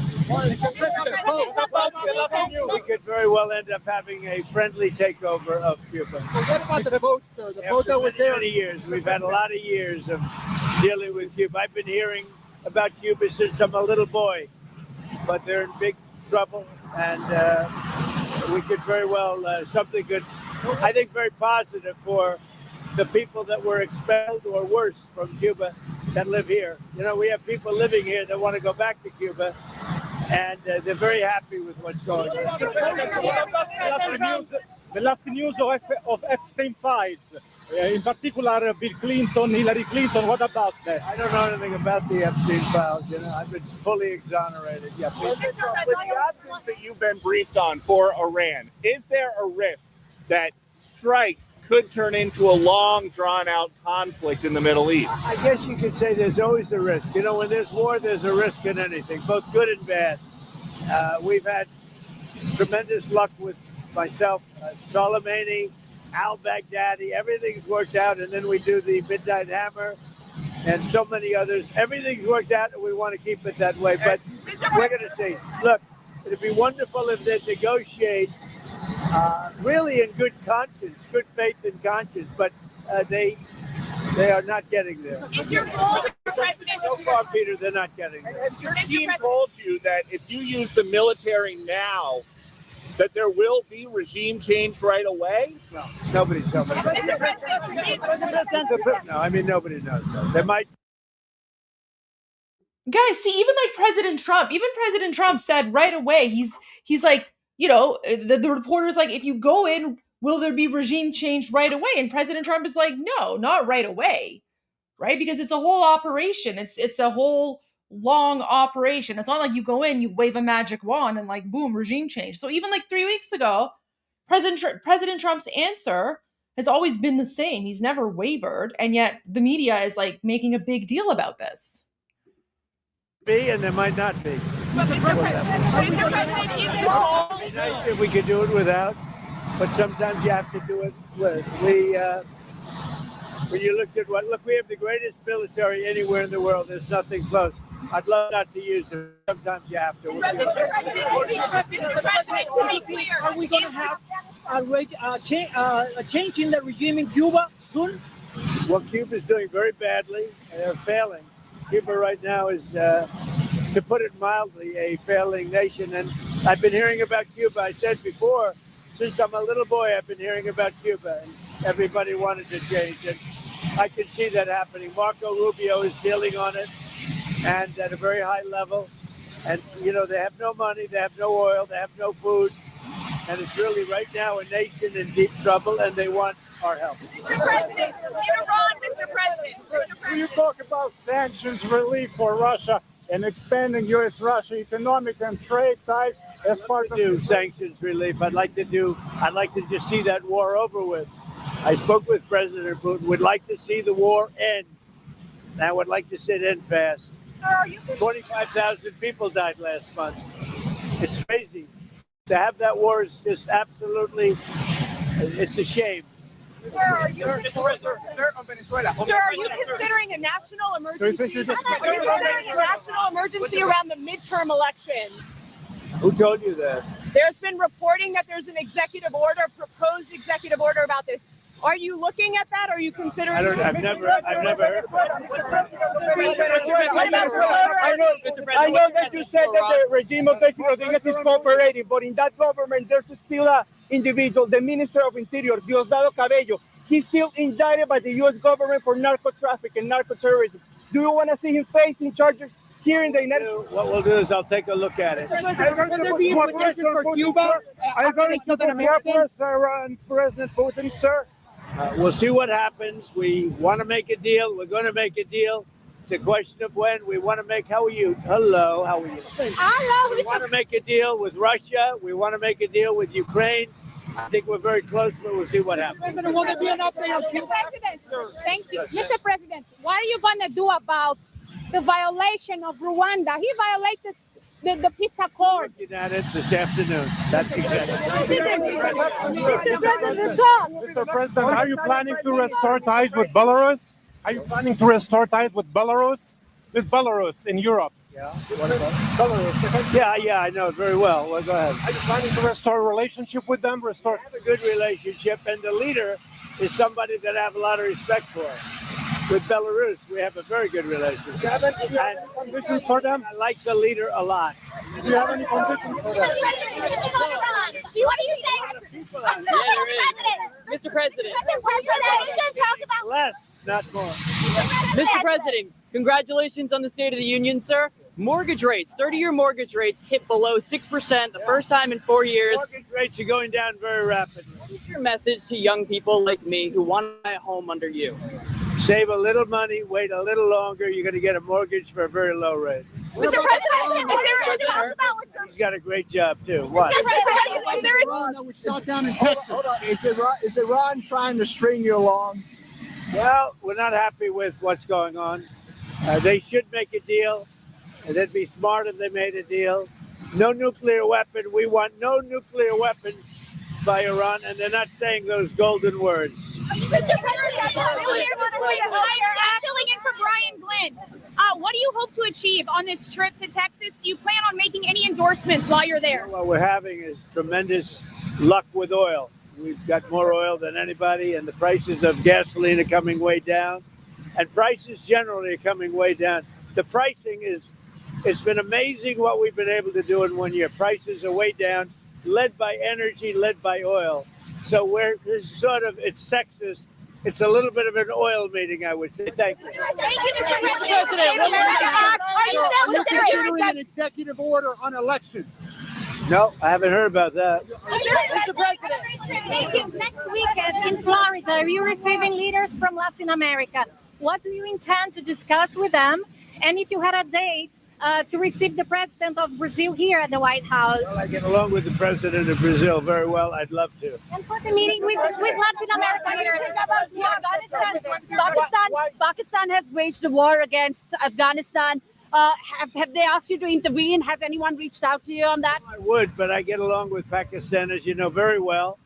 Very, very well. You have a great prime minister. You have a great general there. You have a great leader that I think two of the people that I really respect a lot.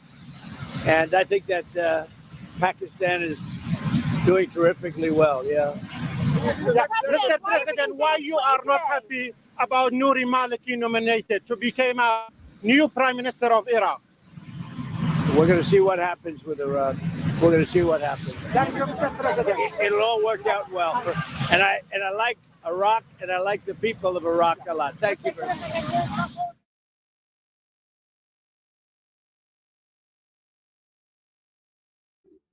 There you go, guys. I mean, I don't know how much clearer it can get than that, right? That's pretty clear. That's pretty clear, right? President Trump is not giving anything away. However, you still get it, like if you know what to pay attention to, if you know what to look for, you get it. You can tell what he is. You can tell what's on his mind if you know how to interpret President Trump. I want to go back. See, remember, so even on February 27, he said, breaking, Trump said he's not happy with the progress on Iran nuclear negotiations, adds that, I'd love not to use the military, but sometimes you have to. And then I actually shared this rapid response clip, and I said, this is February 27. This is again like hours before the military attack happened. And I said, I'm going to brew a fresh pot of coffee. I have no idea if something will happen this weekend, but I plan on staying awake for the next 48 hours. And then here was another example. See, this is what I mean. This is what I mean when you have to sometimes look at people around President Trump to know what's going on. So Senator Ted Cruz was saying, when the Ayatollah chants death to America, he means it. He's building weapons to try to make that threat real. The end of the Iranian regime would immeasurably improve the safety and security of Iranians. So guys, the Islamic regime is gone. They're not going to settle for anything less. They're not going to settle for anything less than total regime collapse, right? And then here's another post from Senator Lindsey Graham. To any deal maker regarding Iran, please understand your deal will have to come to the Senate and be tested. When it comes to matters like this, it's not about a political party. I'm going to ask the hard questions no matter who presents the deal. To say I'm suspicious that the Ayatollah and his regime will change and keep their word is the biggest understatement in history. I would also caution beware of anything that comes from Oman. So this is Senator Lindsey Graham calling out Oman because the Oman negotiator was saying, "Oh, we're working on a deal and we're going to continue talks on Monday." It is clear to me that the best and only long-term answer is to stand with the Iranian people and demand regime change. Okay? So,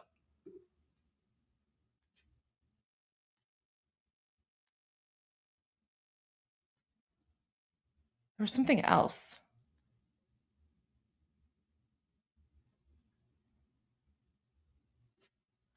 There was something else here.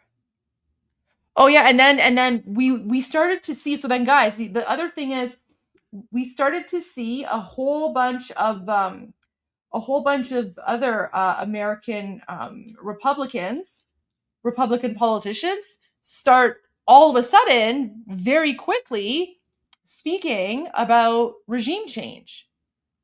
So it's just one after another, one after another. One after another.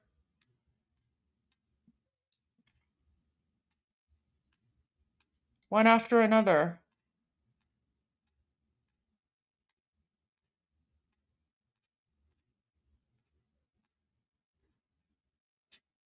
There was something else. There was something else.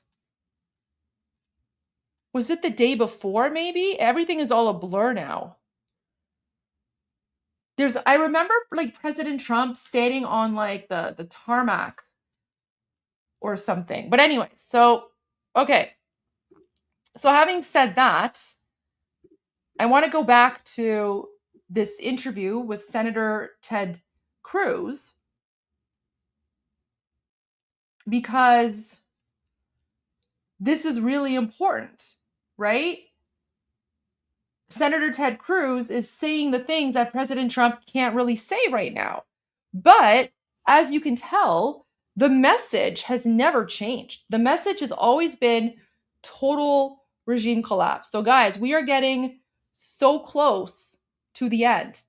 And for us Iranians, now it's more important than ever that we are very loud. Oh, wait. Sorry, am I getting... Okay. Now, more than ever, it's really important that us Iranians, we remain... Hey, Armin, welcome back. Hey. What are we talking about? Oh my gosh. President Trump's remarks and Senator Ted Cruz's remarks. And then some people were panicking because they're like, oh no, President Trump's going to make a deal. So then I had to go back to like February 25, 26, 27. And I was playing some of President Trump's, Q&As with the press to remind people that you can't always... You can't take what President Trump says at face value. You have to look at the context. You have to look at the entire scenario to understand what's going on. And as you recall, a lot of the time leading up to a lot of, I have a delivery coming. A lot of the time, leading up to the February 28th attack, we would also pay attention to what Senator Ted Cruz and what Senator Lindsey Graham and what other people were saying, because they were saying the things that President Trump can't. Okay, and I saw what President Trump said. What did Senator Cruz say? I didn't see this part. Texas Senator Ted Cruz joins Primetime. Senator, these negotiations, what do you expect this week? Well, listen, the first 3 weeks of this military conflict have been incredibly successful. In 3 weeks, we've taken out all of Iran's air defenses. We've taken out virtually every one of their short range and medium range ballistic missiles. We've taken out their missile production capacity. We've taken out their drone capacity. We've taken out their drone manufacturing. You look at what we've done to the Navy. We've had over 8,000 strikes in Iran and on the Navy. We have sunk more than 120 ships. This is the largest naval defeat, the most ships sunk since World War II. That's in 3 weeks. And in addition to that, we have decapitated the regime, taking out not just the ayatollah, but the senior military leaders, the mullahs who have been tyrants in that country for 47 years. The outcome, I believe, should be simple and straightforward. We want to see a government in Iran that is not run by crazed Islamists who lead mobs chanting death to America. We want a government that is not the largest funder of terrorism in the world, that is not giving 90% of the funding to Hamas and Hezbollah and the Houthis. And we want a government that is not murdering Americans. The Iranian regime has killed nearly 1,000 Americans. The Ayatollah twice hired hitmen trying to kill President Trump. And so President Trump has reacted with strength. That is making America much safer. As you noted, the Strait of Hormuz, Iran has been trying to put economic pressure on the world, and the president responded with an ultimatum: you open the Strait of Hormuz or you will face crushing economic blows to Iran. I think that got their attention, and the president said we've made some progress. I'm hopeful that's right. So the speaker that we're allegedly negotiating with, if he says we're going to back off the Strait and, we'll let you guys come in and look at our nuclear program, is that acceptable to you since the regime? So here he's referring to Ghalibaf, right? The Speaker of the House, Ghalibaf. They just can't pronounce his name. That's why they're like the Speaker. The speaker. Attention, and the president said we've made some progress. I'm hopeful that's right. So the speaker that we're allegedly negotiating with, if he says we're going to back off the Strait and, we'll let you guys come in and look at our nuclear program, is that acceptable to you since the regime would, I guess, still be intact? Look, I think the outcome that we should insist upon is collapse of this regime. I don't have a dog in the fight of who the next leader of Iran is. I just want it not to be an Islamist who wants to murder us. Understand, the reason President Trump launched this attack is because Iran has been killing Americans for 47 years. They have been funding terrorists, murdering Americans year after year after year. And I got to say, when the Ayatollah said death to America, I believe him. I don't think those were empty words, and President Trump believed him as well. Now, the Ayatollah could have avoided all of this. I spent the entire day with President Trump the day before this military action began. And we were on Air Force One together. We were down in Texas together. And we spent much of that time talking about Iran and whether he should launch the attack. And Jesse, what I told him is he asked, should we keep negotiating? And I said, listen, the Ayatollah is not negotiating in good faith. All the Ayatollah is trying to do is delay while they build missiles, while they build drones, while they try to reconstitute their nuclear program. And my advice to the president was there was only one deal he should accept from the Ayatollah, which is the deal that President Trump gave Nicolas Maduro. Before we went down and arrested Maduro, President Trump gave Maduro the option to flee and live in exile. And Maduro foolishly said no, and he's regretting that now, because Maduro is going to die in a federal prison. I told the president, if the Ayatollah and the mullahs want to take that deal, That's a deal worth accepting. Anything else should be unacceptable. And thankfully, the Ayatollah is not with us anymore. So I suspect he is also regretting not taking that deal. Well, we have another deadline for a deal. It's Friday night. So that's coming quickly. Time flies. Senator, good to talk to you. Thank you. Be sure to like and subscribe for all the.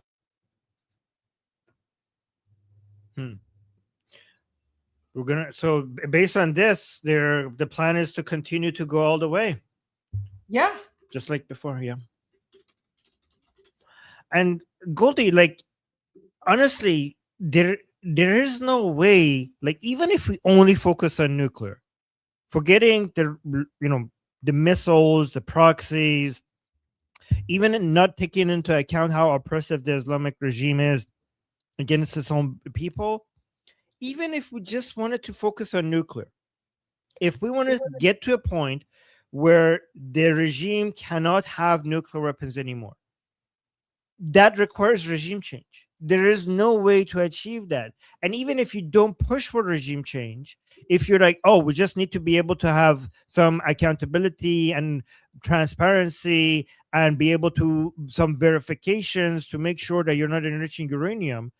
First of all, the IRGC will never submit to that. And if there's anything from the Islamic Republic that is submitting to that, that is not the Islamic Republic anymore. The Islamic Republic has already fallen. But any part of the Islamic Republic that gives into that, the level of infighting and division and humiliation and defection that they will have from regime forces and their own supporters inside Iran, the amount of infighting and civil war that will cause, that by itself will get the regime to a point where the Iranian people and Israel could finish the job.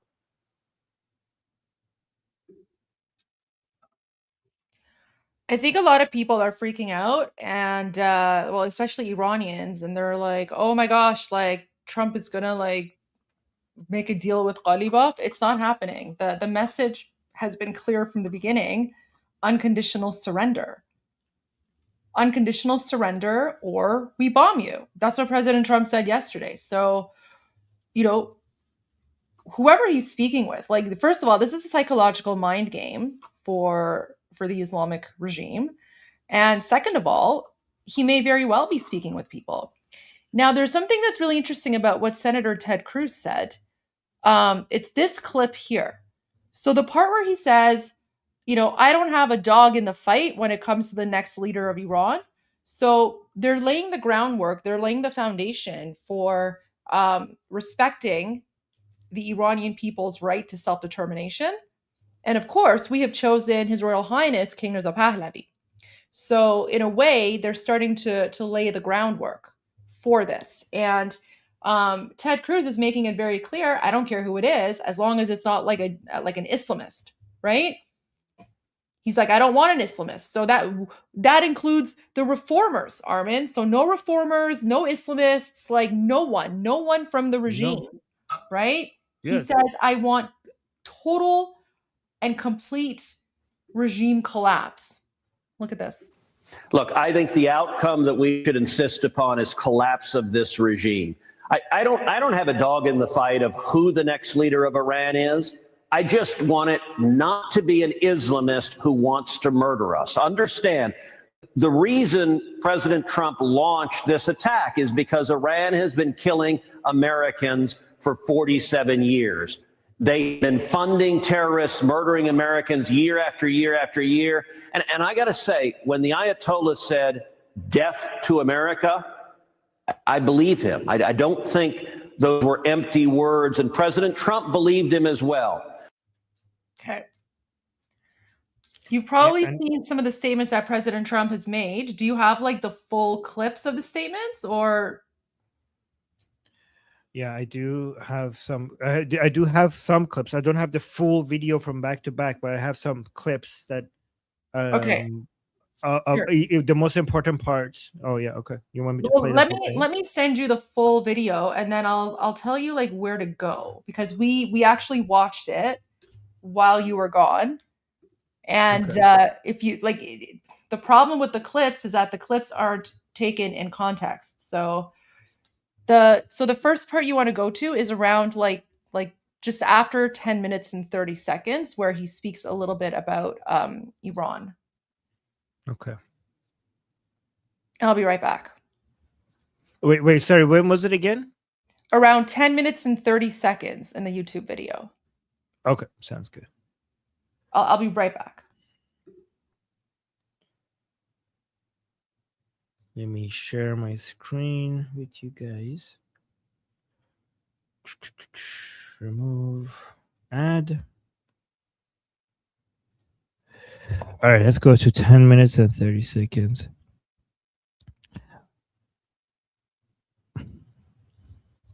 Last year were at To unmute this stuff. the lowest level in 125 years, and we're making America safe again. We're doing it at levels that everything we're doing, we're making great. The border is great. The military is great. We're having, by the way, a tremendous success, as you know, in Iran. We had one in Venezuela, and now we're having one in Iran. They have no Navy left. They have no Air Force left. They have no anti-aircraft equipment left, no radar left, no leaders left. The leaders are all gone. Nobody knows who to talk to. But we're actually talking to the right people, and they want to make a deal so badly. You have no idea how badly they want to make a deal. Oh, so Goldie, this is interesting because they want to. What do you think about this? It says they really badly want to make a deal. We know I think they're trolling the regime here. I think they're trolling Ghalibaf and all these people at this part. Yeah. I mean, it is causing a whole lot of distrust and division, right? In these statements from President Trump, it is causing like a civil war within the regime. It is causing many people trying to figure out, well, who is he talking to, and is this really true? And it's turning regime supporters against the regime. So in effect, it is really messing. It is really confusing them. But Goldie, I do think there are people secretly within the regime who really want to do a deal with Trump. The problem is that they don't have control over all of IRGC. I think some people. You're thinking too much into this. You're thinking too much into this. President Trump wants unconditional surrender. So he's only interested in speaking with someone in the regime who can guarantee unconditional surrender. That's it. Yeah, but what I'm saying I'm saying does not negate that. I agree. I'm just adding something to that. Adding something to that, right? So what you're saying is 100% true. I'm just saying I also do believe that there are, which does not contradict anything you said. I'm just saying I do believe there are people within IRGC that are trying to save their lives, and they're trying to offer something to President Trump so that they get spared.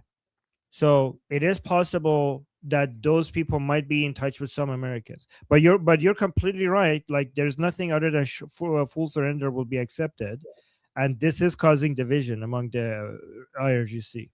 And Armin, remember, this was President Trump on February 27, literally 24 hours before they attacked. So just keep this in mind.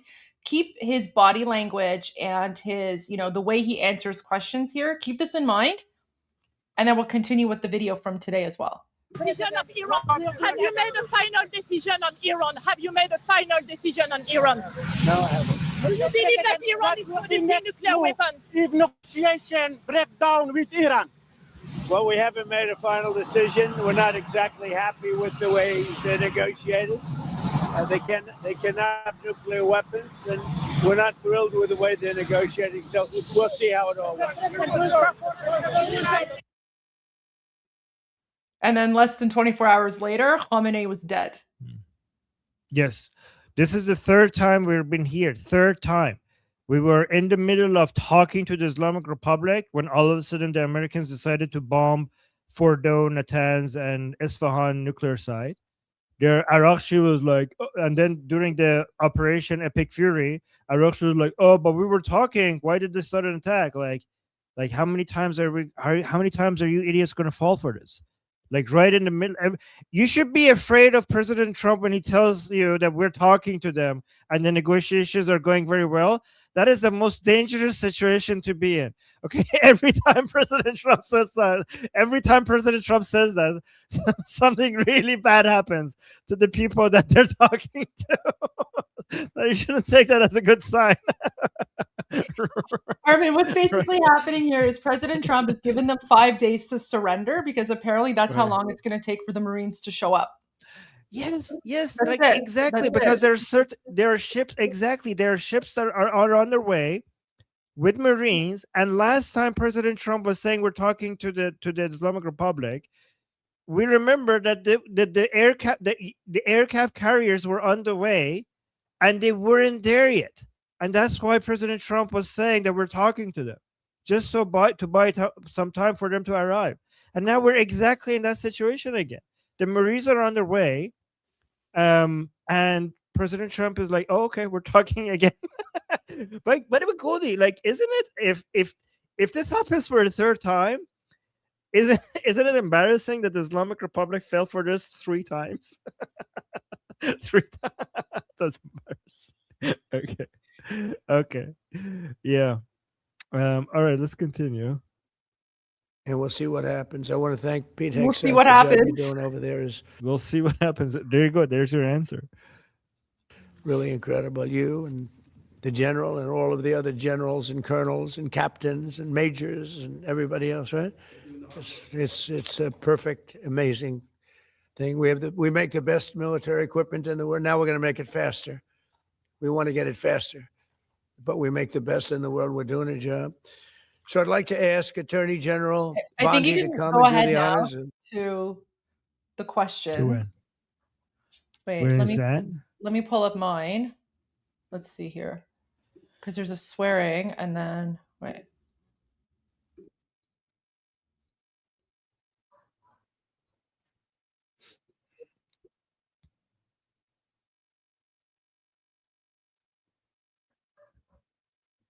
If I think I it was an 18. Irish 18, Wait. Let me just listen here because I'm listening on my end.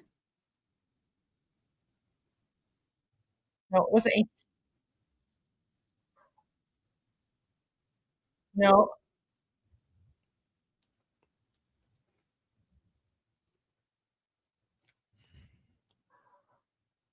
Yeah. Okay. So go to 19. Go to 19, 19. and then I'll queue up the next part for you. So I'll tell you where the time is. Oh, thank you. By the way, Goldie, if I was an IRGC leader that wanted to save my life and I was like, screw this stuff, I don't want to die for the Islamic Republic. What I would do is I would call President Trump secretly and I would just like try to find as much as oil and gas that my area has access to and just give it to President Trump as a show of good faith. And we're like, just don't kill me. Like, I'm one of the people who has been defecting. That's what I would do if I was an IRGC leader who was trying to stay alive right now. But let's continue with this. I'm not thrilled, but I'll also go along with 2 groups of people, the military, and I think the military likes it, right? And I'll go along with the senators. I'm fine. But I was a big victim of it. Yeah, please. Are you going to send Jared Kushner and Steve Witkoff to do direct negotiations with the Iranians? Yeah, well, we're in negotiations, as it turned out. And now you've seen what I said yesterday was exactly correct. We're in negotiations right now. They're doing it along with Marco, JD. We have a number of people doing it. And the other side, I can tell you, they'd like to make a deal. And who wouldn't if you were there? Look, their Navy's gone. Their Air Force is gone. Their communications are gone. That's the biggest problem.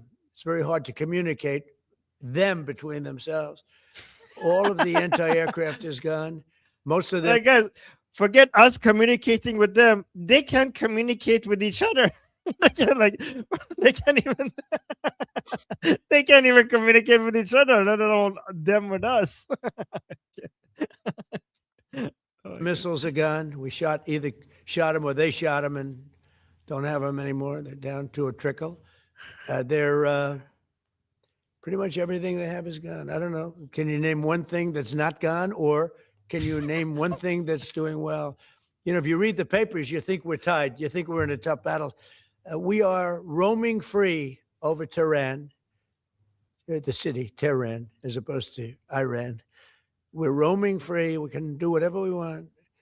And as you know, today we were going to have the privilege of shooting down a very big electric generation plant, one of the biggest in the world.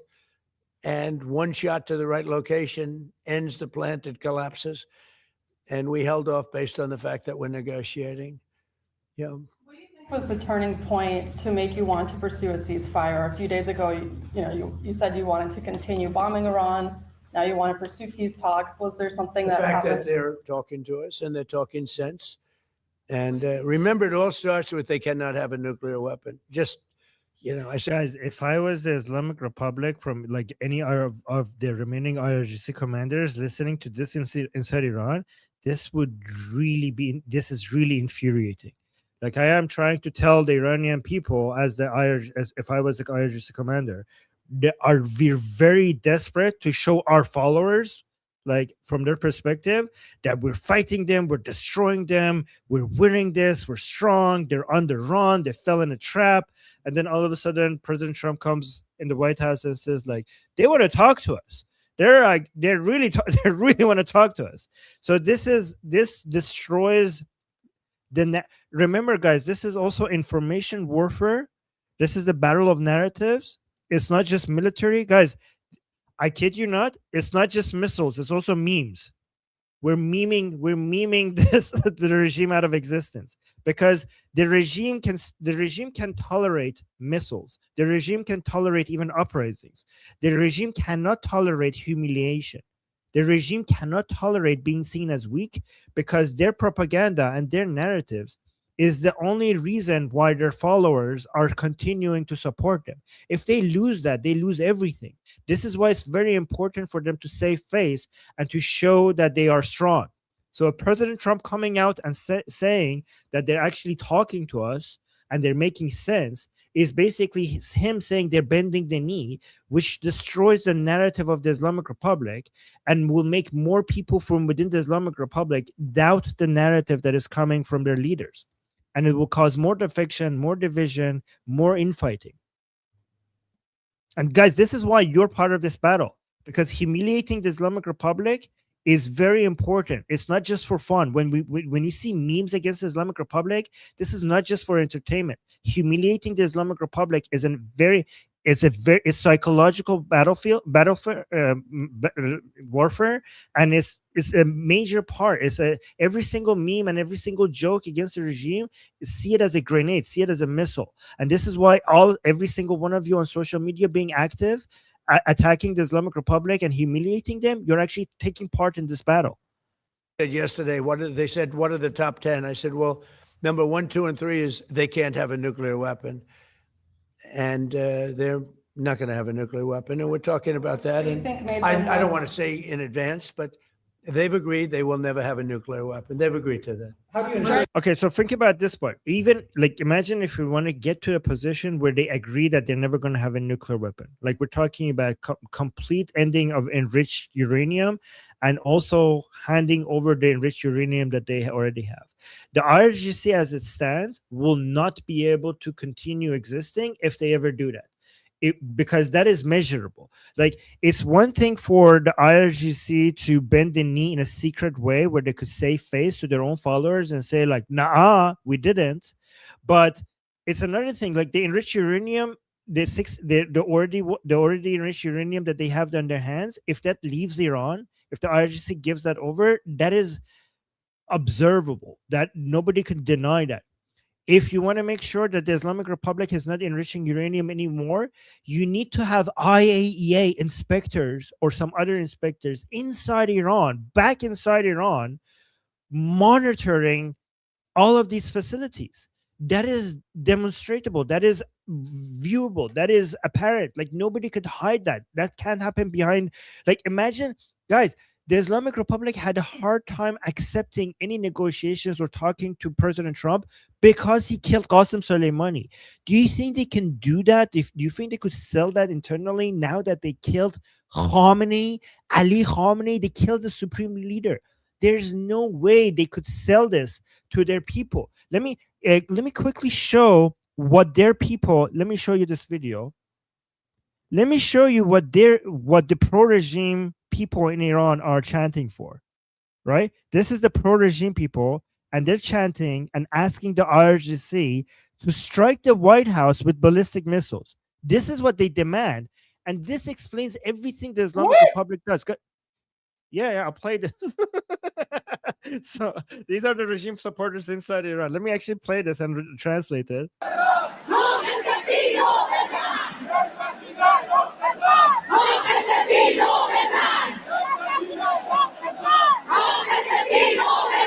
So I think they're saying Basiji نقطه زن or something نقطه زن کاخ سفیدو بزن. So hit the White House. Hit the White House. People are delusional.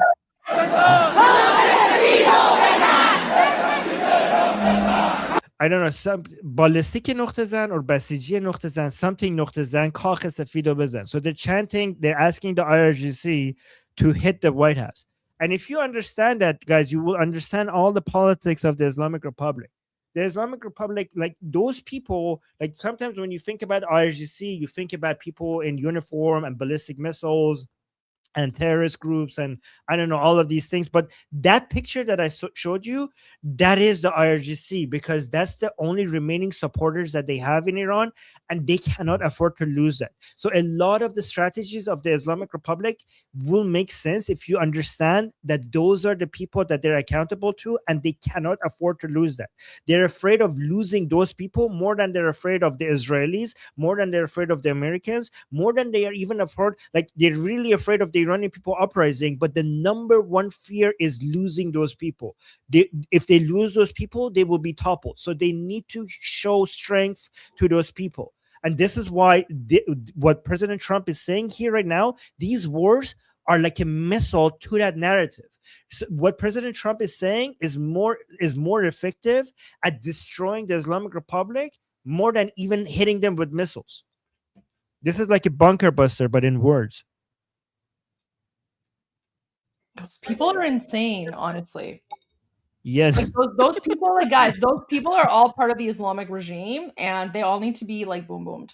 Just saying.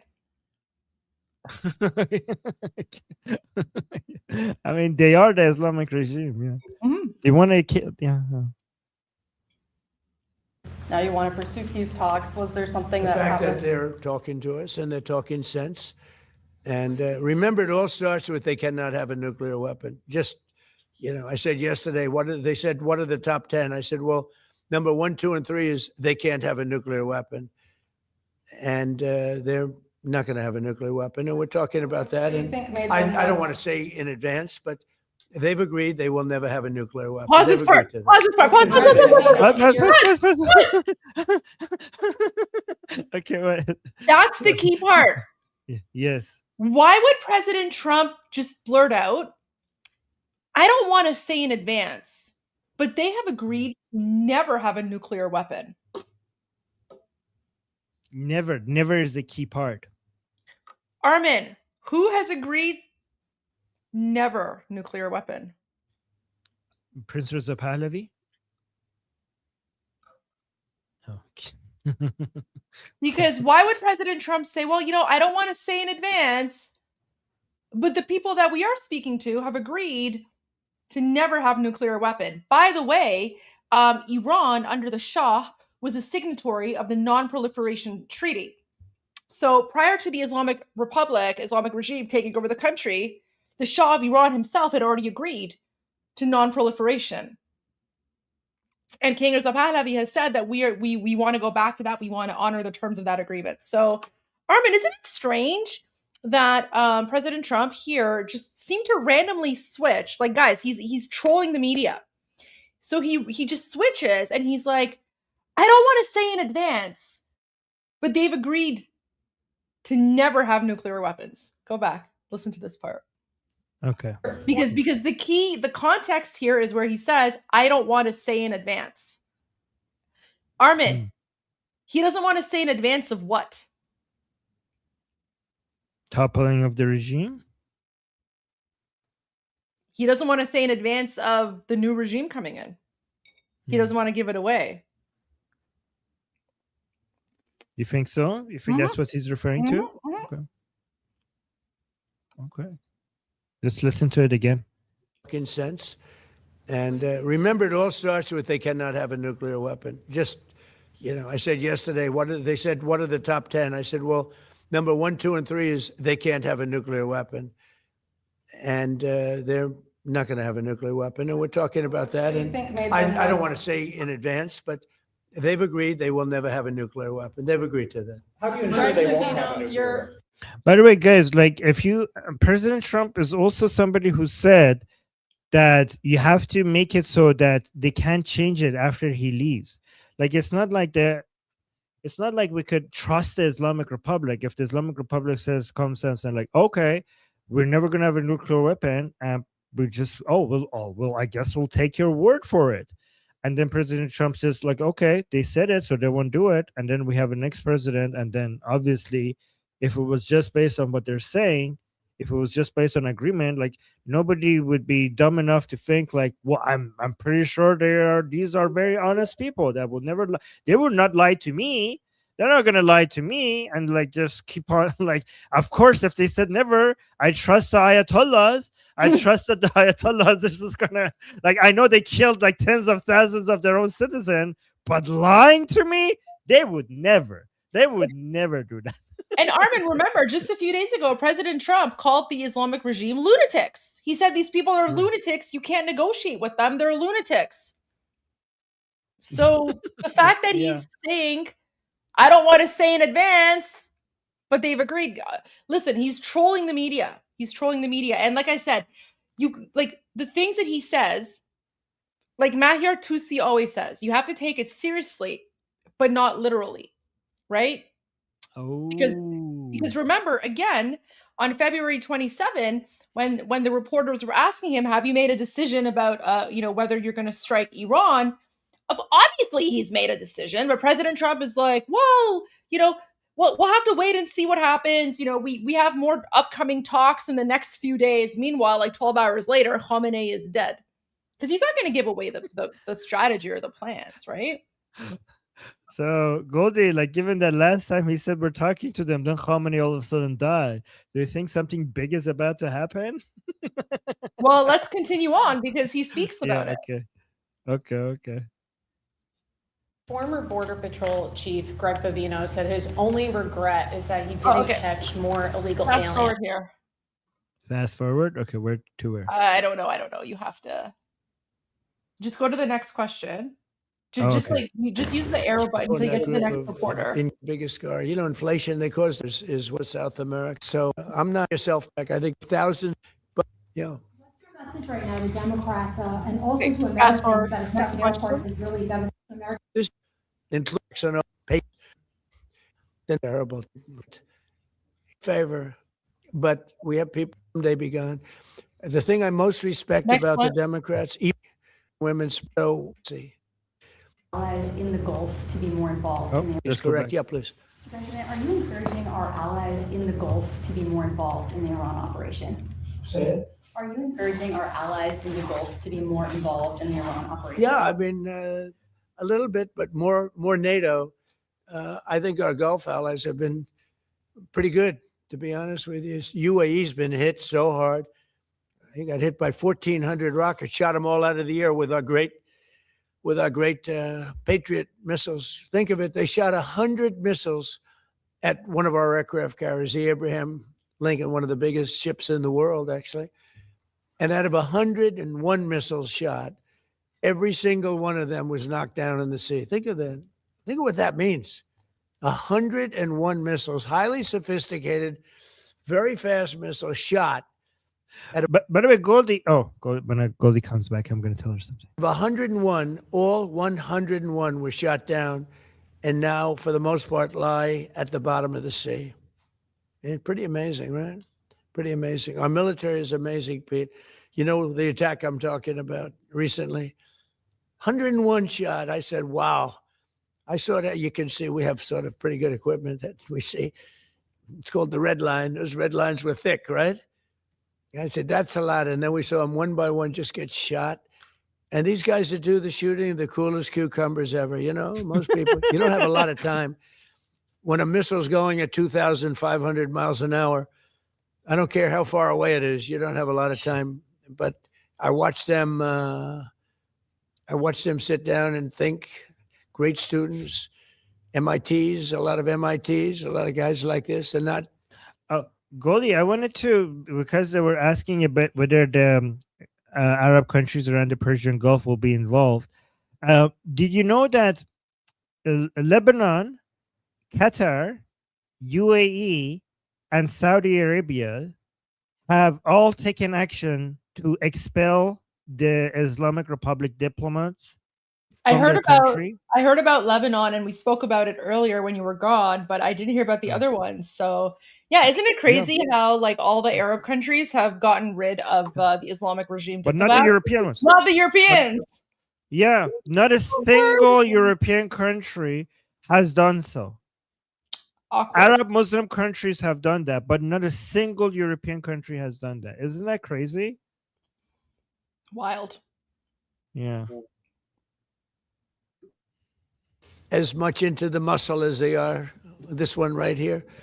And amazing, just watch them perform under great pressure, because they have a matter of seconds to do it. If they don't do it properly, it's a big problem, because these were powerful. These were very powerful missiles coming.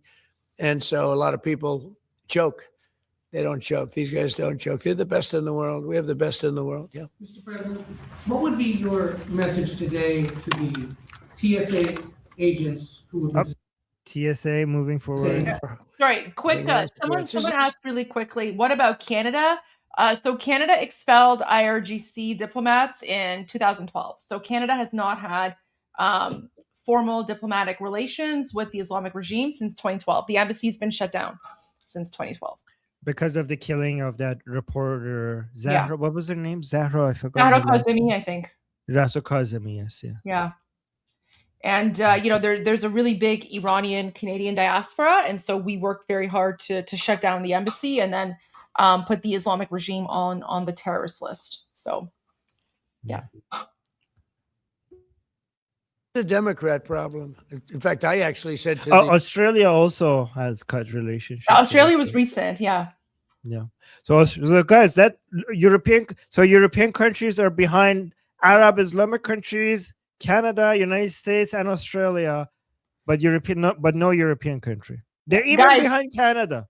Well, I was going to say when the Islamic regime embassy was shut down in 2012 in Canada, that's when the conservatives were in power. If the liberals were in power, it wouldn't have happened. Like the liberals are, basically like worse than the Democrats. So it was when the a Canadian equivalent of the Republicans were in government that they shut down the Islamic regime embassy.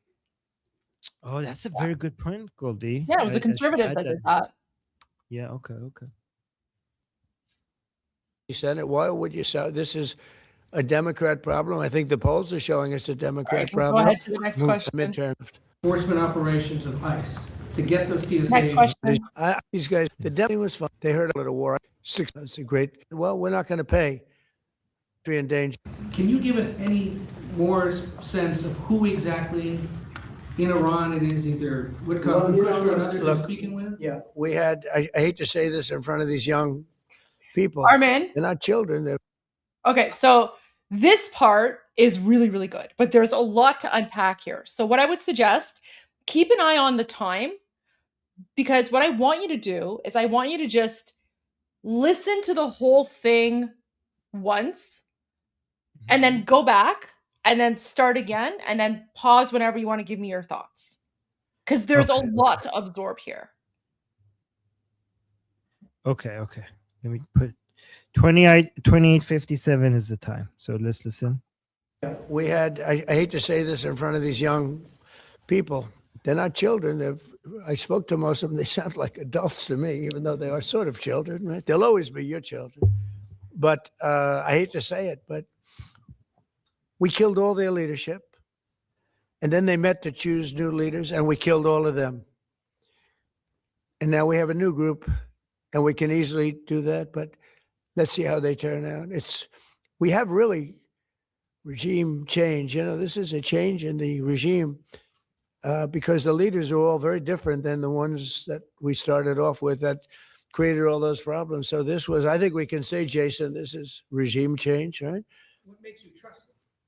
I don't trust anybody. I don't trust you. I mean, that's only because I know you. But if I didn't know you, I'd probably have more trust. But I don't trust anyone. Why do you say that? Why do you say what makes you trust? Do you think I trust them? I don't trust them. Then why bother talking to them? Because they're going to make a deal. They're going to make a deal. They did something yesterday that was amazing, actually. They gave us a present, and the present arrived today. It was a very big present worth a tremendous amount of money. And I'm not going to tell you what that present is, but it was a very significant prize. And they gave it to us, and they said they were going to give it. So that meant one thing to me: we're dealing with the right people. Is that nuclear related? No, it wasn't nuclear related. It was oil and gas related. And it was a very nice thing they did. But what it showed me is that we're dealing with the right people. Because, you don't know, because the leadership was killed, all gone. Khomeini, all gone, as the expression goes, the past supreme leader. And then the new supreme leader was racked up, at a minimum, racked up pretty good. And everyone else was gone. And then many of the people in the third tier are gone. But we're dealing with a group of people that I think turn out. And the present, the gift they made to us was very significant. And they said they were going to do it, and it happened. And they're the only ones that could have done it. Jennifer? Was it related? Okay. Goldie, from your perspective,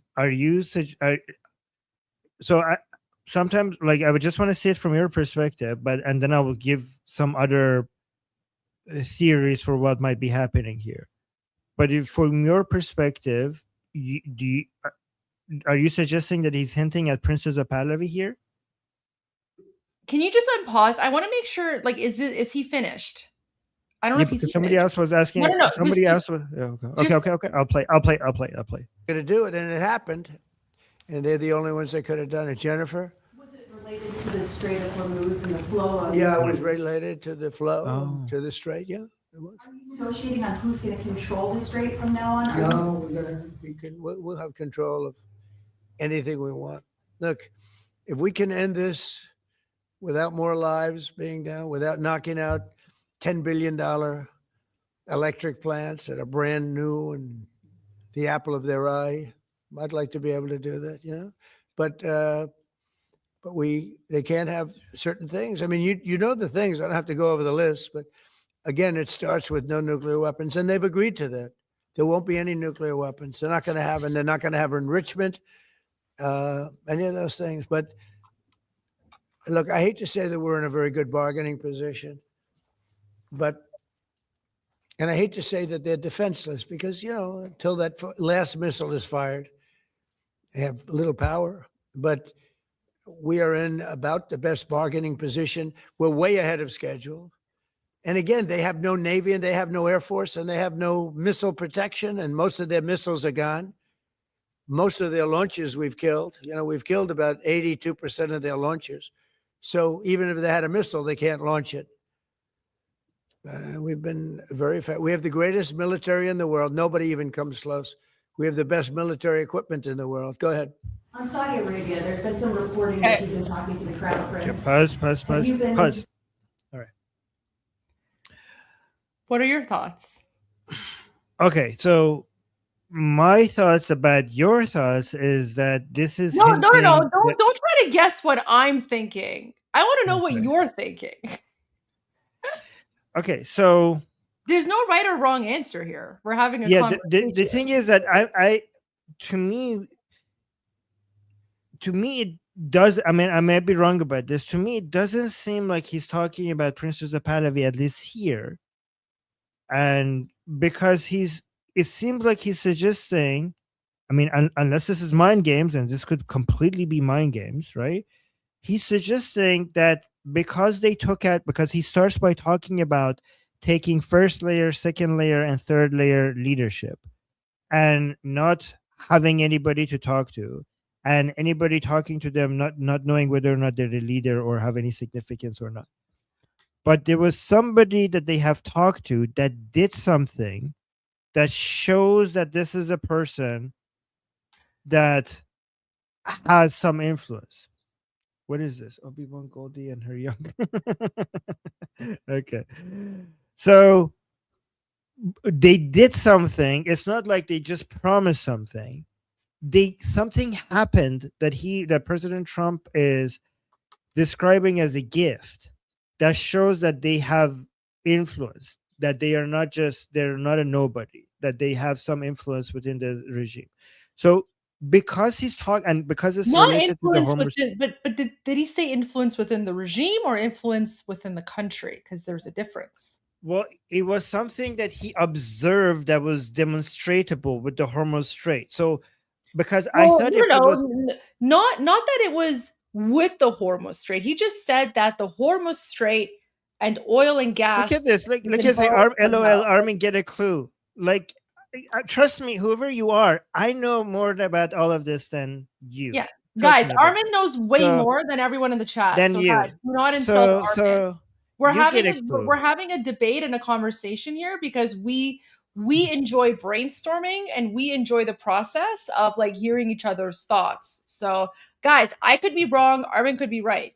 We're having a fun conversation. If you don't like it, I'll just ban you. Yeah, you know what? Ban that person. What a rude person. Okay.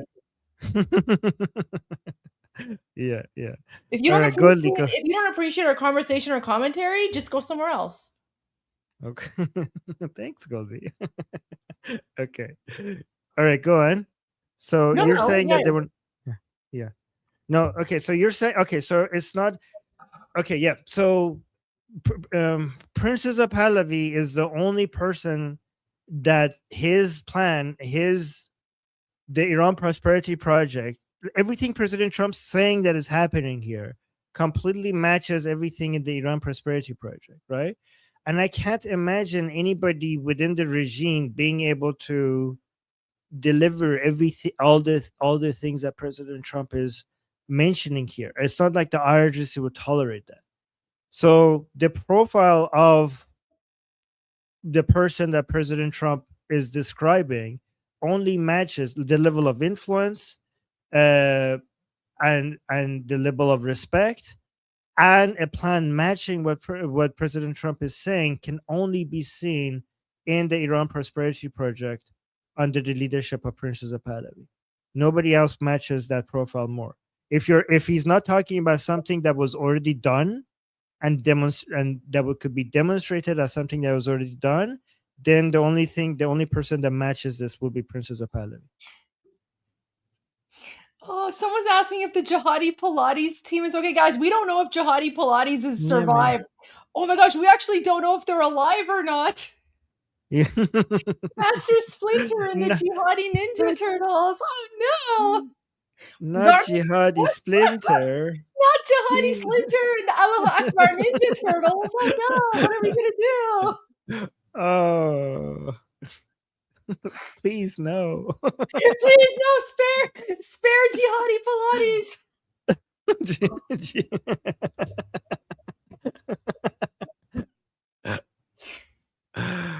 Oh my god. Yeah, listen, remember how again, like so after I played this, I went back. Oh, sorry, someone's saying I forgot their super chat. I'm so sorry. Okay. My apologies. Let me go back to your super chat. Okay, so if US bombs energy sites plus takes islands, can Artish take control? Or IRGC stooge cuts deal with Iranian enslaved plus US meets goals. We would love to have you both on Break the Rules. Jason Giorgiani, Jason's like a crazy person. I'm sure Armin would love to come on your podcast. So reach out to Armin. Get in touch with Armin and he'll come on your show. Yeah. Yeah, Lev, reach out to Armin. I'm sure he'll be more than happy to come on your podcast and speak with you. And we don't want the United States to bomb energy sites. But yeah, Armin, go on his show and you can talk to him more about that. All right, so back to the main topic here. So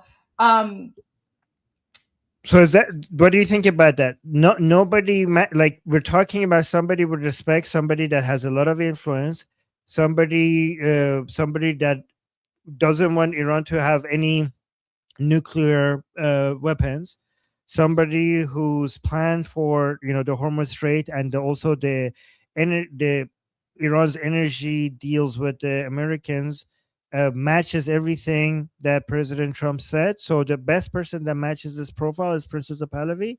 What do you think about that?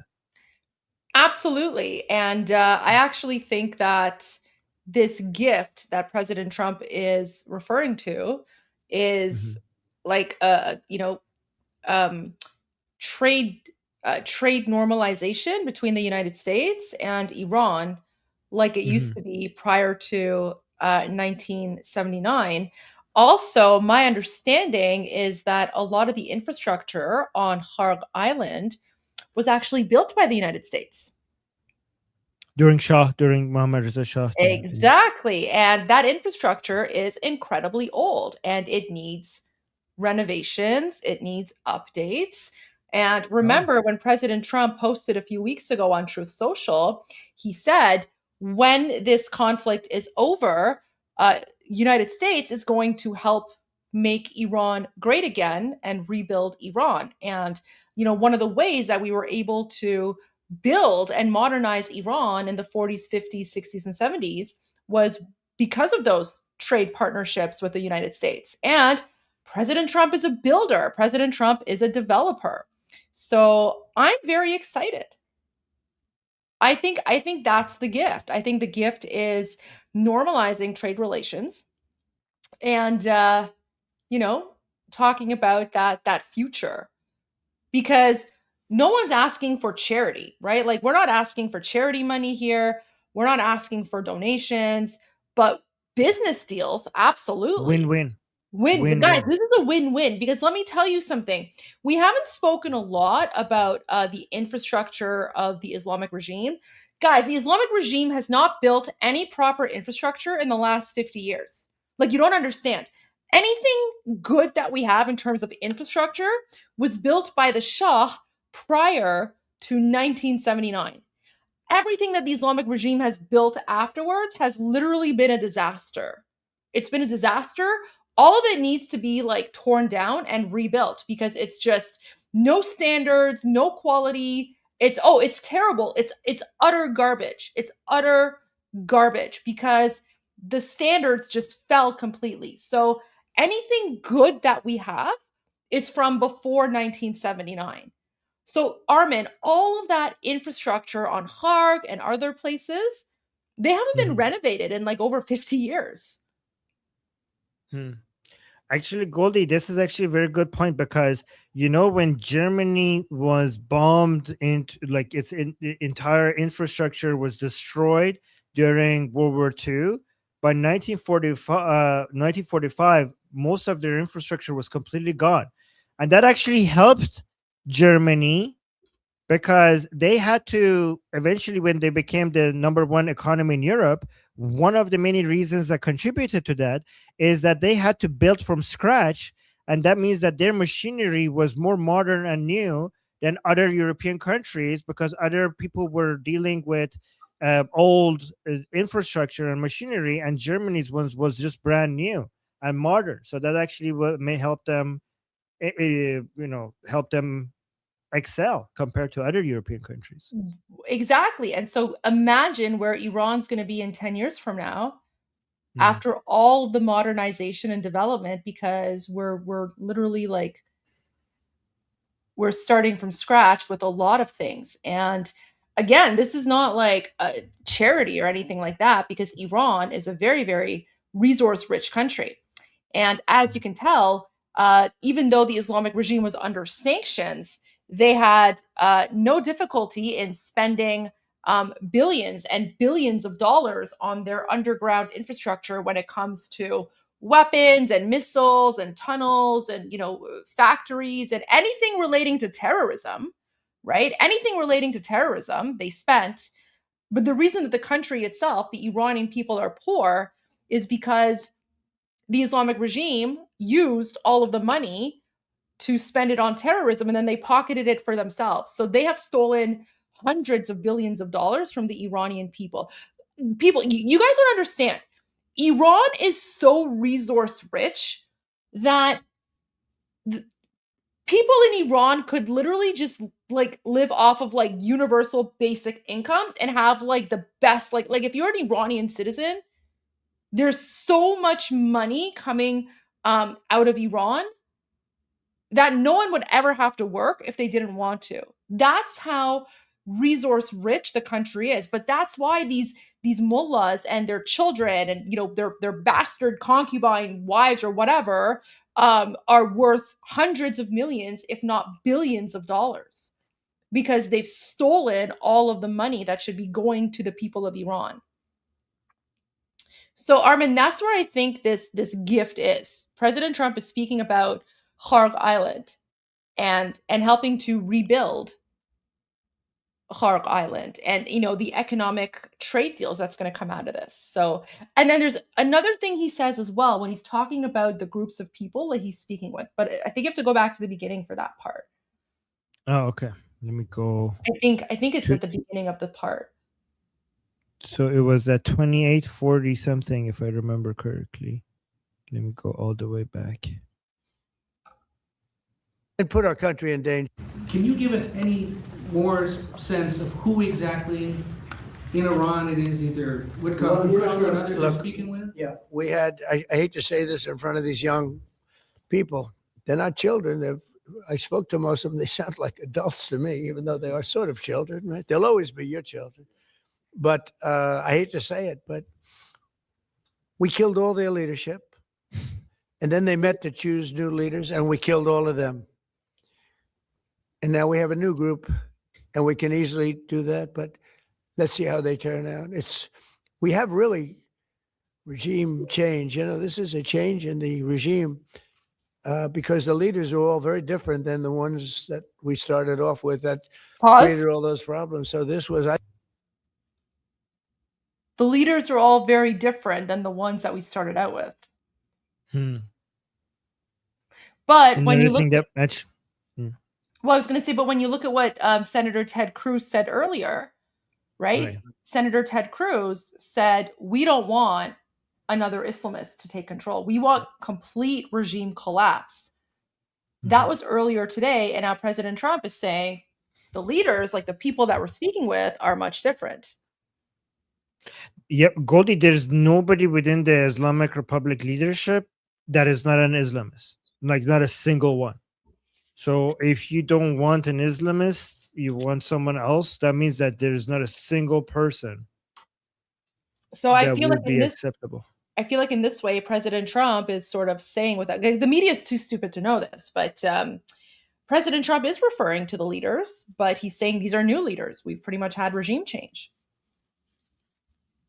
That's how I see this. I mean, it does match the only person profile that matches all of this is Princess of Pahlavi. I'll give you that. I think we can say, Jason, this is regime change, right? What makes you trust them?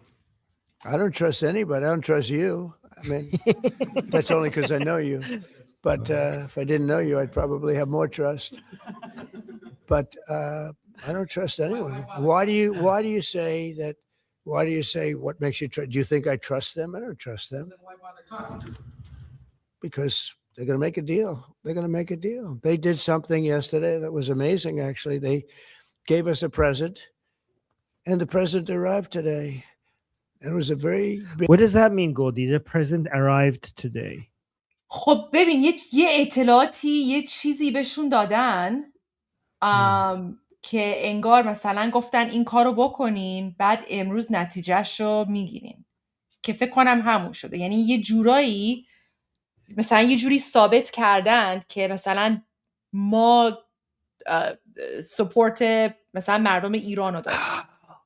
Oh, Goldie, what do you think about this? Do you think that they showed them the people who have defected from the regime that are loyal to Princess of Pahlavi? I think it's some sort of I think it's some sort of intel. I think it's some sort of intel that they shared to demonstrate that they have the support of the insiders that they need. Okay. I that's what I think. I don't know, but that's what I think this is. Okay. Okay. Interesting. And I think it has something to do with Hark Island as well. Hark Island, not Hormuz Strait. Well, that's all connected because he talks about Hark, he talks about oil and gas, and he also talks about the Strait of Hormuz, and he says they're all connected. Okay. Okay. یعنی ببین اصلا فکر کنم شاید مثلا نمیدونم یه جورایی مثلا اطلاع دادن که چجوری وقتی که مرین برسن چجوری مثلا راحت برن خارگ کجا برن. I don't know, something. It has something to do with Hark. That's I could be wrong. I could be wrong. I'm not a military strategist, but that's sort of my guess.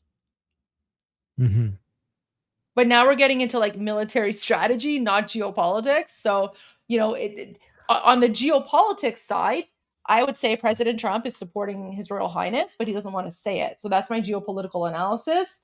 The military strategy, that's where I'm like, I get iffy on that. All I know is that if the Marines take over Hark Island, it will truly suffocate the Islamic Republic, and the Islamic Republic will not be able to continue resisting, because everything the Islamic Republic is doing right now requires money. It requires US dollars. The Hark, like the oil and gas that the Islamic Republic is selling every day, especially to China, is feeding this war machine. If you take over Hark Island, 90% of that will stop, and they will not be able to continue they will not be able to continue. It's like the Hark Island is the Achilles heel of the Islamic Republic. It's like a button that if you press, then everything just pauses.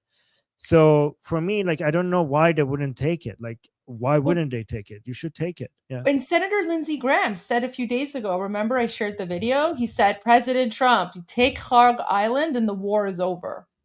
Yeah, exactly. It's like, so they're laying the foundation. It's like a Death Star that is just like this thing that you just go into and the whole thing stops. So it's like you don't, like, people are like, oh, you can't do a ground invasion all over Iran. You don't need to do Iran. You just need Hark Island. 90% of the revenue goes through this one island. You take that, it's over.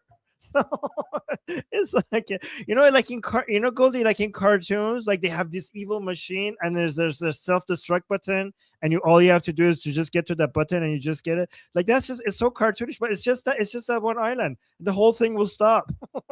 It's such a weakness. I don't know. Someone in my comments is asking me about why I haven't mentioned BRICS. That's because BRICS is garbage and useless. If I haven't mentioned BRICS, it's because it's irrelevant. How is BRICS relevant? BRICS was never relevant. Oh my God. How is this going to be relevant now? So many armchair quarterbacks in the chat. Oh, what about BRICS? Okay, yeah, sure, BRICS. Whatever. BRICS has to be careful not to start a war with itself. like guys, inside BRICS we have India and China. In like two countries that have border disputes are in BRICS. They're not united themselves. They're at conflict with each other. Yeah. Oh man. Yeah, I haven't mentioned BRICS because BRICS is garbage. That's why. No one cares about BRICS. At least no one rational anyway. I mean, all the delusional people talk about BRICS, but if you want to talk about BRICS, you're in the wrong YouTube chat. Sorry guys. All right, let's go back to like reality. Yeah, and even if they were relevant, they're an economic alliance. They're not a military alliance, anyways. But even with the economy, they fail at being an economic alliance, anyways. Let alone a military one. Absolutely. Yeah. Worth a tremendous amount of money, and I'm not going to tell you what that present is, but it was a very significant prize. And they gave it to us, and they said they were going to give it. So that meant one thing to me: we're dealing with the right people. Is that nuclear related? No, it wasn't nuclear related. It was oil and gas related, and it was a very nice thing they did. But what it showed me is that we're dealing with the right people. Because, you don't know, because the leadership was killed, all gone. Khomeini, all gone. As the expression goes, the past supreme leader. And then the new Supreme Leader was racked up, at a minimum, racked up pretty good. And everyone else was gone. At the minimum, racked up pretty good. That's, oh my God. Wow. Okay. Up at a minimum, racked up pretty good. And everyone else was gone. And then many of the people in the third tier are gone. But we're dealing with a group of people that I think turn out. And the present, the gift they made to us was very significant. And they said they were going to do it, and it happened. And they're the only ones that could have done it. Jennifer? Okay. They said they could do it, and it happened. And they're the only ones who could have done it. Very interesting. Very, very interesting. Guys, by the way, in the chat as well, let us know what you think as well. What did they do? And what was it that makes them the only one who could have done it? What was this gift? In the chat, you add your own theories as well. Yeah, it was related to the flow and to the strait. Yeah, it was. Yeah, so it was related to the flow, to the strait. It was related to the Hormuz Strait and the flow of oil through the Hormuz Strait. And the gift was related to that. And it was a very big gift, and they're the only ones who could have done it. So just add, like, guys, practice this, add all of that in your mind, and think who could have done this, and what is this gift? Yeah. By the way, we should also Armin, always consider. Sorry, I think I missed this part. Oh, sorry, I had to take a message. Did you get to the part where he talks about we got rid of the first group, the second group, the third group, and then but then okay, so go back, listen to this part, because he talks about like the 3 levels of leadership, but then this is the part where I wanted to share with you. He says, but now we're dealing with another group. So it's almost like if he's talking about a group that's separate from the leadership groups. Okay, let's go back. With a group of people that.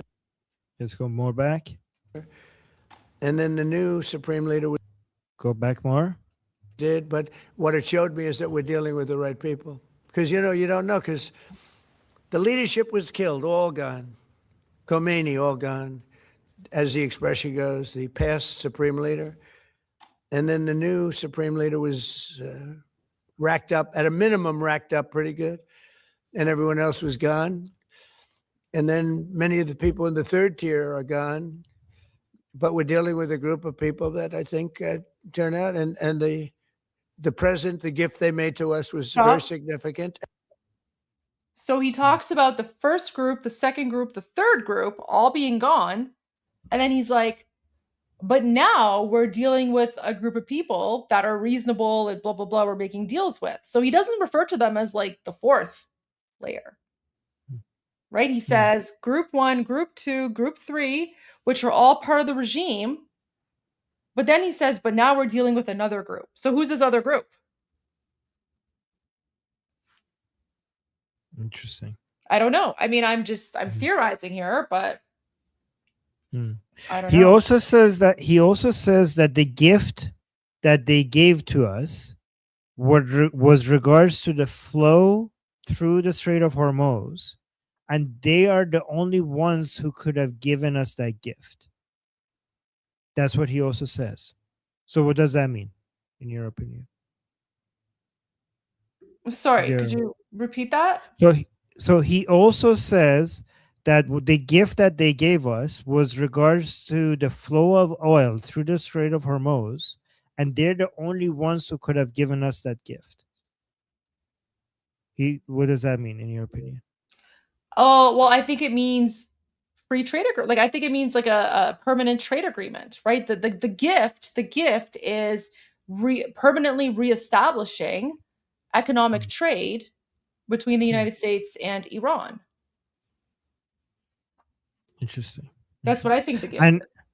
And there's no chance that this could be, in your opinion, just checking. I mean, sorry. So the gift could also potentially be like some intel to do with Harg Island. Like whatever it is, whatever the gift is, it has something to do with Harg Island. And because he says himself, he talks about oil, gas, Strait of Hormuz. He talks about, I think, the apple of their eye. What the apple of their eye is Hark Island. And you don't think there's any chance like that this could be a defected IRGC leader that is handing over some ships, tankers filled with oils through the Strait of Hormuz to President Trump? You don't think that could be it? Okay. Do you think President Trump is spending all this money, resources, and assets just for like 2 or 3 ships of free oil? Oh no, I didn't mean that as a main. I didn't mean No, because those tankers. So let me clarify. So not as a way, not because those 2 tankers will be significant, as a way to show that I have relevance. But I mean, I'm not saying this is it. I'm just like just giving some other options for you to say why, like that it's not that. Like I'm just putting some other options on the table for you to basically dismiss as not the option. But not like what I'm suggesting is not like, oh, here's 2 tankers and President Trump said like, ooh, 2 tankers. That's a lot of oil. No, like obviously that's not very significant. But as a way to show that I have relevance here, I have some leverage here. That is not it, right? No. Okay. Just checking. Yeah. Okay. Sorry, I'm with a message here, but I'll be right back. All right, sounds good. What do you guys think in the chat? The reason I'm just putting some options on the table just to consider. Okay, you guys don't need to get butthurt over me providing some other options, right? I do understand that like oil tankers, like 2 or 3 oil tankers, that's not a big deal. But if somebody within the IRGC who's defecting wanted to show like, look, I'm on your side, I can do things, that would be something that they could demonstrate. Again, I'm just putting it on the table for us to consider as things that could be happening. But anyways, let's continue. And they said they were going to do it, and it happened. And no, guys, it's not uranium. President Trump specifically said that it's not. Guys, look at everything we're hearing. Somebody that's give them a gift that only they could do is he's saying is specifically related to the flow of oil through the Strait of Hormuz. So guys, also remember, like, here's the geography lesson. Strait of Hormuz is very far away from from Hark Island. Hark Island is like northern part of the Persian Gulf, like really far up there. The Hormuz Strait is like really like much further down. So he's saying it's about regarding flow of oil through the Hormuz Strait. They offered something to President Trump regarding oil and gas, and this is something that only they could have done.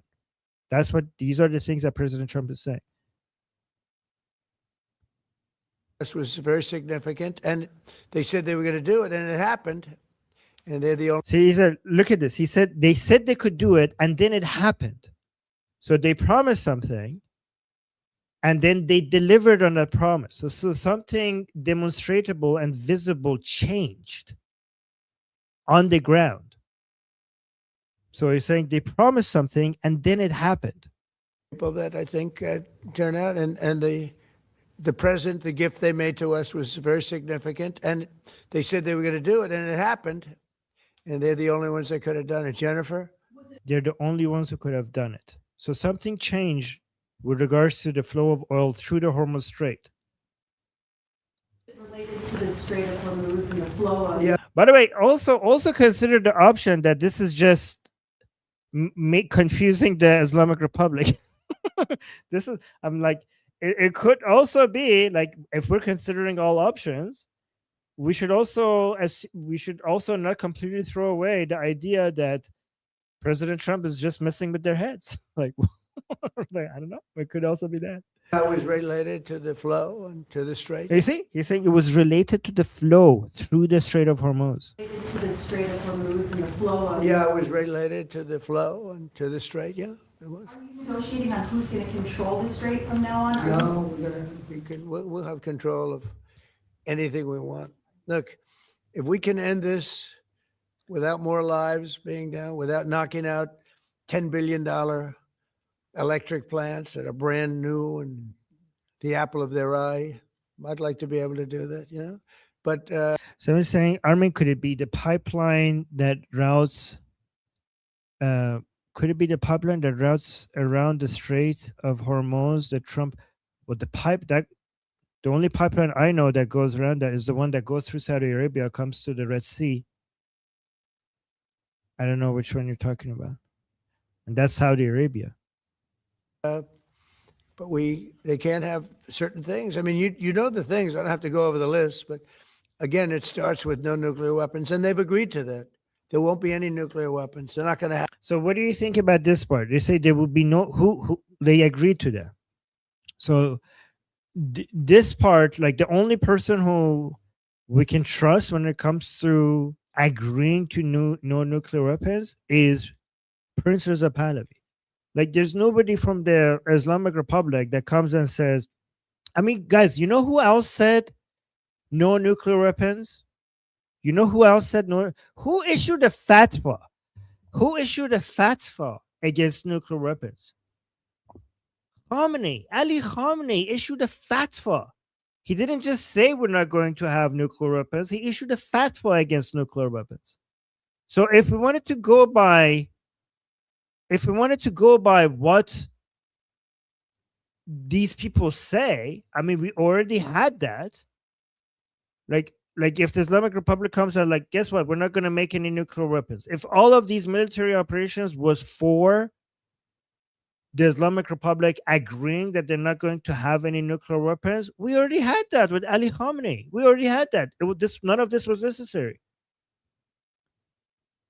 Ali Khamenei issued a fatwa making it Islamically haram to have nuclear weapons. So it can't be about, we can't have gone through all of this for the Islamic Republic to come out and pinky promise. Guys, you know, pinky promises have apparently more credibility than fatwas. Let's just do a pinky promise.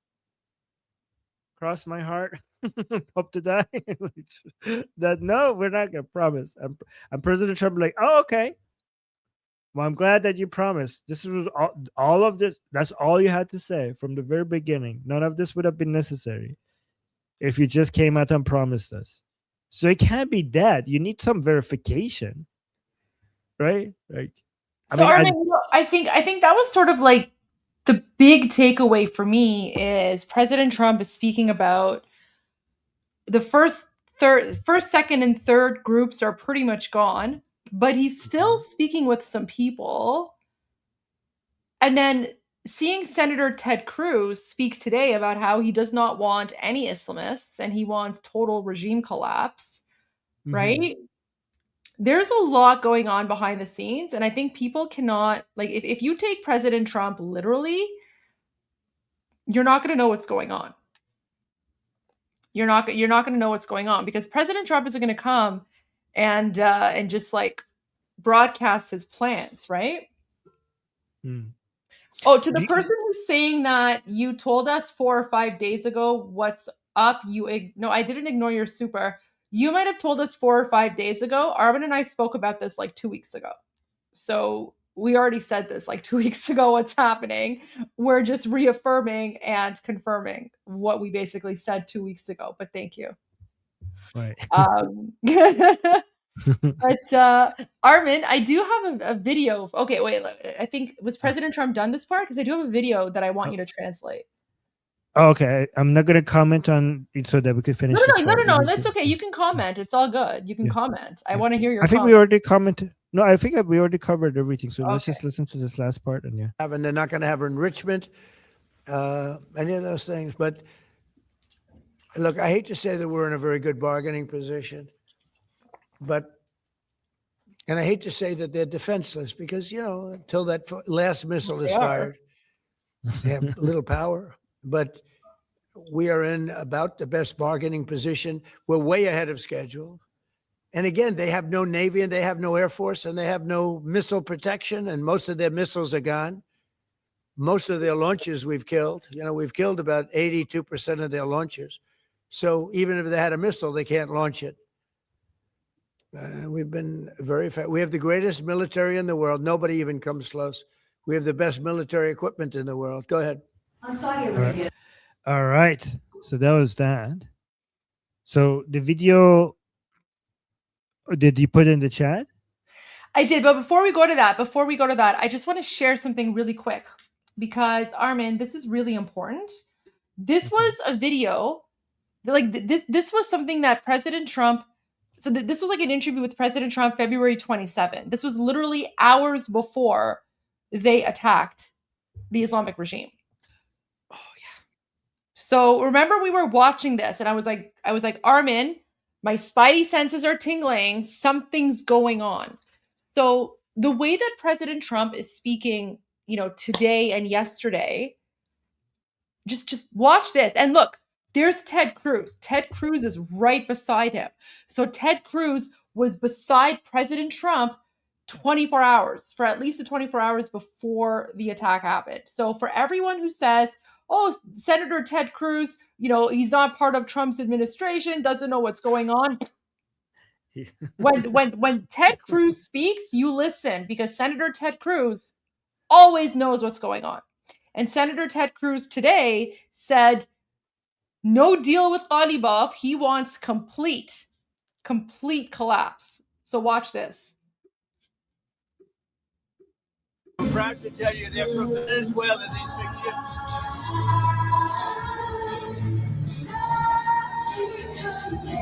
How do you like the music, everybody? You know where that ship comes from? Venezuela. Venezuela got lucky because they're doing really well now. Getting along very well with Venezuela. Stopping by with my friend, a great friend. We've been together for a long time, really a long time, and it's amazing what's happened to Corpus Christi. The new bridge, which we helped you a lot with. Exactly. The new bridge just opened. It's beautiful. That's a great bridge, huh? It's all white, very unusual, white. It's red at night, but only for Republicans here. Pretty much, yeah. No, not yet. I don't want to discuss that. Does everybody have it? So they're asking him about Iran. It's difficult to hear, but he's like, nope, I haven't made a decision yet. And then he's like, I don't want to discuss that. Good time. You know how big this is? Millions and millions of barrels of oil are pouring right in here. It's a great thing. The relationship with Venezuela has been amazing. You have a message from Iran. Well, they should make a deal, but they don't want to quite go far enough. It's too bad. We've been playing with them for 47 years, and that's a long time. They've been blowing the legs off our people, blowing the face off our people. They've been knocking out ships one by one. And every month there's something else. So, you can't put up with it too long. We're not happy with the negotiation. They just don't want to. They don't want to say the Cubans, we're not going to have a nuclear weapon. They have to say, we're not going to have a nuclear weapon. And they just can't quite get there. They want to enrich a little bit. You don't have to enrich when you have that much oil. So I'm not happy with the negotiation. I say no enrichment. Not 20%, 30%. They always want 20%, 30%. They want it for civilian, for civil. I think it's uncivil. So I'm not happy with it. Senator, how close are we to making a decision on strikes? How close are we to making a decision on strikes? I'd rather not tell you. You would have the greatest scoop in history, right? Well, they're going. We're negotiating right now, but they're not getting to the right answer.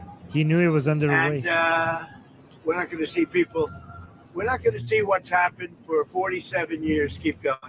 47 years we've been doing this with them. The Obama deal was the worst deal. Nobody ever saw a deal so stupid. Right now, if you did the Obama deal, if that held, if I didn't terminate it, Iran would have a nuclear weapon, and it would be a whole different ballgame. That Obama deal was one of the worst, one of the dumbest deals I've ever seen. First of all, it was very short term. It it would long be over. You know that. It wouldn't be. I terminated it, but if I didn't, it would be over by now anyway. But the Obama deal, what he did was one of the dumber deals. I've seen a lot of dumb deals. That would be one of the dumber deals. Are you concerned with striking Iran might raise oil prices, which could affect your economic agenda? I'm not concerned. No. I'm concerned about people's lives. I'm concerned about long-term health for this country. That's what I'm concerned about. Yeah, he did. I can't tell you that. I can't tell you that. I can't tell you. But I do like. Come here. Do you want to see something nice? Look at that. Right out of Venezuela. Goodbye, everybody. Thank you, everybody. And then less than 12 hours later, they boomed and exterminated Khamenei. Look at the smile on Ted Cruz. Look at it. Look at his sunglasses. Look at his smile. He knows exactly what's about to happen. Wow. Amazing. Yeah. It's always so much more fun watching these videos now, knowing After. Yeah. At this moment, you're right, because now we know that at this moment they all knew what's about to happen. Look at Ted Cruz, just hand in his pocket with his sunglasses, just badass. He's like, yeah. There you go. So there you go. But I mean, you can't. This is why you can't. You have to take what President Trump says seriously. But as Mahir Tusi says, not literally, because you never know what's going on. And President Trump isn't going to release his strategy, right? He's not going to give a strategy to the media. Why would he do that? Why would he do that and ruin it?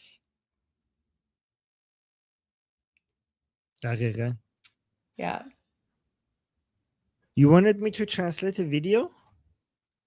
Yes, actually. So Armin, I actually have to do a live stream in 15 minutes. It's a YouTube live stream. There's really no way for me to leave and keep the live stream going. Wait, what's going on today? We could end it after while you're leaving. We could just end the show. But I know people probably want people will probably want to watch my live stream though. So I was hoping that when I go do my live stream, even if you have to go, if you could just keep your account here and just share the live stream, and then when I'm done, I can log back in and then end my live. Would the other people be okay with it? Like that? I don't care. Okay. They're interviewing me, so if they have an issue with it, that's not my problem. Okay. It's another YouTuber, so it's another YouTuber.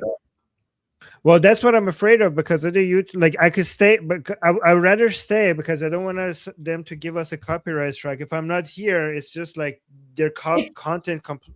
I need to be on camera watching it so that they don't give us a copyright strike for stealing their content.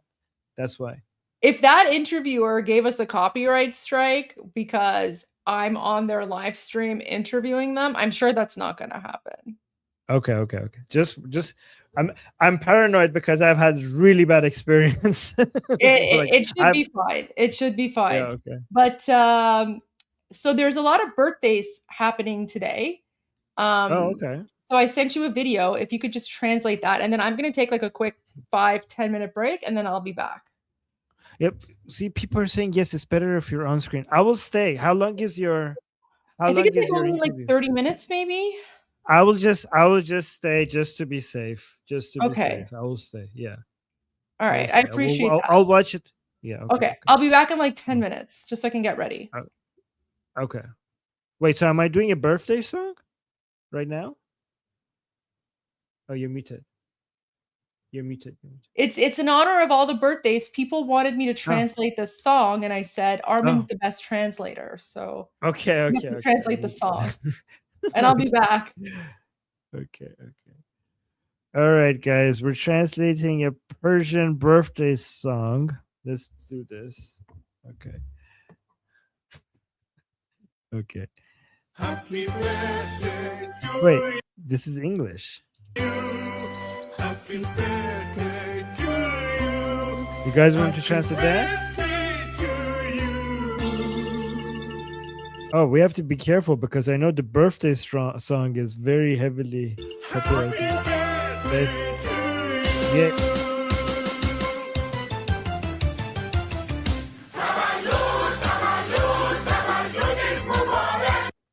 Okay, so tavallud means birthday. Mubarak means, like, it's basically congratulating. So tavallud Mubarak just means happy birthday. By the way, guys, we Iranians are, this is actually, here, let me turn this into an educational video. Tavallud Mubarak is going out of style. So Iranians in the chat, correct me if I'm wrong, but we say, we have a new way of wishing people happy birthday. Is something, what is it? Zadruzit? I'm trying to remember. Is that correct? Zadruz? Zadruzit? Khojastebad. Iranians in the chat, is that the new way? Do you guys know why we are saying Tavallud Mubarak less than before? The reason why we say Tavallud Mubarak less than before is because both Tavallud and Mubarak are Arabic and is Arabic, right? Tavallud Farkhonde bad. Okay, Zadruzet Farkhonde bad. Okay. Thank you for the people in the chat. Saying what? I'm first time I'm hearing this. Yeah, no, Tavallud Mubarak is going out of style because Mubarak is Arabic and Tavallud is Arabic as well. So we're going, instead of saying Tavallud, we're saying Zadruz, which means the date. Ruz means day. Zad means to be born. So Zadruz means the day of birth. Khojastebad is like a completely Persian word. Oh, Farkhondebad. Sorry, here. Somebody wrote it. No, Farkhonde. Here, like that. Farkhonde. Yeah, exactly. Zadruzet Farkhondebad. Is that correct? Yeah. So that's what we say. I mean, that's what we try to say. I'm actually trying myself to switch from these Arabic words to Zod, not Zod, Zadruz.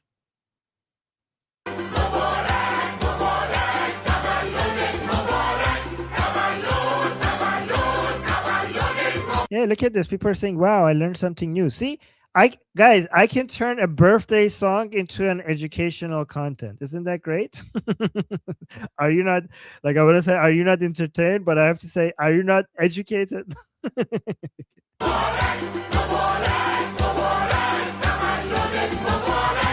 Oh, yes. Yeah. Zadruzet Farkhondebad. Yeah, exactly like that. Zad. No, to put two, put two A's instead of one, so people read it as Zod instead of Zad.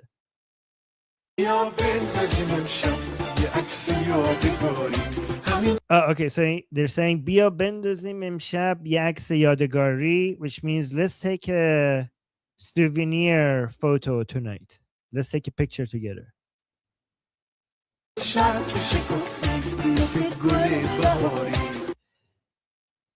What?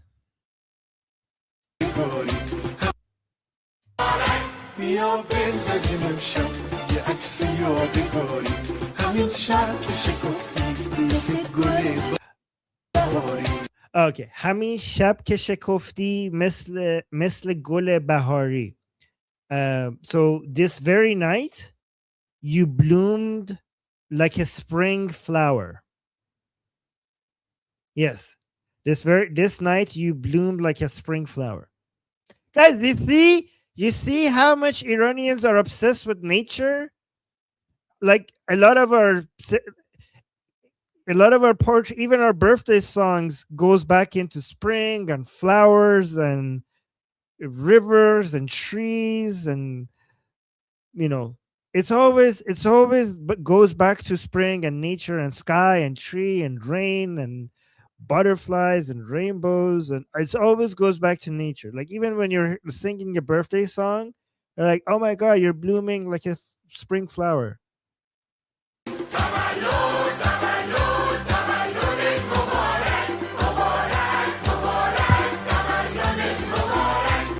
All right, so again, I'm not going to translate this part. This part is just happy birthday, right? So I'm not going to repeat that.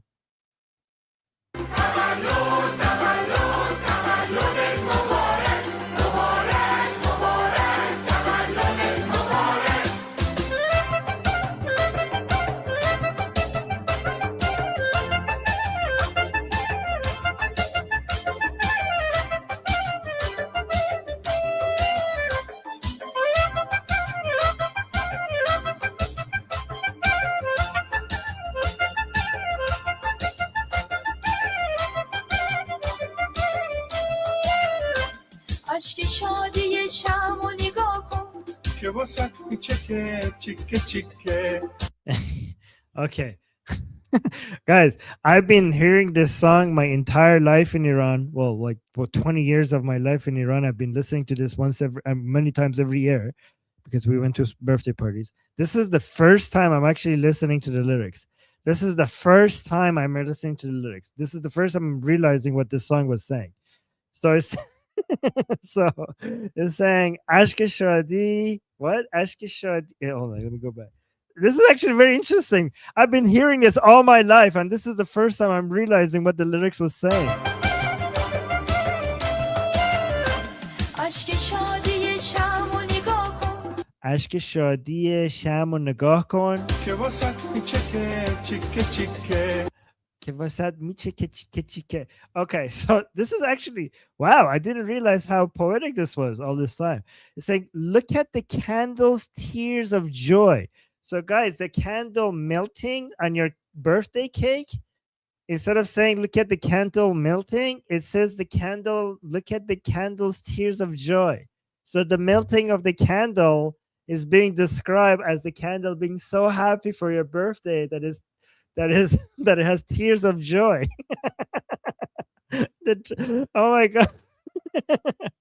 And like, look at the candle's tear of joy dripping drop by drop for you. Okay. Wow.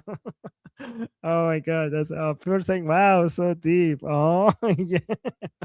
Wow. Okay, let's continue. So it says that's like dropping drop by drop for you. Okay. That is sweet. Is that sweet? I didn't realize, like, guys, I didn't realize how sweet the song was until now. کام همه رو بیا شیرین کن بیا کیکو ببر تیکه تیکه. کام همه رو بیا شیرین کن بیا کیکو ببر تیکه تیکه. So it's saying, come and sweeten everyone's palate. Come cut the cake piece by piece. So basically, come and cut the cake piece by piece so that you can sweeten everyone's palate. Right? Is that how you say it? Palate? Yeah. همه جمع شده ان دور تو امشب گل بوسه میدن که بچینی گل بوسه همه جمع شدن دور تو امشب گل بوسه میدن که بشینی. Everyone has gathered around you tonight giving you flower kisses. To بشینی که بشینی یا بچینی. Hold on. دور تو امشب گل بوسه میدن که بچینی Okay, so I don't know what the kibbe. So yes, so everybody is gathered around you tonight, giving you flower kisses. So guys, I'm gonna be honest with you. This is something when I was a kid, I didn't like this. Okay, so this is Iranian culture in parties and in gatherings. There's so much kissing. And if everybody thinks that you have the right to just come kiss you, and I was like, this is why I have social, like, I don't like parties and I don't like social gatherings, because for me this was a nightmare. Like, every time we went to a birthday or to a wedding, I was like, I want to, please, can I stay home? I don't want people kissing me. I don't want strangers kissing me. And because you're a young boy and you're defenseless, everybody just thinks that they have the right to just come give you as many kisses as you can. And they just don't give you like a simple kiss. They're just like, oh my God. They will give you 10 kisses. And I'm like, please, God, make it stop. And right? Yeah, people saying in the chat, Iranian saying like, yeah, I'm still like this. Guys, this was a nightmare for me. So this part of the song is like, I know it sounds cute for you guys, these flower kisses, but this is actually, for me, this is a nightmare. This all of a sudden, this turned in from a beautiful, cute little song to a stuff of nightmares for me. Okay, this is like the so yeah, like, no, this is exactly why I avoided parties. Like, everybody has gathered around you tonight. That sounds like a threat, guys. That sounds like a threat. everyone has gathered around you tonight. Like, why? Well, and it's like giving you flower kisses. No, God, no, stop. Please stop. Oh, wait, let me see if Goldie is messaging me. Okay, no. All right. Okay, this is like, what is it? Like, this is my safety square. Like, what is it? Please don't touch me. Like, I don't know. What is it? What is that song? I don't know. But yeah, I was like, this was bad. And there was no way avoiding that. There's no way avoiding it. Like, if you communicate to the people that you're not happy with this, you don't want it. Like, what do you mean? You're a kid. You don't get to say no. Like, so no doesn't mean it's a trauma. Okay. Oh my God. Another thing that that was a nightmare to me is tarof. Okay, like people will come to you and they will offer you some sweets, and you say no. You think they would accept that? Like, they wouldn't accept that. Like, you can't. I mean, you say no. That no means you're just being polite. So nobody took no as a no. So if they offer you fruits, if they offer you sweets, you have to take it. They're not going to leave. They're not going to go to the next person until you take something. Armin. Like, no. Yeah. Sorry to interrupt. I sent you the link to the live Oh, stream okay. that I'm going to be on momentarily. So I have to go, but I'll be back as soon as it's done. Okay. Okay. I'll see you in a bit. All right. I have it on screen. Okay, guys. I have it on screen. Okay. So, by the way, guys, let me know if this is too much information. Do you guys want to know these stuff, or should I just translate the song? I could just translate the song. Let me know if you want to learn about our culture. I'm giving you the good parts, but also the parts that was my nightmare. Okay. Oh, look at this. Iranians are relating with me in the chat. Oh no, sorry. Saying I'm having social PTSD for now. Real. Yeah, see, other Iranians can relate with this. And look at this person. I think I got a super chat here. Hold on. This is funny.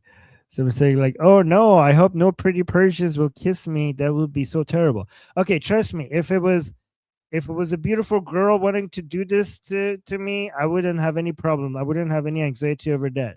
It's not that. It was like you're like a little boy, and it's like grandpas and grandmas and older people lining up to kiss you. You think I would have an issue with like a girl like my age and stuff back then when I was a kid coming and wanting to kiss me? They wouldn't do that. It's just the adults. That was like, yeah, I wouldn't have an issue with that. And guys, by the way, if you are, trust me, if never mind, I'm not gonna say that. Okay, let's move on.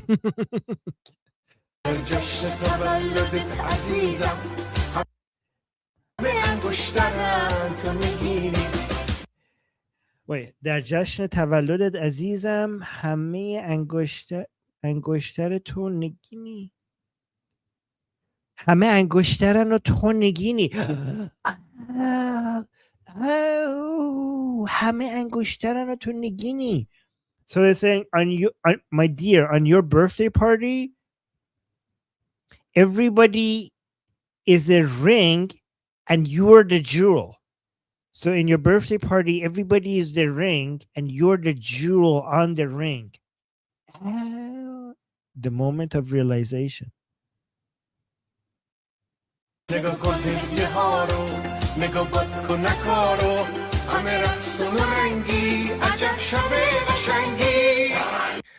Okay, so it's saying, look at the gifts, look at the balloons, look at all the dancing, look at all the colors, and what a beautiful night. Like, oh my God, look at the gifts, look at the balloons, look at the colors, look at the dancing. What a beautiful night. That's what it's saying.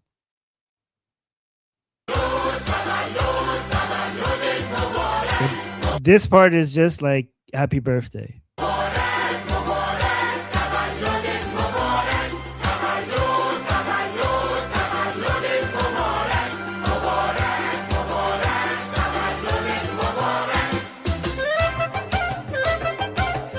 By the way, happy birthday to the people whose is their birthday today.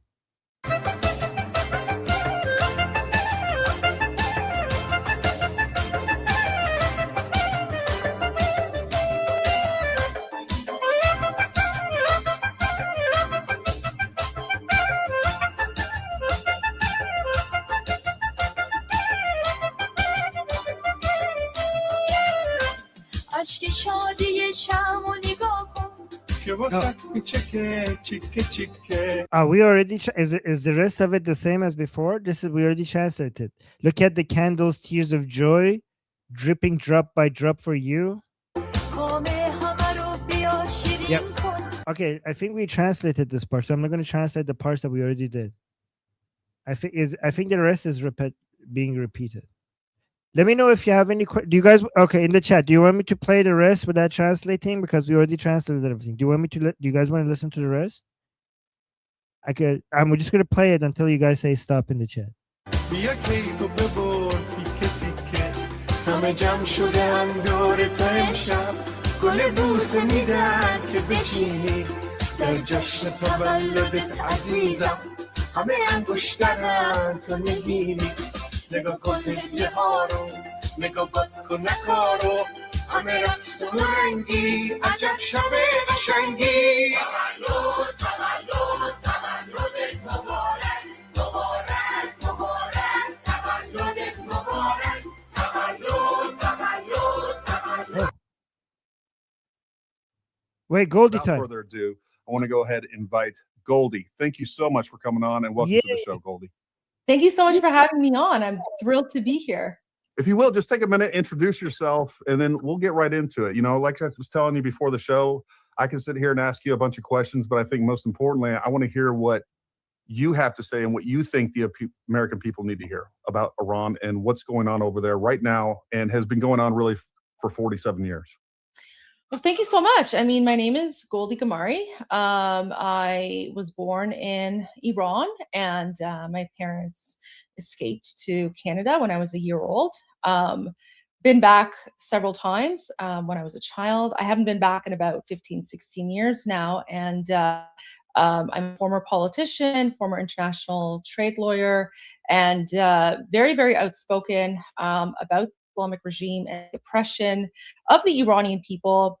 And, you know, one of my main goals in speaking out about occupied Iran and the oppression of the Iranian people is that, you know, many people think that Iran is the enemy.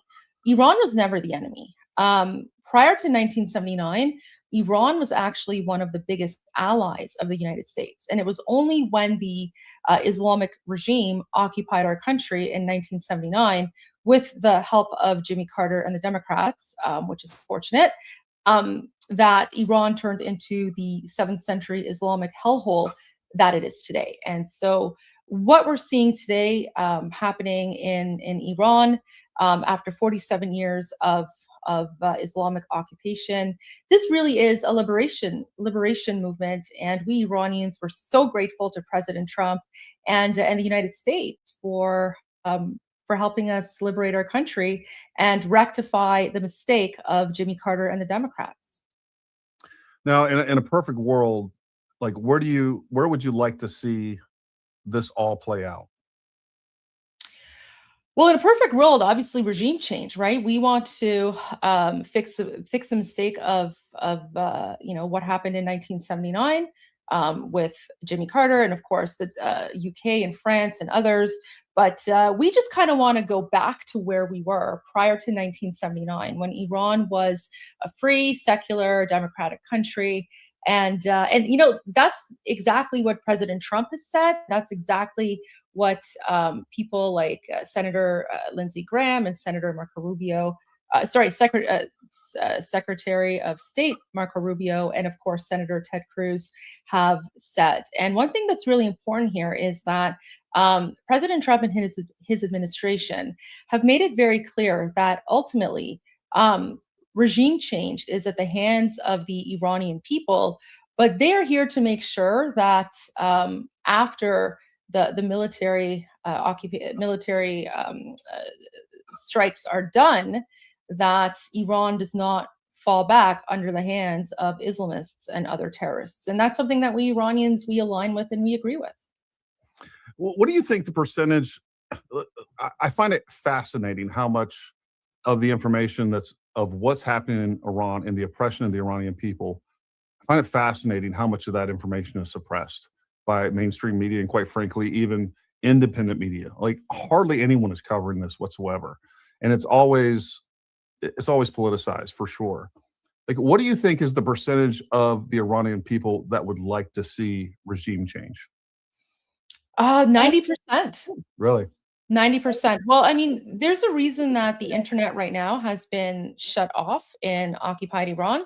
So ever since the conflict started between the United States and Israel versus the Islamic regime on February 28, the ayatollahs shut down the internet. So 90 million Iranians right now are cut off from the rest of the world. They have no ability to speak and share their opinions.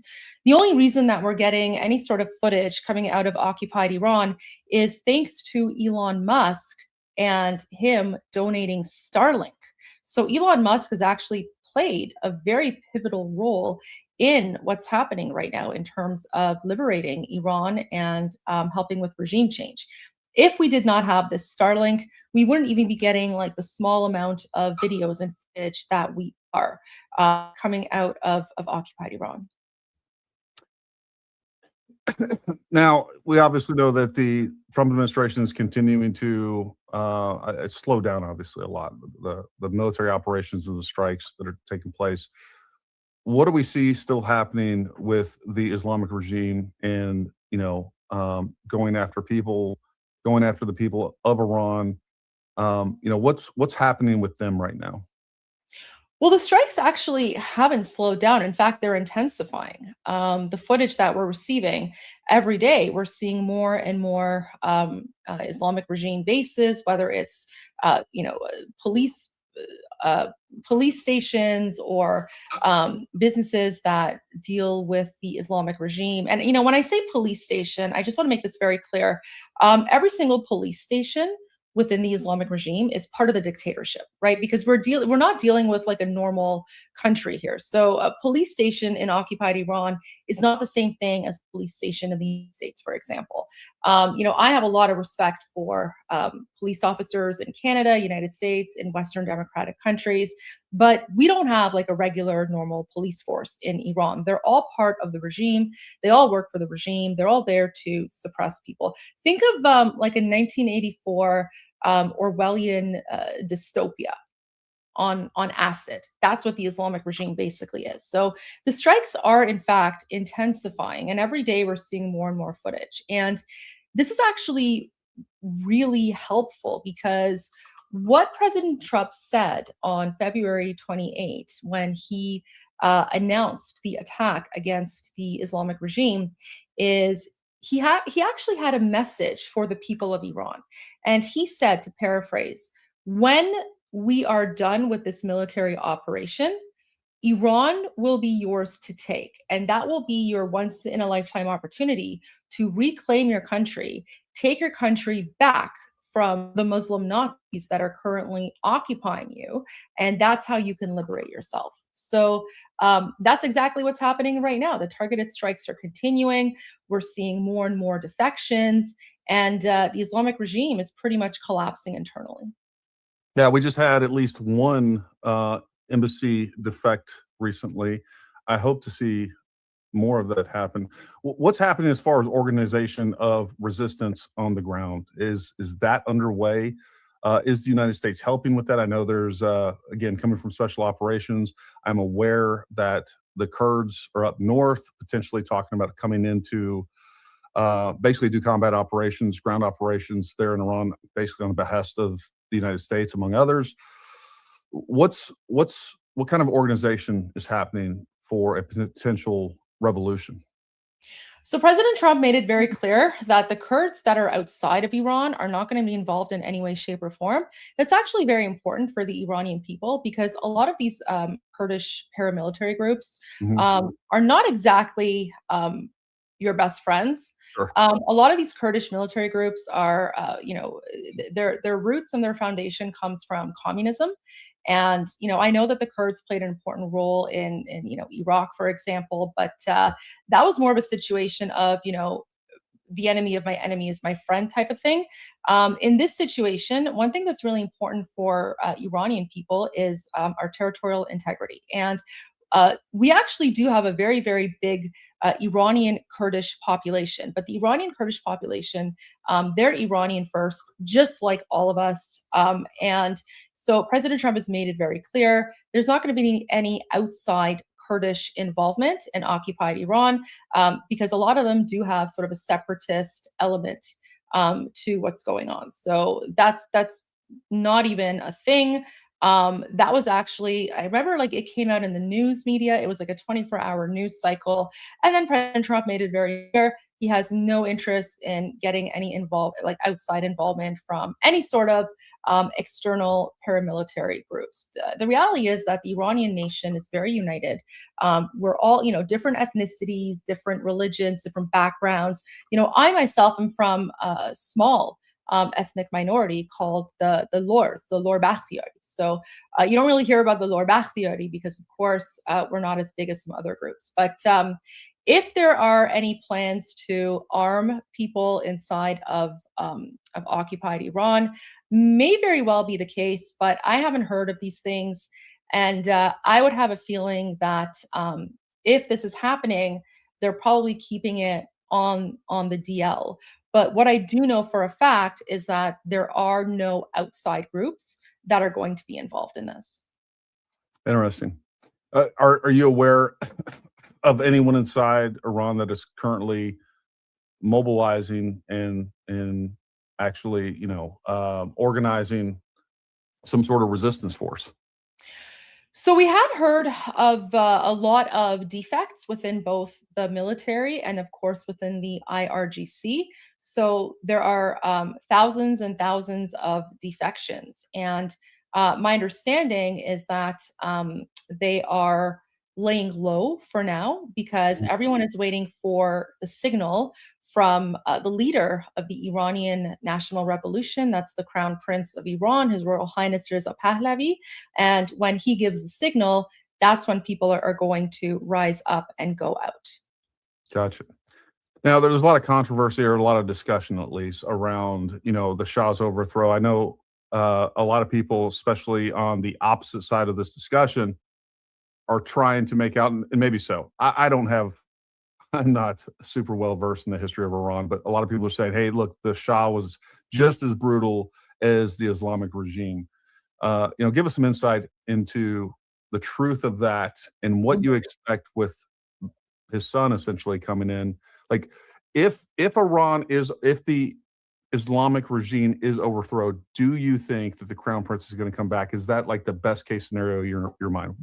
How do you think that's going to play out? So the people who claim that the Shah was a dictator, they suffer from something that we call PDS, which is Pahlavi derangement syndrome. And I think that's something that you are very familiar with because a lot of people in America deal with woke lefties and communists who talk about Trump derangement syndrome. And they try to portray Trump as this, evil, criminal, blah, blah, blah nonsense. And as we know, it's TDS. So we Iranians have been dealing with PDS for a very, very long time. The truth is that the Shah of Iran was actually a very, very close friend and ally of the United States administration. And I don't know if you've seen the interview from Richard Nixon. There's actually a 15-minute video that the Richard Nixon Foundation posted a few months ago, I believe, where Richard Nixon is talking about the Shah of Iran and saying how Jimmy Carter made a huge mistake.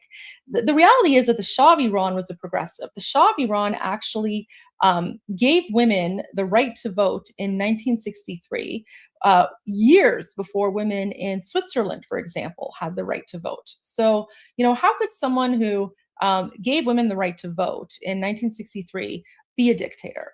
So all of this is just leftist, communist, Islamist propaganda that unfortunately has permeated the mainstream media because unfortunately the victors write history.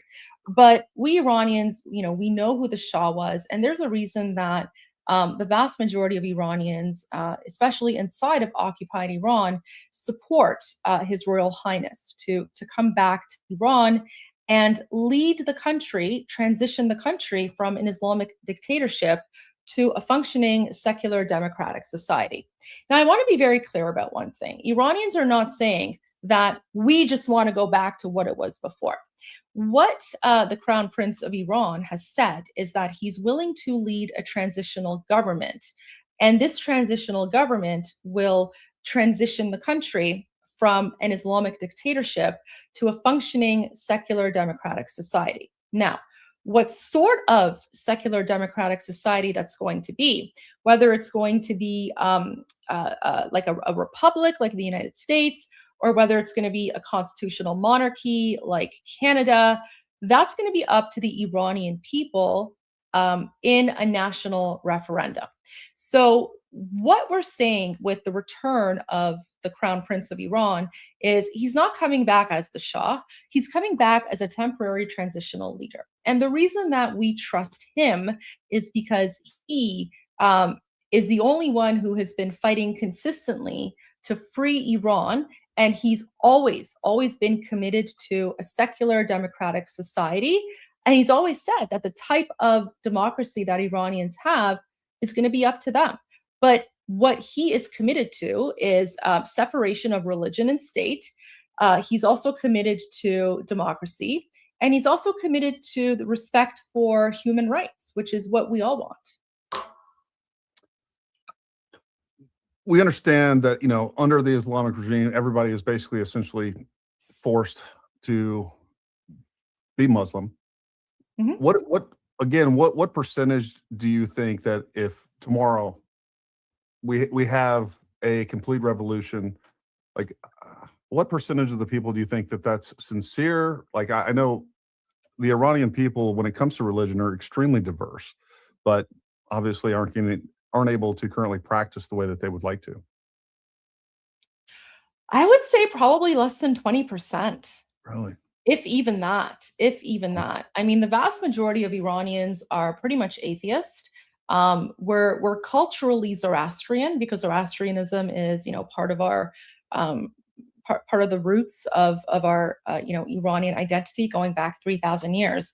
But what's really interesting is that Christianity is actually the fastest growing religion in occupied Iran right now. However, many Iranians who've converted to Christianity, they actually have to practice their faith in secret in underground churches because under the Islamic dictatorship, the crime for apostasy is death. And so, if you look at the official stats, even if you look up, Google or ChatGPT or whatever, the official stats will say that, Iran is 99.9% Muslim. Well, that's because Iranians have no choice. They have to say they're Muslim, otherwise they'll be executed. That's insane. Talk a little bit about how brutal the current regime is. Every time that there is, stories like we just had Salah Mohammadi the other day that he was hanged among other people for the most minor of things. Like every time I get one of those stories, I try to post that to spread awareness. Like what is the ground reality for people on the ground when it comes to having to deal with that?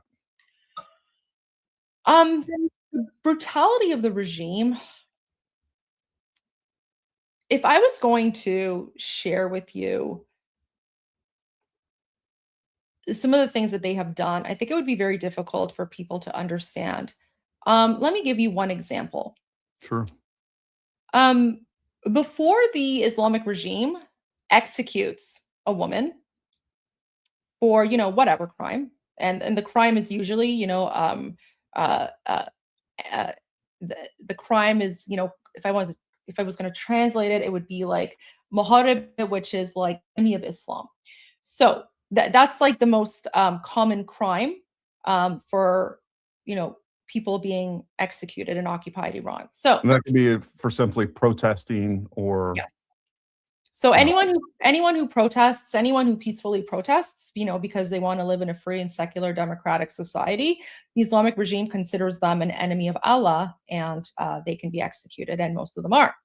So, for example, if you're a woman, before the Islamic regime executes you, especially if you are a young woman, like a young girl or a teenager, before they execute you, they rape you.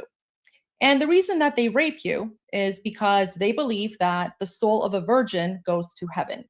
And so they rape you before they execute you, especially if you're a young girl in your teens, to make sure that your soul does not go to heaven. It's wild. So just recently, we had the Iranian soccer team, the football team, that openly protested there in Australia. I was blown away by the fact that Australians didn't step in, other people didn't step in. What do you think life is like for them right now? So when they returned to occupied Iran, the Islamic regime did this whole big celebration of them coming, and they were all wearing like hijab, and they put flowers around like wreaths around their necks and stuff, and that was just basically a song and dance for the outside world. Life for them right now is hell, because as soon as they returned and this video, this fabricated video, propaganda video came out, then the media's attention moved on to something else. And so these women are probably now being tortured. We don't know what's going on. Many of them actually had to return because their family members were arrested, and the Islamic regime was threatening to murder their family members if they did not return. So even though 7 of them had initially claimed asylum, 5 of them, just randomly changed their minds and went back to occupied Iran. And we know that they changed their minds because their family members were being threatened. So we don't know what's going on with them. We don't know if they're safe or not. Again, there's no internet inside of occupied Iran. So we're all praying for their safety. But the reality is that the only way we can guarantee their safety and the safety of everyone else is by destroying this regime once and for all. Yeah. I see right behind you, you have a Israeli flag back there. Talk a little bit about the relationship with Israel and the Iranian people. So I know that's very controversial. So, well, I mean, I don't know why that would be controversial, because I guess unless if you're like an anti-Semite or someone, but It's very controversial on the internet right now when it comes to, what people are basically saying at the moment is that, look, Israel forced Donald Trump to take action in Iran. I think there's so much to look at to say, hey, that's not true. And look, there's a long history of this is so past due. Again, I did 2 tours in Iraq, especially in 08 and 09. We were constantly losing people left and right because of the EFPs that were coming across that border from Iran. Very well engineered, specifically engineered. EFPs are not easy to make, and they needed Iran to create those. And they were killing Americans left and right. They were maiming people. Iran is responsible for thousands of American deaths all around the world, and they cause so much issues with all of their proxies, Hamas, Hezbollah, and the idea, separate from everything that we're talking about, to me, the idea that Israel is forcing America's hands or is just leading Trump around by the nose is just absurd. But that's why it's controversial, I guess. I mean, I 100% agree with you. I think it's very insulting and disrespectful to President Trump to claim that Israel is leading President Trump around, especially by the nose. I think that's something that Chunky Yogurt said, or I don't know, Anna Kasparian, or I don't know, one of these like weird people. The reality is that, President Trump made it very clear, because I think he was asked about this, and he said that, this was his decision. And in fact, if anything, he's the Guys, he just realized what Chunky Yogurt stands for. At first, he didn't get it, but when he got it, he started laughing. the one that convinced Israel to join in. The relationship between Israel and the people of Iran is a very long one. Iranians and Israelis have been friends for thousands of years. Our friendship and alliance goes back to well before Islam was invented. Hey, can we play that part one more? Sorry. Just go back. Look, when Goldie says Chunky Yogurt, he first doesn't realize woohoo, around by the nose. It's just absurd, but that's why it's controversial, I guess. Watch this part. I mean, I 100% agree with you. I think it's very insulting and disrespectful to President Trump to claim that Israel is leading President Trump around, especially by the nose. I think That's something that Chunky Yogurt said, or I don't know, Anna Kasparian, or I don't know, one of these like weird people. The reality is that President Trump made it very clear.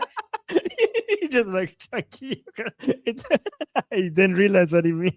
Because I think he was asked about this, and he said that this was his decision, and in fact, if anything, he's the one that convinced Israel to join in. The relationship between Israel and the people of Iran is a very long one. Iranians and Israelis have been friends for thousands of years. Our friendship and alliance goes back to well before Islam was invented.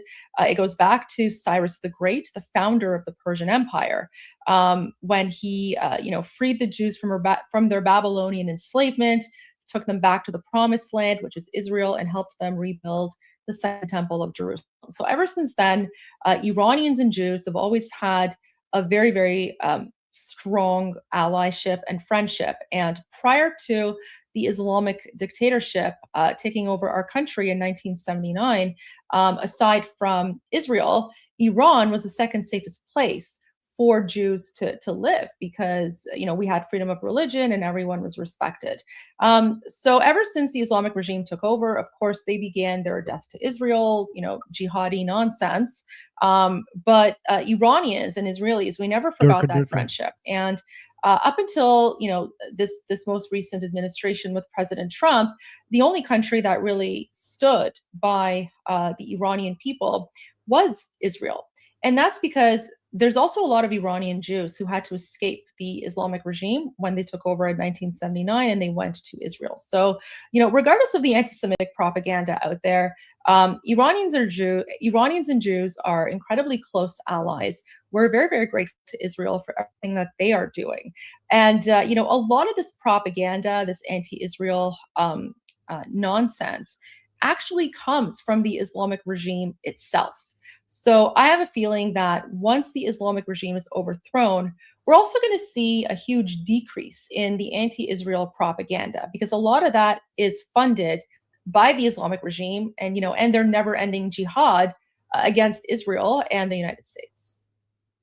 Yeah, that's something I've been covering a lot of. Look, I think there is a very clear concerted effort and engineered psychological operations that are happening. I think it's very obvious on the internet. I bet you're attacked by bots just the way that I am. I have more than that. I have a bounty on my head. I have a $250,000 bounty on my head from the Islamic regime.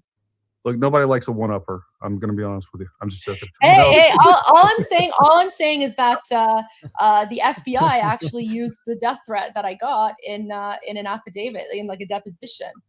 That's I don't doubt it. Like, being a former Iranian and speaking out against the regime, I mean, they don't play around. But I do think it's important for Americans to realize how involved she's a current Iranian with messaging and with. I just feel like whether we're talking about Russia, China, or Iran, and many other Islamic states, by the way, what they're doing, using the way that they're weaponizing and using social media, I wish the United States would pick up their game, because they're kicking our ass. And a lot of the stuff that we're talking about, a lot of the ideas, a lot of the false narratives that are put out, these people are directly behind it. They're very sophisticated. They're very good at it. They're doing it en masse. And anything that information you can provide to kind of add to that, please feel free. Oh, absolutely. I mean, they've been doing this for a very long time. Listen, the strategy of the Islamic regime is divide and conquer. So one of the things they were very good at doing for a long time is making Americans think Iranians are the enemy. We Iranians, we've never been the enemy of the United States. In fact, we love the United States. The biggest population of Iranians outside of occupied Iran is actually in the United States. And that's because when the Islamic regime took over, many Iranians escaped to the United States. My father actually, this was in the 70s before the Islamic regime took over, but my father basically spent his 70s in Texas. Where he went to Texas Southern University, and so Texas is sort of like my second home in a way. That's where I'm from originally. Pardon me? That's where I grew up. Oh, really? Yeah, Beaumont. There you go. Yeah. So I still have a lot of family and friends in Texas. So And that was the biggest propaganda that the Islamic regime was able to get away with, is making Americans think that Iranians are your enemy. And that's because they've always controlled the media. So, whenever people thought of Iranians, they thought we were a bunch of jihadi, Durka, death to America, whatever. Meanwhile, they have been holding 90 million Iranians hostage. And that's why right now, what you actually see in America, especially after President Trump attacked the Islamic regime, you actually saw millions of Iranians, not just in the United States, but around the world, take to the streets to thank President Trump for going after the Islamic regime. So, and this is the worst nightmare of the Islamic regime, because their propaganda in trying to make Americans think that Iranians are the enemy has failed. And President Trump knows that. He actually put out a few White House videos where he shared videos of Iranians saying, "Thank you, Trump," and, holding signs of Trump, President Trump. And so, President Trump knows exactly what he's doing. All of us Iranians, not just in the United States, but around the world, and especially in occupied Iran, we are so grateful to President Trump. I can tell you right now, President Trump is probably more popular in Iran than he is in the United States. So he probably has like a 90% approval rating right now in occupied Iran. And so once Iran is free from the Islamic regime, and we can go back to being a normal country like we were prior to 1979, I think Americans are going to be very pleasantly surprised by how welcoming and receptive we are. Because ultimately, we're Iranian, we're not Muslim. We're a completely different culture. We're a completely different civilization. And, our values align very closely with American values. In fact, when Thomas Jefferson was writing the American Constitution, he was inspired by the values of Cyrus the Great, who was the founder of the Persian Empire. So I think Americans are going to find out that we have a lot more in common once Iran is free. What is the case that you would make to the American people? Like, hey, we need to see this through, and we need to make sure that we do everything that we can to at least help the Iranian people overthrow the Islamic regime? So I would say that, President Trump is not starting a war. He is ending a war that the Islamic regime started 47 years ago when they took over the country of Iran. And, it began with the hostage situation, which, is absolutely horrific. And then, of course, afterwards, the bombings in Beirut, and then you had the IEDs in Iraq as well. But more than that, when you look at all of the proxy terrorist groups as well, right? You look at Hamas, Hezbollah, the Houthis, there's a lot more damage that the Islamic regime has done. But even more than that, look at what's happening in the United States right now. You have a whole bunch of people that have been radicalized. And these are like, woke, lefty, I don't know what, but they're going around and they're holding signs of like Khamenei, who's like basically the modern day Hitler. And they're praising a brutal Islamic dictatorship, which to me looks like treason. A lot of that has to do with the funding that the Islamic regime has provided to indoctrinate people in the West. So I would say to American people, one of the best ways that you can protect America from jihad and from this Islamic invasion is to make sure that you destroy the Islamic regime, because the Islamic regime is one of the biggest state sponsors of terrorism in the world. And not only do they sponsor proxy militia groups, but they also sponsor NGOs and organizations in the United States that contribute to rising radicalism. Yeah, no, you're 100% right. And that's, again, one of the things we talk about all the time. Like, we have got to put an end to this invasion of Islam into the United States, and this idea that, like Islam is somehow superior to Christianity, something that Tucker Carlson was just talking about, essentially. Yeah, he's insane. Tucker Carlson has lost his mind. I try not to pay attention to what he says because he's absolutely insane. Do you know that like the Islamic regime actually plays his TV shows on Islamic regime state TV? That's actually something that myself and my co-host on my YouTube channel, we broke that live. And then we recorded that and we exposed that. But yeah, like guys, I mean, that's me. You know, I would just say, like, do not allow anyone to tell you that you need to have this like multiculturalism and diversity nonsense, because we already tried that in Iran back in the 50s, 60s, and 70s. And eventually it got to a point where the Islamists and the communists became so powerful that it only took about 10% of the population to turn our country into a 7th century Islamic hellhole. And now we've been paying for that, trying to free ourselves for the last 47 years. And we've paid for that with blood and tears. So guys, like, don't be afraid to say that not all cultures and values are equal, right? Like when my parents immigrated to Canada, we became Canadian. We, you know, we adopted Canadian values, right? So yeah, like if people immigrate to your country and they don't want to assimilate, kick them out. Yeah. No, I wish I could take everybody. So I was born in Michigan in the Detroit area, and I grew up in Texas. My dad still lives in Dearborn Heights, and I still go up there from time to time.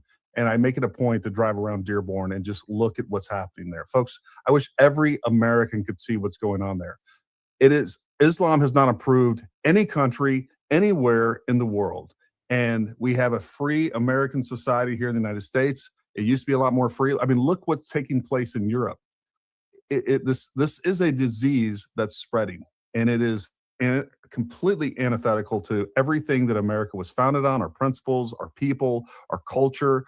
Just like she's talking about as far as assimilation, it is the opposite of all of that. It's the opposite of freedom. It's the opposite of individual liberty. All the things that we as Americans once held sacred, it is being eroded, and our guard is being eroded little by little with all the nonsense, just like she was talking about, like this idea that diversity is our strength. It's the dumbest thing I've ever heard. Unity is our strength. And I say that as like an immigrant woman from Iran. This whole diversity is our strength nonsense is garbage, and it just, you know, just get rid of it. And you guys also need to have to, you know, ask yourselves, do you think that you could right now, do you think you could move to like a Muslim country and take some Bibles with you and stand on the street corner and start preaching about, you know, Christ? Do you think they would allow that? No, I know they won't. I've spent a lot of time in Jordan. I've spent a lot of time in Turkey. There you go. Obviously, Iraq and Afghanistan. I used to have a timeshare there. But yeah, like folks, I don't know what to say. Like, we're losing our country a little bit at a time. That's what's taking place. Well, look, Goldie, I know we promised you 30 minutes. You've given us more time than that, and I appreciate it. I'd love to have you back on to talk more about this. But anytime. I appreciate your courage. I appreciate your voice. And, you know, I think you need to move to America. Get out of Canada. You know what? I kind of do. Like, I need to like claim asylum and like come to America. I just have to do it legally so that ICE doesn't kick me out. But with the way things are going in Canada, I need like move to the United States soon, I think. So. Well, if God forbid we lose the 2028 election, just come through the southern border. You'll be fine. And we'll get you asylum. You'll be good. We'll get you health care. We'll get you a EBT card. We'll get you, you'll be living large here under a Democratic administration for sure. There you go. You know what? With the way things are going, you might have to claim asylum in Iran when Iran is free, because when Iran is free, we're going to be the most Islamophobic country in the world. If Iran gets free, I'm going to visit, and we'll go out there, and I would love to sit down and interview people that spent the last 47 years under this regime as a warning for what can happen here in the United States, what is happening in Europe. And like, people got to wake up and just, I mean, the threats are obvious. We just want to stick our heads in the sand and pretend they're not, while we listen to people tell us, no, this is what's good for us. No, that's how we end our society. Yeah. Any last things that you'd like to share with everybody out there? I just want to say thank you so much to you, everyone else, for having me on. It's so great to be here, to share my perspective, and you know, just God bless America. God bless the U.S. military, and I can't wait until Iran is free and we can, welcome Americans back to Iran with open arms and to, rekindle the friendship that we used to have before Islam turned our country into a hellhole. Yeah, no, thank you for that. And if you got to go, we'll let you go. If you have time and you want to stick around and answer some questions, you're welcome to do so. Just again, I want to be respectful of you and what you got going on over there. I appreciate that so much. Okay, I can stick around for 4 minutes to answer maybe 1 or 2 questions, but then I do have to go. We will do it. Let me run through here real quick. We'll get to some. Number 1, we got love you, Goldie and Armin. Oh, Armin's my co-host. You should have Armin on. I would love to have him. I would love to have him. Armin, you know what? Armin's watching right now because Armin is actually live streaming this on our channel because I have to go back to our live stream. So that's why you see all the gold. Oh, guys, that's me. That's me. The Army people in here because everyone on my live stream is here to support your channel. Love it. Love it. Thank you very much. Oh, thank you, Goldie. Thank you. Loves Goldie, Armin, Tusi, their analysis and information they share from and about Iran. Learned so much since December from them. Thank you. Goldie's so kind. Here, I see a lot of statements. She always, Goldie always has my back. That's very sweet. Islamic Republic of Iran is blameless, fighting against satanic devil worshippers, ungodly, lying sinners, Zionist regime in the Middle East. Wow. Yeah, those are the Durkas, right? Yeah, coming to you live from Iran, probably, by the way. No, not Iran because the internet's shut down. They're usually from like Pakistan or Bangladesh or somewhere. So either like Palestine or like Bangladesh or Pakistan. It's not from Iran. These people are not Iranian. Actually, we want Goldie. That's what thousands of Iran inside Iran chant and died for. That's what they wrote with their blood. Long live the Shah. Yeah. Yes. They want the Shah to return. That's true.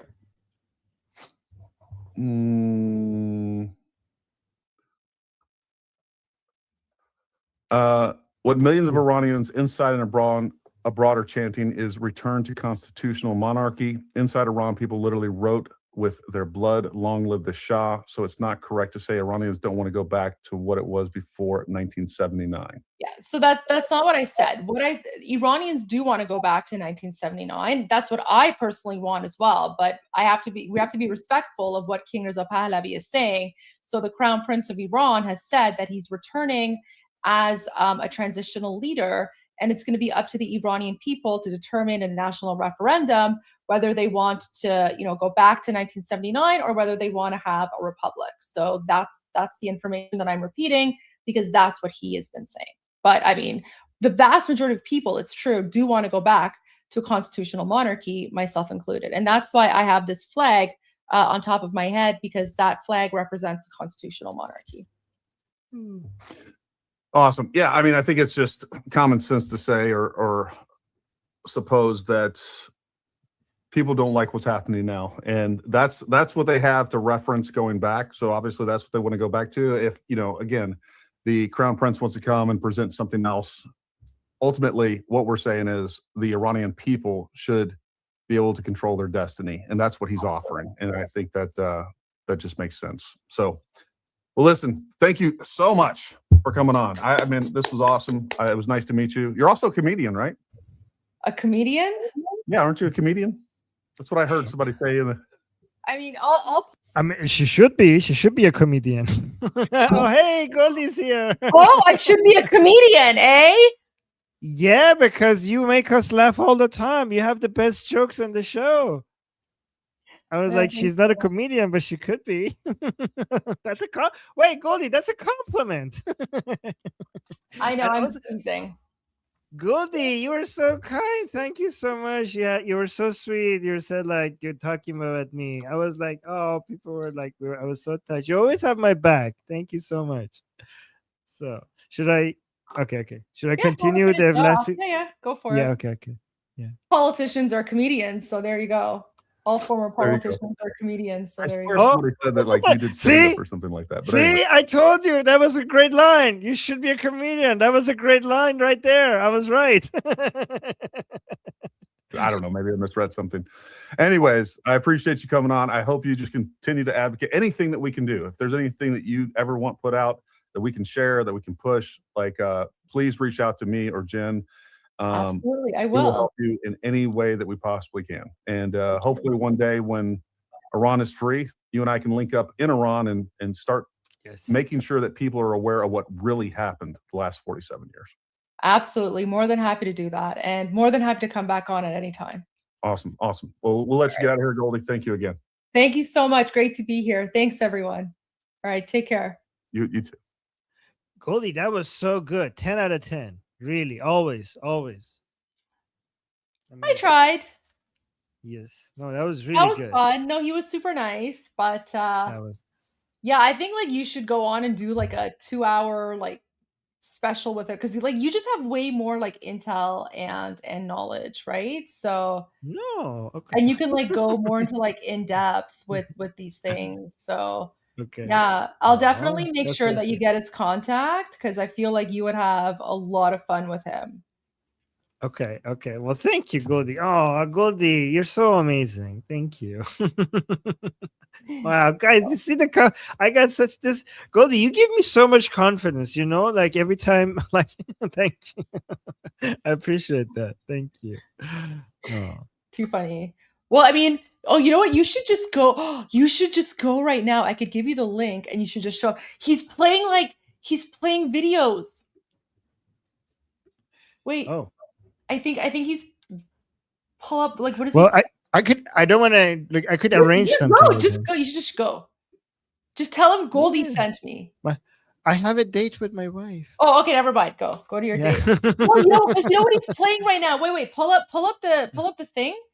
He was Oh, playing okay. like a video from like Islamic regime TV. If you go back a few Oh. seconds. Oh no, go forward. Go forward. Yeah. Wait, hold on. He was playing like. Right. Yeah, let me go forward. Folks, that was a lot of fun.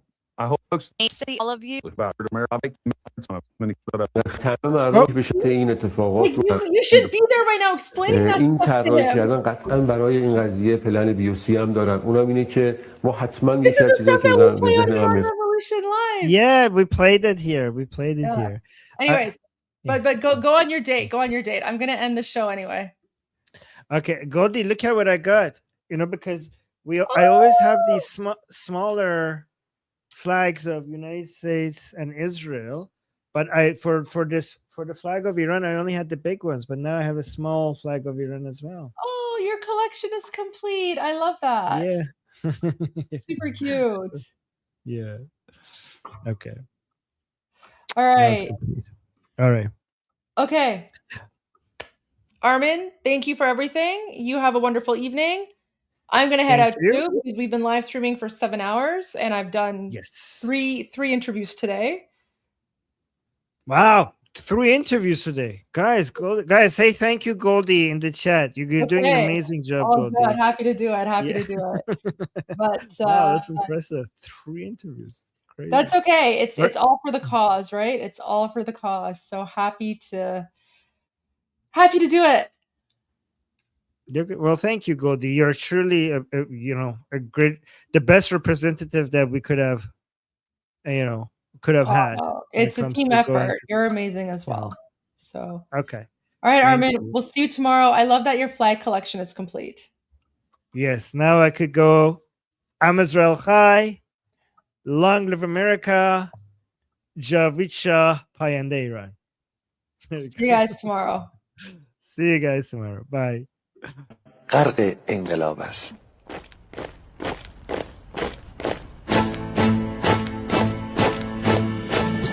کشور ما، تاریخ ما ترسید گر فرا گرفته، گویی اهورا مستا دوباره در نور خود مرا گرفته. اکنون سرودی سر میدهم باز فارغ از رنج و تشویش، ایران غرق انقلاب است، به پیش به پیش به پیش، ایران غرق انقلاب است، به پیش به پیش به پیش.